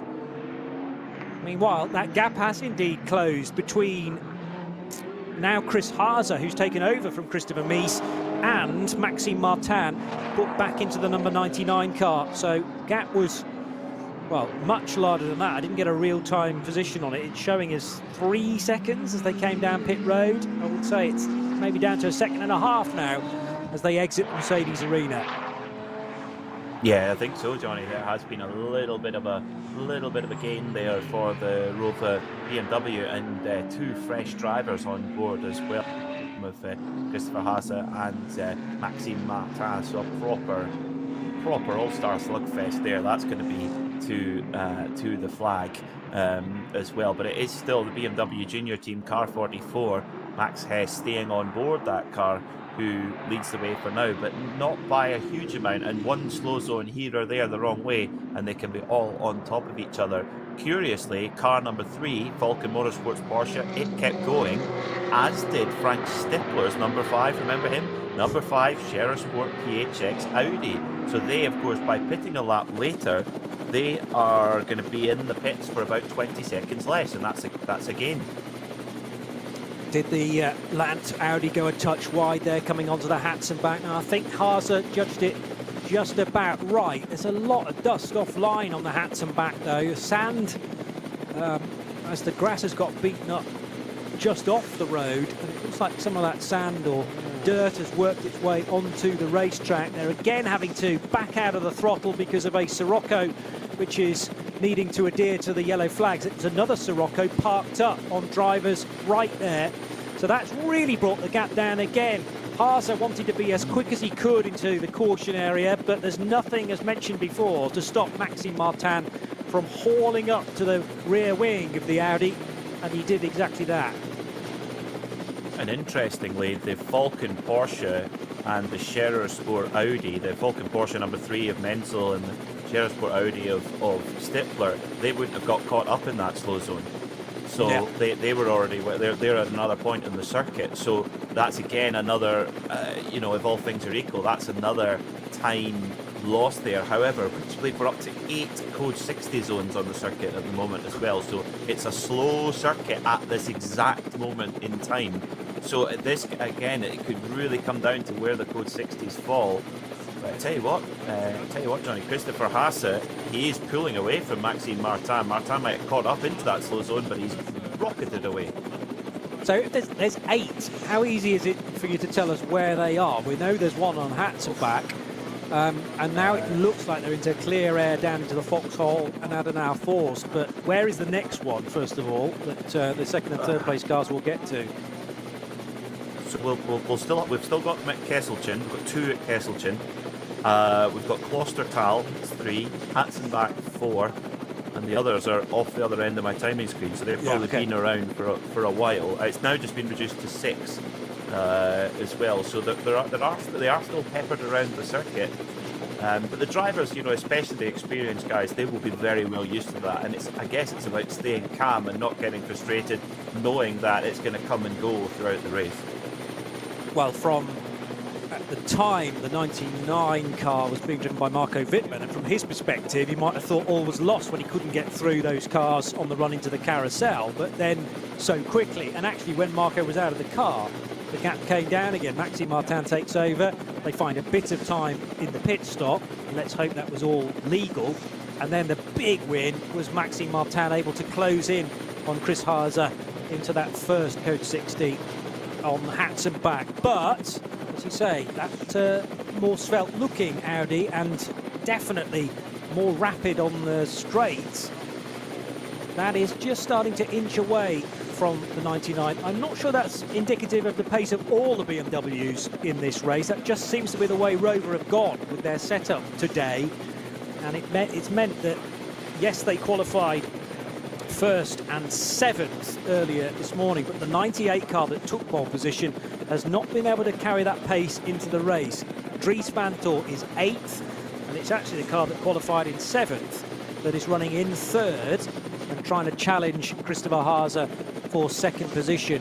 Here's the code 60 at Klostertal and Kesselchen that you were talking about. So again, not allowed to overtake a much slower car, although it's a Cayman, so still pretty rapid. So not allowed to overtake that until they've passed the incident scene. And we are back to nose to tail again between Haase and Martin. And this is where you can't be caught napping at all, whereas if you get boxed in behind the back marker, the circuit goes green again and you get pounced on by the car behind you. You've got to be so sharp as the work goes on at Kesselchen. There's 2 cars there, at least 2 cars to be cleared up. It looks like they're getting there though, Johnny, as Haase gets back on the loud pedal of that Audi and tries to get the run on Martin, but Martin saw it coming and didn't let him get the jump this time. But I think they're, how would you say, maybe 5 to 10 minutes away from being clear there at Kesselchen. So by the time that, say, the Scherer Sport Audi comes out of the pit lane, or the Falcon Porsche number 3, that could be clear.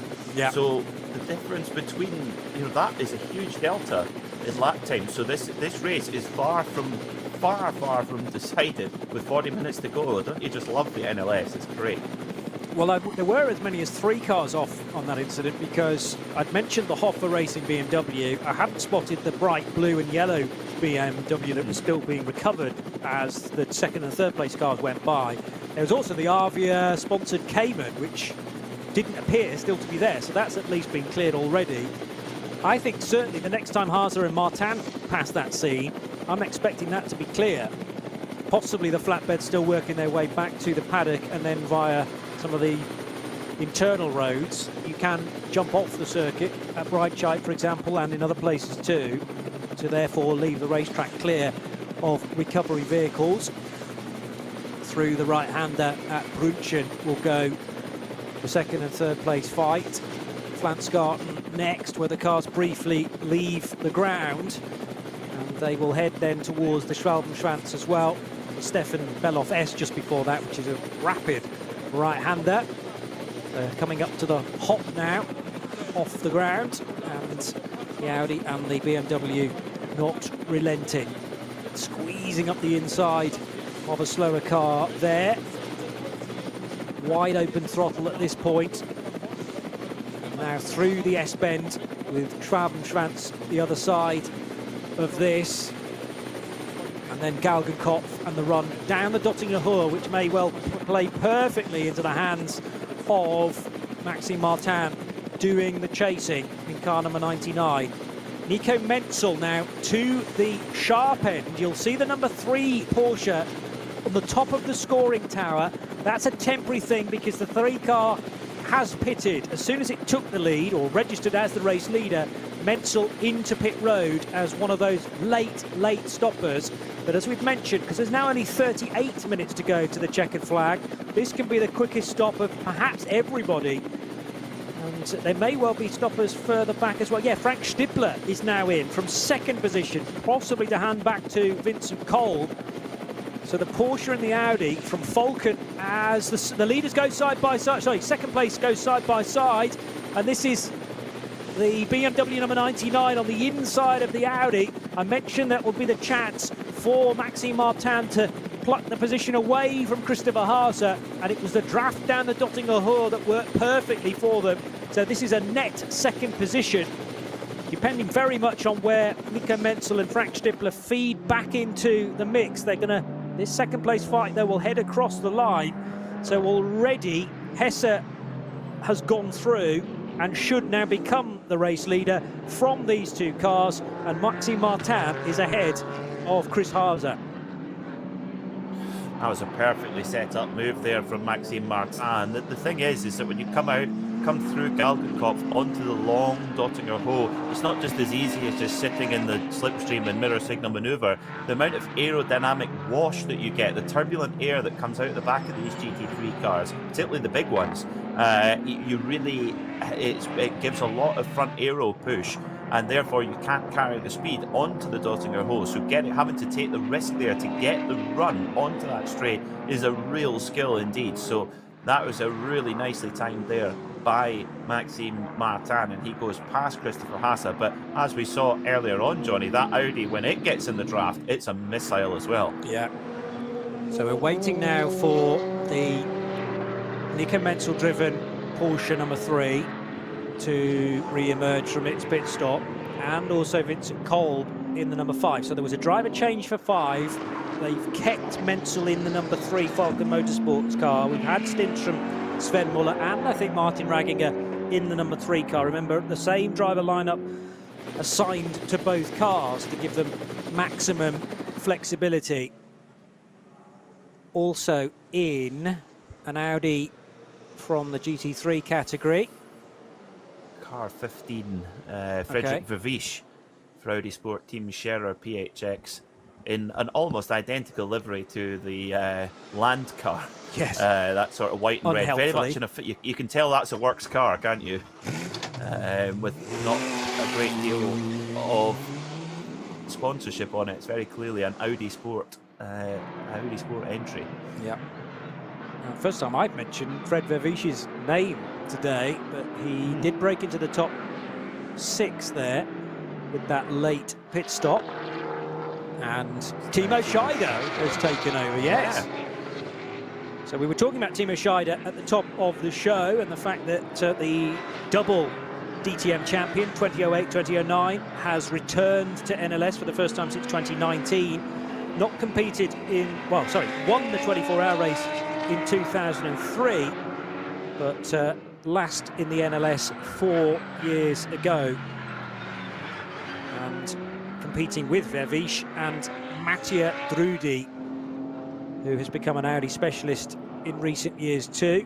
So that car coming in from 6th, but will have dropped positions now as a result of that late-ish pit stop, but a quick one.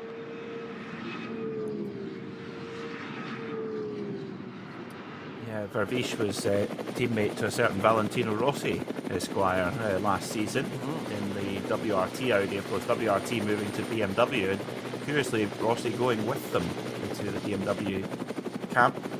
BMW have certainly been on the recruitment drive. They've taken on a lot of new works drivers. Of course, Dries Vanthoor being one of them as well. Again, very much a WRT guy who sort of followed them over to BMW as well. But Audi Sport, their prototype program didn't come off. It was mooted, but they're going to be an F1 in a few years. But I tell you what, although the Audi R8 has been on the track for so many years now, Johnny, they're still alive and kicking, still top drivers, top cars, and still fighting for wins. Yeah. And fighting for the win today, perhaps as well, although Hesse's going to take some beating from this point. 30 seconds the advantage, and Hesse just reaching the end of sector 3 now and clear of those late stoppers. So Porsche number 3 still shown as the race leader. That's no longer the case. Audi number 5 for Vincent Kolb shown as in 2nd place. He's tumbled down the order as well because of each of those cars pitting at the end of lap 23. Max Hesse out front in car 44. That will all right itself on timing and scoring at the end of lap 24. With Maxime Martin and Christopher Haase duking it out for the other podium positions, and either 2nd or 3rd could fall the way of either of these drivers. Sorry, go on. No code 60s, no slow zones anywhere at the moment. Nowhere. Completely green racetrack right now. So we went from having 6 or 7 to nothing, all of it, just like that. Again, amazing. It's a bizarre place, this, but we're well used to that. Now, will the BMW and the Audi fighting over 2nd and 3rd elect to go high there, the other side of the chrome Porsche, I want to say. It's certainly Tracy Chrome colours. And again, the Maxime Martin car was in two minds as to which side of the road to go. Decided to go left. The Audi followed suit. They're going to have to head by two cars now being extracted, if you like, from the Kesselchen and Klostertal incident. They've already worked their way via flatbeds up towards Hoher Acht. But having negotiated some traffic, both Maxime Martin and Christopher Haase had to be well aware of the two recovery vehicles that were occupying the right-hand side of the circuit. This is where, if anything, you'd prefer to be Chris Haase, because reading the road for you is Maxime Martin. And any slight hesitation can be maximised by Chris Haase just a few metres further back, and this might be the opportunity. Here comes the Audi, maybe on the overlap, but couldn't get fully alongside because there was a back marker walking his potential route around the outside on the exit of Brunchen there. They're heading now to the real fast stuff at Flatsgarten. And again, a slower car for Maxime Martin to decide. He'll go to the left again. That's just been the pattern of play for the last few overtakes for Lappery. Now open the throttle up with the Stefan Beloff S coming thick and fast right now, right and left, and now on towards Fabenschwanz. The Audi once again in a great position to certainly use the draft, and a lot of draft from that big BMW in second position.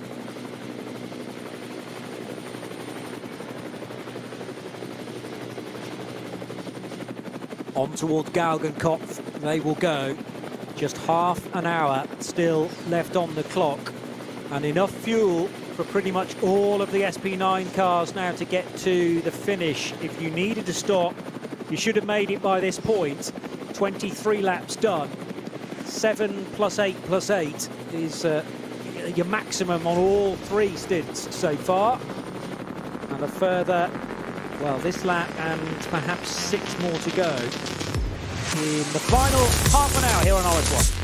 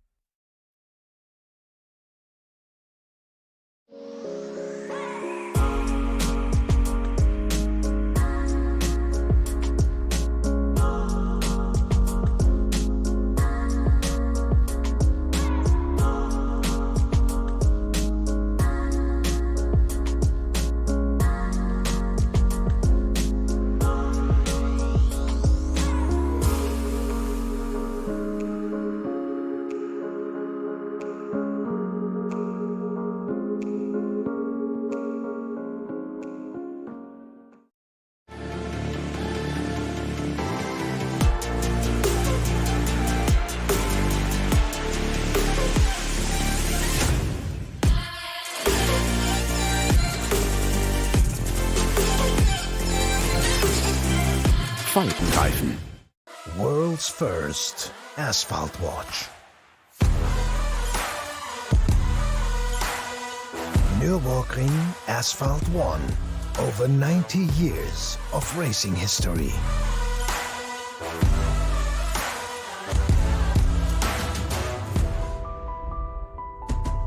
Cobbler.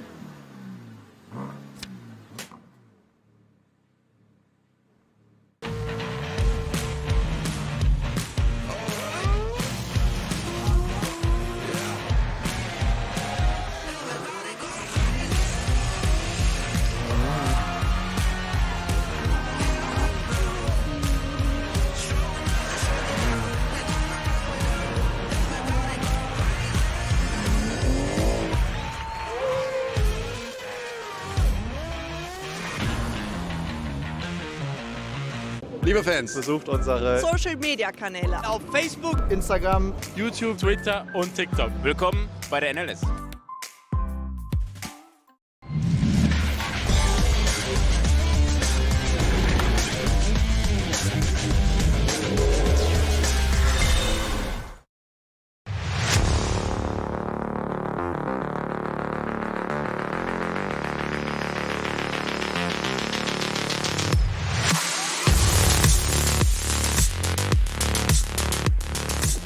Into the closing stages of NLS 3, and this might be the moment for Christopher Haase. Not quite. Again, he got his front wheels of the Audi from Team Land level with the rear wheels of Maxime Martin's Rover Racing BMW with the giant 99 on the roof, but there was no way through for the whole of the Audi. He got a nose level with the BMW, but he needs a lot more than that to be confident that there's not going to be any contact. This is not the time for heroics this deep into a 4-hour race. Maybe in a couple of laps time he might charge a bit harder than that, but got to remember as well that there's still the Dottinger Hohe to negotiate for 1, 2, possibly 3 times. Oh, he got incredibly close to the grass on the left-hand side of the circuit. Almost sold Martin a dummy there, and then tried to get up the other side of the BMW. That was a few moments ago, but back to real-time action still. Barely half a car length between the 99 BMW in second, the Christopher Haase number 39 Audi of Team Land in third, and this is all playing very nicely into the junior team's hands of Neil Verhagen, Dan Harper and Max Hesse. They continue to lead by, well, it was 22 seconds. I wouldn't be surprised to see it stretching out to maybe 25 seconds now as these two jostle.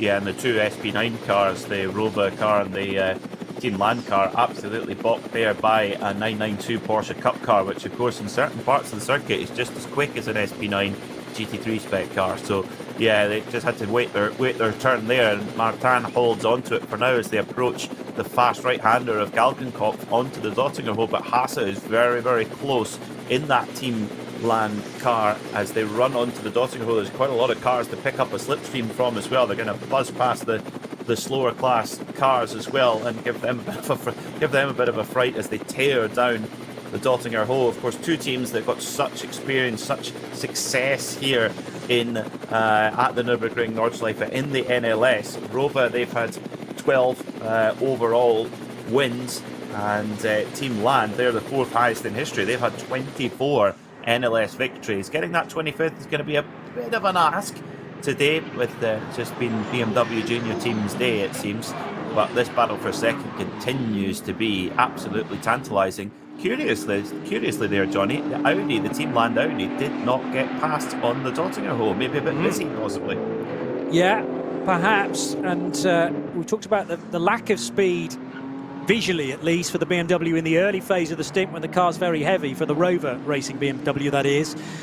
But it does seem to have been tuned to really get better through the course of a 7/8 lap stint, and looking better through down the tubes, through the air that time around.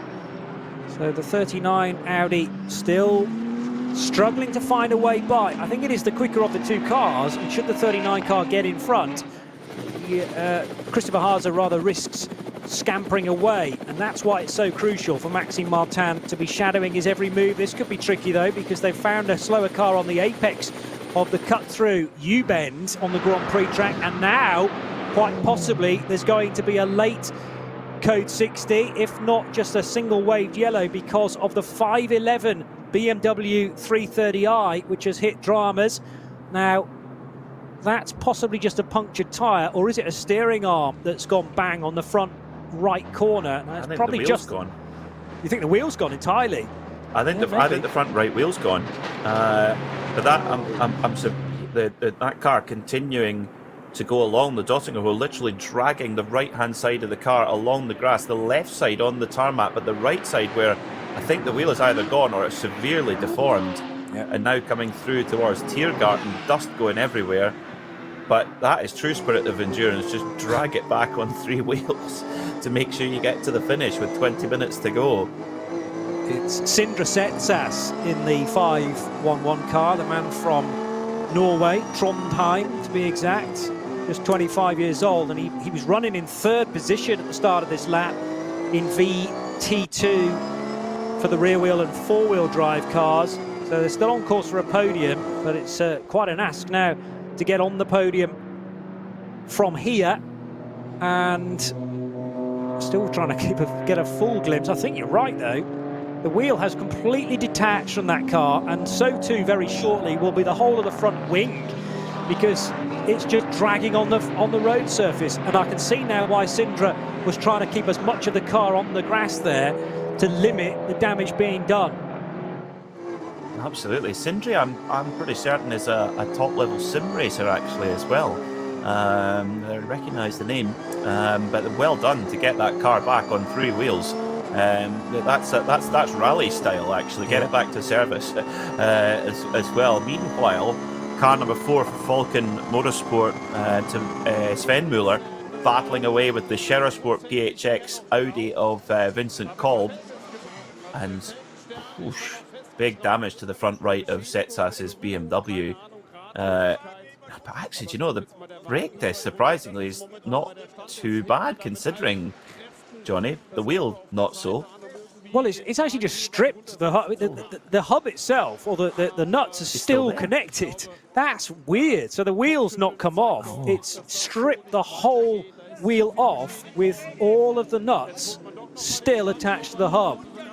So, oh my word, getting that off now could be so tricky, because it's, well, say that, I think they're coming off relatively easily, but I wouldn't be surprised if it's stripped some of the threads on those nuts.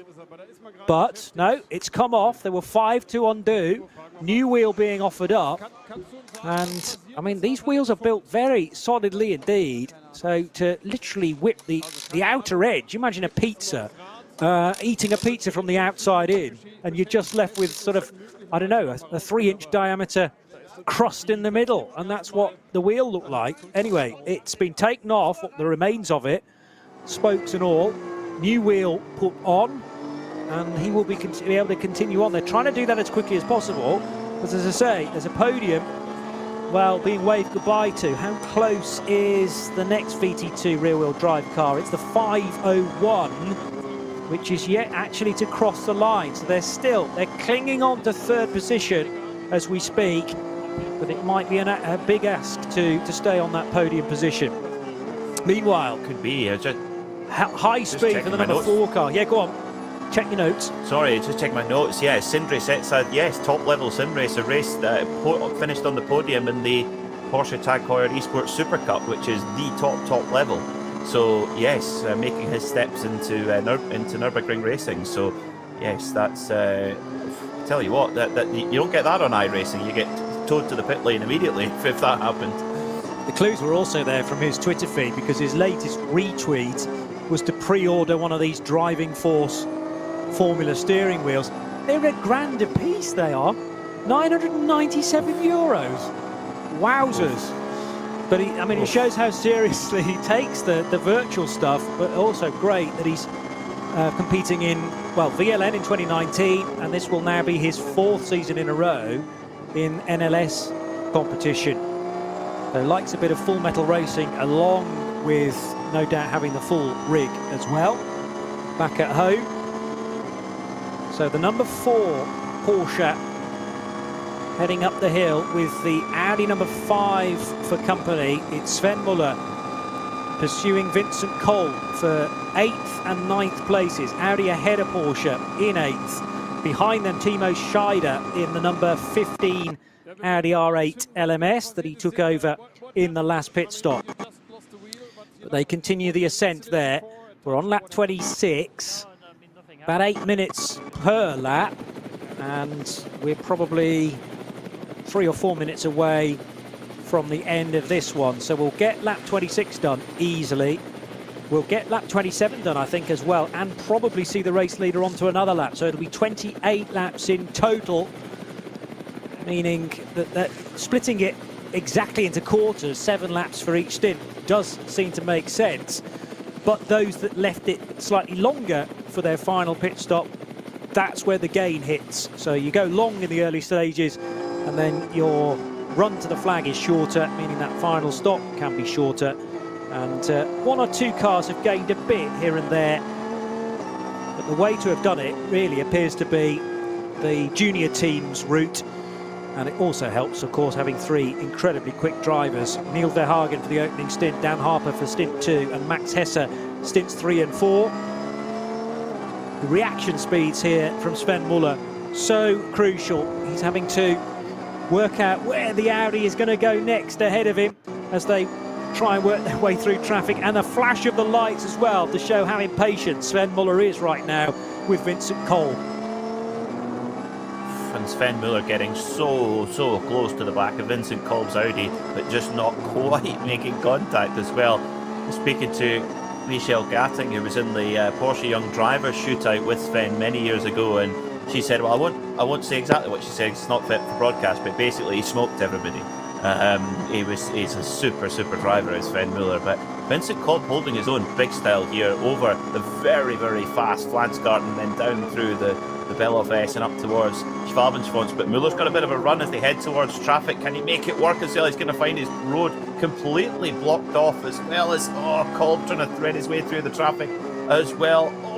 An opportunity for Muller as the BMW 240 car right in the middle. Oh, Johnny, I can't. I'm watching through my fingers here. This is so close. Well, let's hope Vincent Kolb isn't doing the same. We know for a fact Sven Muller has his eyes wide open. Now Dacia Logan, which side of the track that going to go? Inside at Galgenkopf. So they go to the high line. Audi looks good coming out of the second part of Galgenkopf, and actually got a tremendous run onto the Dottinger Hohe. Sven Muller saying, I was with you, and now I've lost time. How is that possible? Yeah. So throws the hand up in desperation. Push. Yes, it is. Go on, explain more about that. Me about that. Yeah, Kevin Escher told me about that. He said with the Porsche, they really rely on the front aero, and coming out of Galgenkopf, the amount of push you get, he said particularly if you're following a Mercedes, you get a massive front aero push, and I think that's what happened there to Sven Muller. So that's understeer in other language, yes. Right? You just can't get the rotation. That's another American term. It's fine, because we've got plenty of Americans hopefully tuned in to this. But yeah, push, meaning the car's going too deep into the corner. You can't get the required turn-in from the front tyres. And it's from the aero that will then push the nose of the car down to the track surface. So you can see how frustrating it is, because on certain parts of this lap, clearly the Porsche is quicker than the Audi. Vincent Kolb is he still a silver graded driver, which is a bit of a misnomer, yes, frankly. Yeah, still silver, whereas Sven Muller will be easily gold, probably platinum. But you know, it's much of a muchness, really, when you are around the Nürburgring Nordschleife and in slightly different cars. But Sven Muller, the German, is gold, 31 years old, and a regular with Falcon Motorsports. In fact, entered into both cars today. He's a former champion in the Porsche Super Cup, so very much a specialist. In fact, in 2016, he was a double champion, both in Porsche Super Cup and in the Carrera Cup Deutschland. They're on the Grand Prix circuit now, going underneath the Cayman through the very quick right-hand kink at Hatzenbach-Bogen, and now into the chicane. Again, though, Cole didn't want to risk going underneath a back marker on the run. Now, this might be a really good opportunity. Oh, and there's a bit of a clash there. Rear wheel arch on front wheel arch for the Porsche. And the Porsche again tries to go high. Let's hope that Sven Muller hadn't got too much steering input there, because he could very easily ruin the tracking on the Porsche if the rear wheels tangled with the front wheels of the Porsche there. Seeing it from the Rover Racing helicopter, you can hear the rotor blades in the background. Now they're on Hatzenbach, looking for a way by, and both are able to slip through another slower car.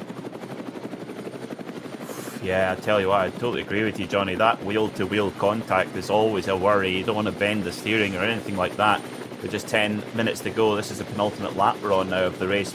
Muller on the headlight flasher. Vincent Kolb very much holding his own, like you said, silver graded. He's at work on Monday. You can imagine that, having his morning coffee in the office before you go on and get on with his day's work. He's saying, "Oh, what did you do at the weekend?" "Oh, it was quite good, actually. I had a proper dogfight on the last lap with Sven Muller. It was good. Good fun." Yeah. And that's when all your work colleagues say, "Oh yeah, we were watching. Of course we were."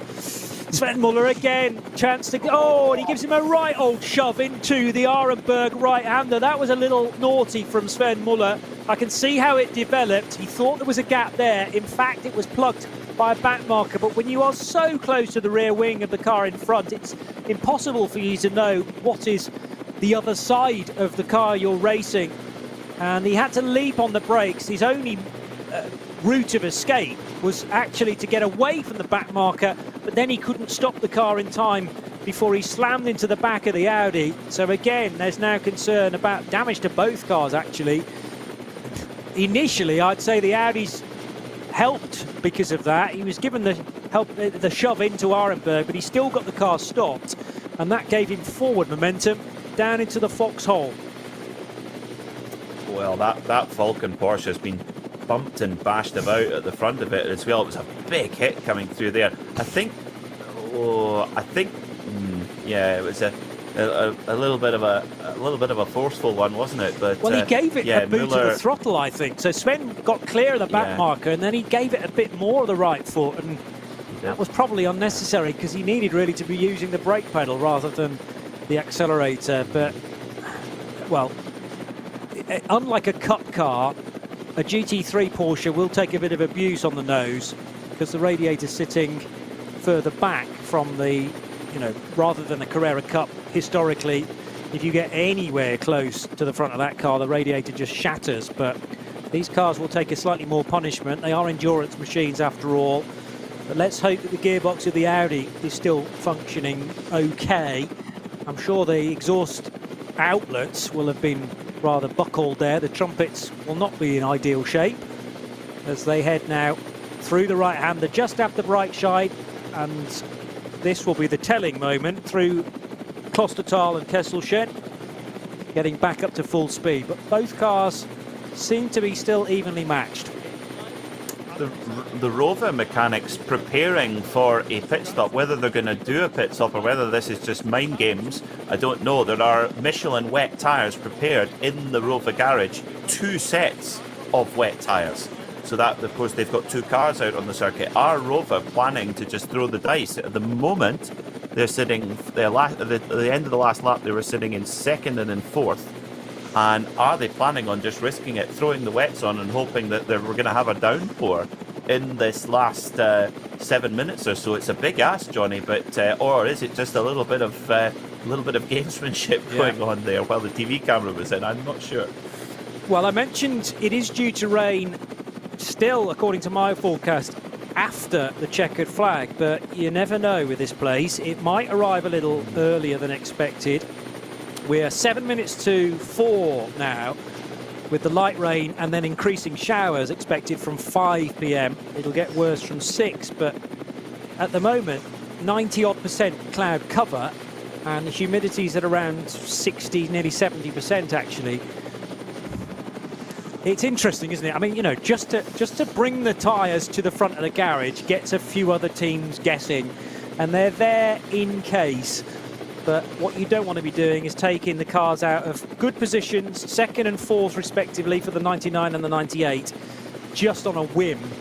And we know what Rover did in NLS 1. They entered 2 cars just to see which one would do the better, and then basically put 1 car into 2 hours of retirement in the middle section because they only had 2 drivers. It clashed with the Sebring weekend, both the 1,000 miles and the 12-hour on the Friday and the Saturday respectively. So 5 and a bit minutes still to go. It's still incredibly intense between Maxime Martin and Christopher Haase. Does the 98 BMW come into pit road for those groove tyres? The answer is no. Staying out on track. Also a real good fight to keep our eyes peeled upon is Vincent Kolb versus Sven Muller. They are absolutely nose to tail as well. I can see where Rover Racing are coming from here. It's getting very dark indeed on the start-finish straight. When you consider it's only 5 to 4 local time, that cloud is building and it's becoming more threatening, but will it unleash any dampness before the end of the race? Well, we're not going to see a tyre change for either of their cars now, because the 98 car has gone through, 99 car's gone through, and the 98 car having completed 27 laps as well. So we're on to the final lap now, at least for the top 5 or so cars. And in a moment or two, Vincent Kolb versus Sven Muller will arrive on the start-finish straight. Will they still be in the order? Audi ahead of Porsche, though. Muller is closing up. Again, not helped out by the difficulty to get the car fully rotated onto the Duttinger Hoor. And at Antonius Bucher, he would want to be much more level than he is right now. And the Audi, again, carrying good speed. They are venturing towards Tiergarten with 1 car to get by safely. They've done that. Plenty of curb on the inside line, and still Audi number 5 ahead of Porsche number 4 for Phoenix and Falcon. Nothing wrong with the straight line speed of that Scherer Sport Phoenix Audi. Sven Muller was right there in the draft all the way along the Duttinger Hohe, just not able to get a move. But typical Porsche, the Sven Muller driven Falcon Porsche, very good on the brakes, and he's there's the penalty lane. Yeah, penalty lane, the long lap penalty lane for Sven Muller. I presume that's due to thumping the rear of Vincent Kolb in traffic. Good call. And that's what it's used for. We haven't had confirmation of that, but that's the only thing we've seen that could suggest a penalty. And I did describe it at the time as a little bit naughty. Clearly, race control would agree and have told the driver of number 4, Sven Muller, that he has to go through the penalty box at a slightly reduced speed. It's on the outside line, and that has cost him, well, 3 or 4 seconds perhaps, and certainly given the Vincent Kolb car a moment's peace now. The gap was only 0.4 of a second at the line. It would have extended to great chunks of seconds now. Dan Harper looking relatively relaxed in pit lane in the garage, watching his teammate Max Hesse.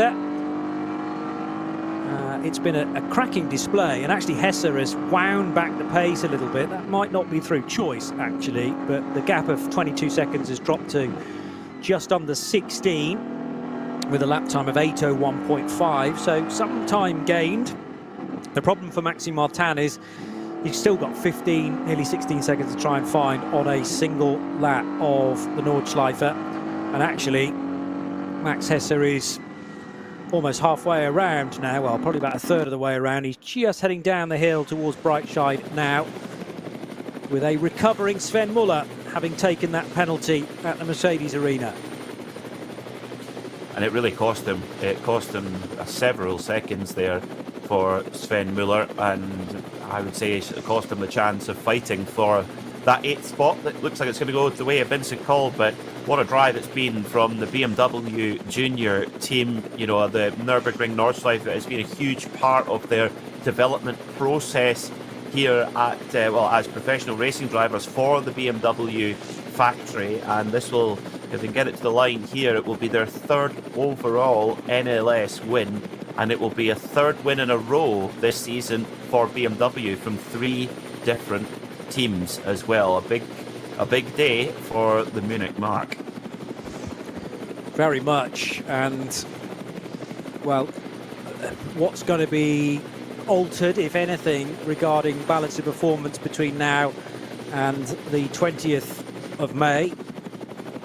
Is anything going to be looked at perhaps in the qualifying race next weekend as well? BMW clearly have a very good car in 2023, but Mercedes aren't that far away. Audi have strong contenders as well, and haven't necessarily had the strength in depth today, but the number 5 car and the number 3 car have looked number 5 car rather, and the number 39 car have looked very strong at certain times. Still possibly a concern about Porsche, with no Manthey machine though today. We've got the 2 Falcon Motorsport cars getting better in the race, but they'll be concerned with their qualifying pace, with none of the Porsches in the top 10 earlier today. Yeah, I think that will be a concern. I think the lack of the Manthey car is, I mean, the Manthey car is always a factor here at the Nürburgring as well. And there are, of course, there's a very strong team from Lion Speed by Car Collection with Matt Campbell, Mathieu Jaminet, etc. But we do have multiple manufacturers in the top 5. I mean, we've got 4 in the top 6, because we've got the Fricadelli Ferrari in there as well. And without that, they're currently 49 seconds off the lead. I think they lost about that in the pit lane, changing that brake rotor, Johnny. Yeah, that was certainly close to that anyway. Yeah, that was the big downer, unfortunately, after David Pittard produced 2 exemplary stints. I mean, from 18th to lead the race, a tremendous run through the order. But a real shame then, and in fact, as that brake brake disc problem was being ironed out, that's the point where Patrick Simon decided to put the microphone under his mouth. But he was very professional, smiles generally speaking, but also you could sense frustration just purely from his facial expression that he'd done all that hard work, and then in one fell swoop they lose 30 seconds.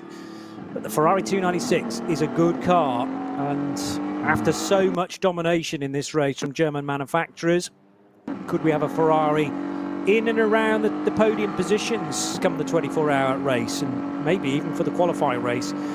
It'll be interesting, because Ferrari, I'm sure, are treating this as an experimental year with their brand new car.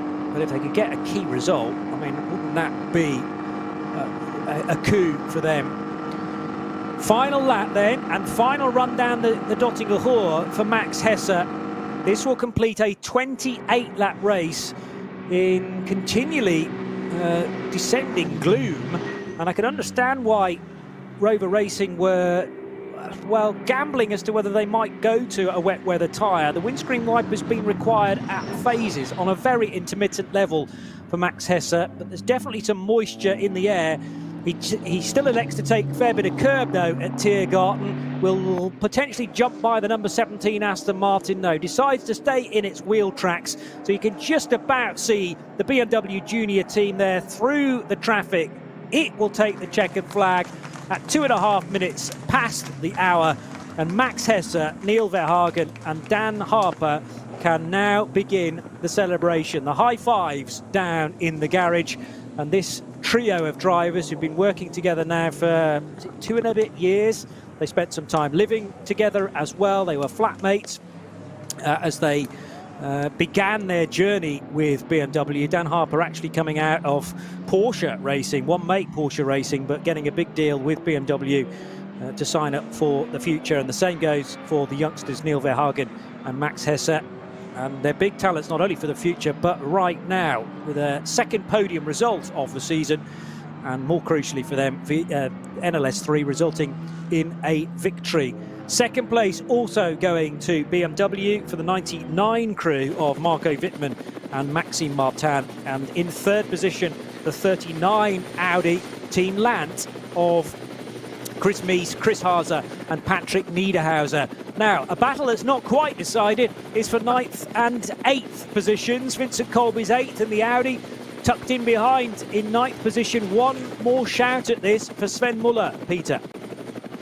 Oh, well, Sven Muller, he's pulled out just huge time through the latter part of the lap, pulling multiple seconds per sector out of Vincent Kolb. He's going to pop out to the right-hand side of Kolb here, coming through Antonis Bucca. It's absolutely side by side, coming down into Tiergarten. Kolb is just about going to hang on to it, though. Muller just trying everything, Johnny, but couldn't quite get past the Audi driver. Over the line they will go, and the order remains unchanged. Vincent Kolb in the Scherer Sport Phoenix Audi, flashing the lights to congratulate with the team, or celebrate with the team.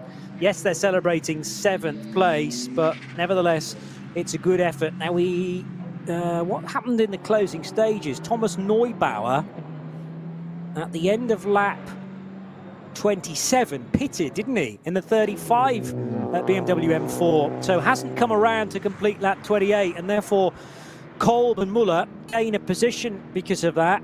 And late drama for Valkenhorst Motorsport. They had those difficulties, remember, at the very start of the race, and it looks like this event is going to be bookended with strife from the Valkenhorst crew. Winners last time out, but 35 will not get to the finish of NLS 3. That's hero to zero stuff, isn't it? Everybody's kind of had their turn so far this season of both agony and ecstasy, really. It just shows you how tough this circuit is and how fierce it can be. But BMW Junior team, they've been in the top 5 in every race. They've been on the podium the last 2, of course, getting the win here. I tell you, do not write them off for the N24. They are going to be a huge threat, and I wonder actually who's going to be their 4th driver, of course, the N24. They had Augusto Farfus moonlighting as a junior a couple of years ago. I wonder who's planning to be joining them at the N24.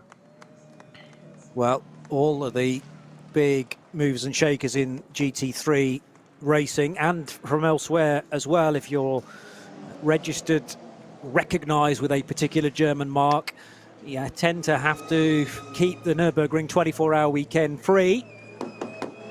There's Max Hesse, who taps the roof of the 44 car. A hug with Neil Verhagen, a hug with Dan Harper, and a high five as well. Max Hesse, arguably the busier of the 3 drivers, with a double stint to close things out. But he managed that gap. It was as high as 23 seconds, but it crept back to 16.8 at the flag. Still very, very comfortable, though, ahead of Maxime Martin. And it's a real feather in the cap of the young kids, shall we say, at BMW, able to outpace the 99 duo of Maxime Martin and Marco Wittmann, who've been at this game quite a bit longer. Let's see if we can have a word with Dan Harper. Didn't expect it, really, so 2 BMWs on the podium again, so a great result for everybody. The car was amazing, thanks to RMG. And for sure, it's a big boost for the 24 and the confidence. So, yeah, really happy. So Patrick Simon will do a quick translation there of the Ulsterman's response. But good that Dan Harper clearly doesn't know quite enough German yet to converse freely with Patrick. There'll be another question potentially as well for Neil Verhagen. How's Neil's German, Peter? Not great, because this question's in English as well, so we'll stay tuned for this. Or is there so much experience in the car now that you are graded up to senior level now? Yeah, I think we have to give the respect to BMW for giving us this opportunity to race here, to bring us up here. That's obviously why we still hold the name here. We're factory drivers now, yes, but the name means a lot to us. Thanks to Mr. Nurpash, Dirk Adolf, Sven Bluch for the opportunity that they gave us. And yeah, you can tell it's paying off now, and I can't thank those guys enough for the opportunity.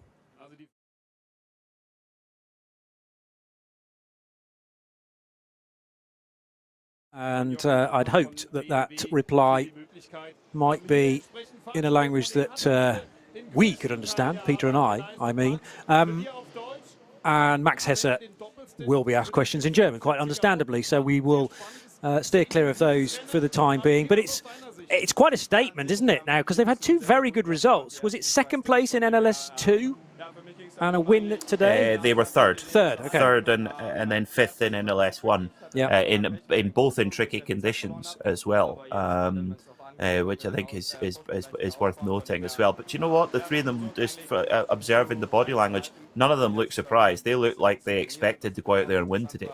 I was watching their onboard and qualifying earlier, and you could just about, maybe I shouldn't say this, I could just about hear them chatting as they came into the pits, and they just seemed so relaxed and so expecting to do well. They know they've got a good car underneath them. They know they've got the experience of racing at this circuit, and they certainly executed today. Brilliant stuff. Yeah, and to outpace both of the Rover cars when they looked to be the class of the field. Well, certainly one of them did, the 98 car of Sheldon van der Linde and Dries van Tor. And as things turned out, it was the 99 car that was the better placed of those two. So Maxime Martin and Marco Wittmann about to be interviewed as well, with the 39 car in third position of Christopher Mies, Christopher Haase and Patrick Niederhauser. Just try and head down the order to give you a synopsis of where the other classes ended up. The Ferrari 296 for car number 19, which is the Racing 1 entry. That car of Christian Kohlhaas, Stefan Aust and Luca Ludwig, victorious in SP9 Pro-Am. Cup 2 went the way of Moritz Krantz. I think it was edging that way from about three-quarters distance, really. Kay Kramer Racing winning for Moritz Krantz and Christopher Bruck. Cup 3, a win for the 952 car, amongst others Chris Rink, part of that driver lineup, and they took a stranglehold on the race lead, again with about an hour and a half to go, 21 seconds the advantage. Edoardo Liberati, together with the others at KCMG, Josh Burden et al. For SP10. They were winners in the GT4 category from the BMW M4, which really kind of kept a similar pace of the Toyota Supra, but there was a minute and 10 seconds between the two as they came to the end. Further down the order, TCR, led at the end by the Audi RS3, number 801, Gulbrandsen, bringing that to the finish ahead of the Stanco-driven Cupra TCR. And in third position in TCR, it was another Audi RS3. SP3T, 50th overall for the Porsche Cayman, number 333, from the Audi TT, number 300.